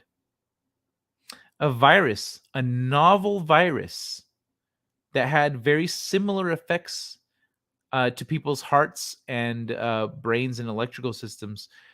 Very similar virus in 1850 that was close to something from a certain animal, but like not anything they had seen from anywhere on the planet. So in 1850, bro, yeah, these guys, they have knowledge from before the fall, you know what I mean?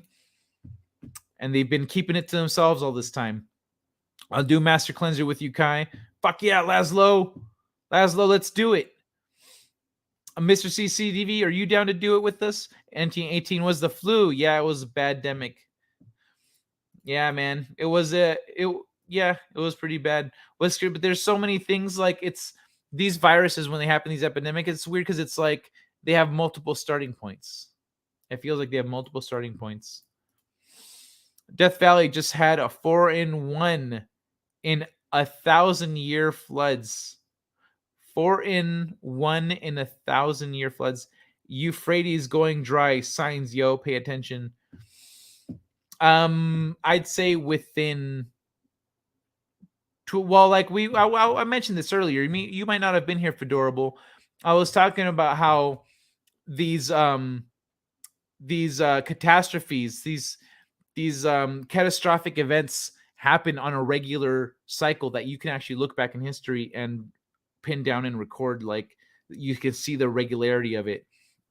And yeah, these things, there's definitely something that's going to happen in the next 20 years, within the next 20 years, I'd say. Not sure what exactly it's going to be, but I wouldn't want to be near any of the coasts. I pureed a roast once. It wasn't bad. Potatoes and carrots with the beef wasn't bad. Really? Interesting. Really? No shit. A roast with potatoes and carrots? Okay. All right. Hint, hint, hint. Damn, Kai said it while I was typing. Hint. Grew up in Vegas. Heart of Darkness, bruh. Oh, dude, yeah, there's some this is such like I get a very low effort vibe from the city in general. But there's definitely a funkiness to this place. There's definitely something amiss. You know what I mean? It's a very we live near a secret government base kind of a thing. 1918 was the flu. Yeah, oh yeah. Kai, you have to learn to talk in code, like be a proud never sleever. Yeah, I know. I'm getting better at it. I had some of my moments here on the stream. I had some code talk. Feeling pretty fancy with the code talk. Ay.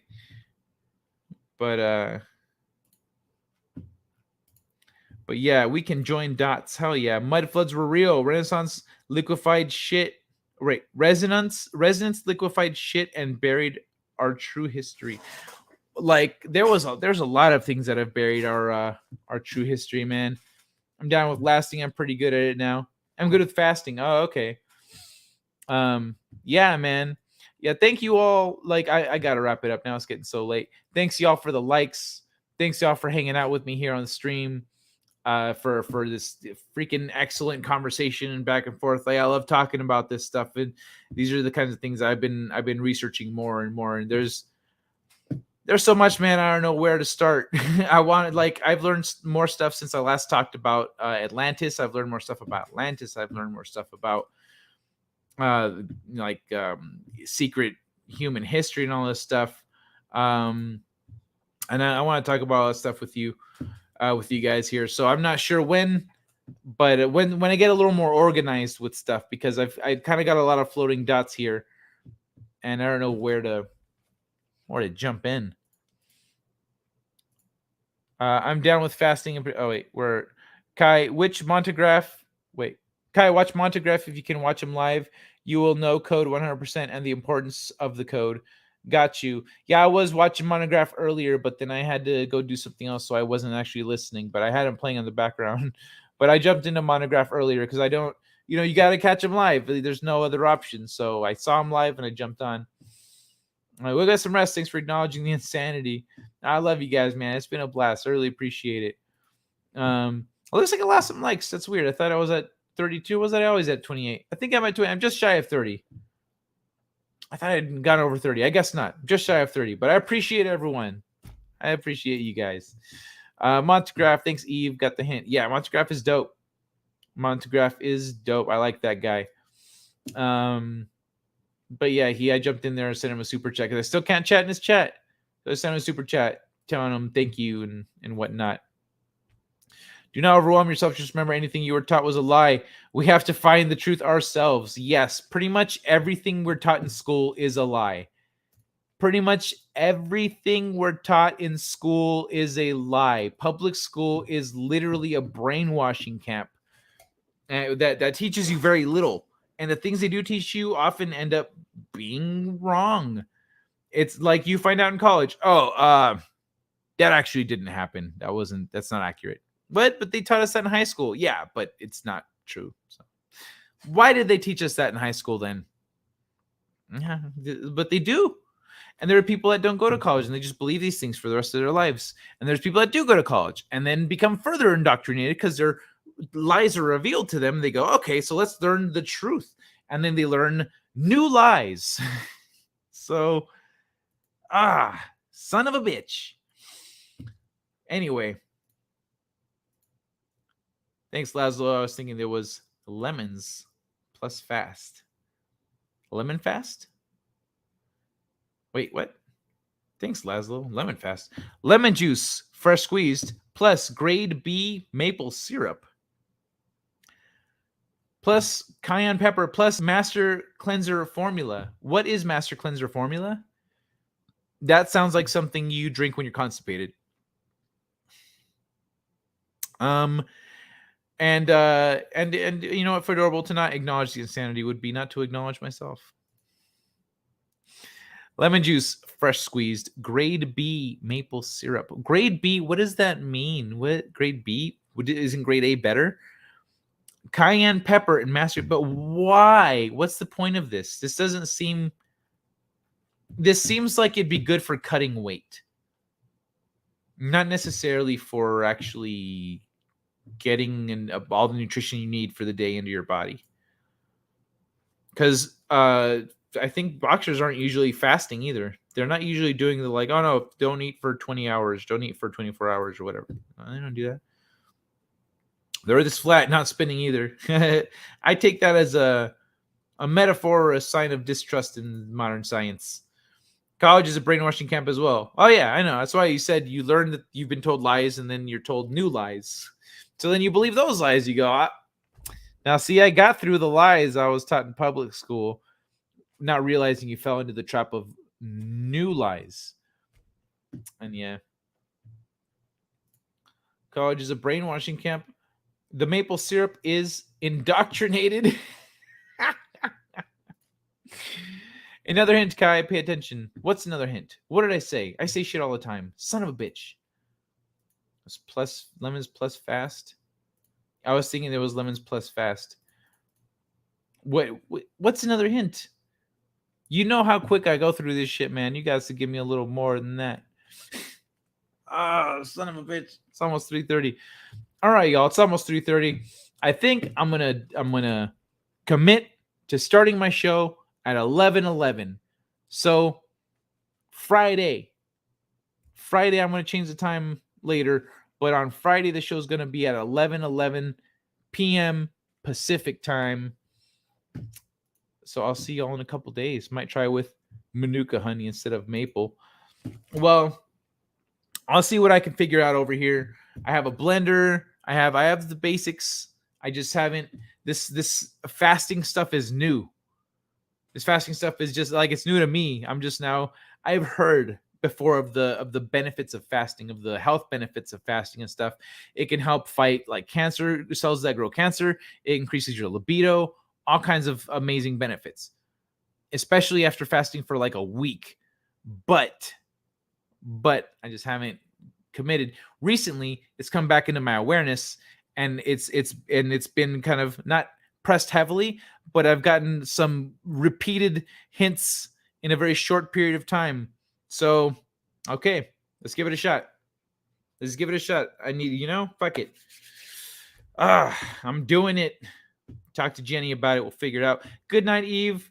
Thanks so much for your support and your presence. I really appreciate you. If anyone wants to check out my new short story, A Mighty Muse, it's on my website, KaiMFS.com. Just go to the stories, and it'll be right there at the top. I need to make a pretty button for it, but I made a pretty page for it, so there's that. Fasting doesn't take long. See what I did there? Ha ha ha ha. That's funny. I love the cheese.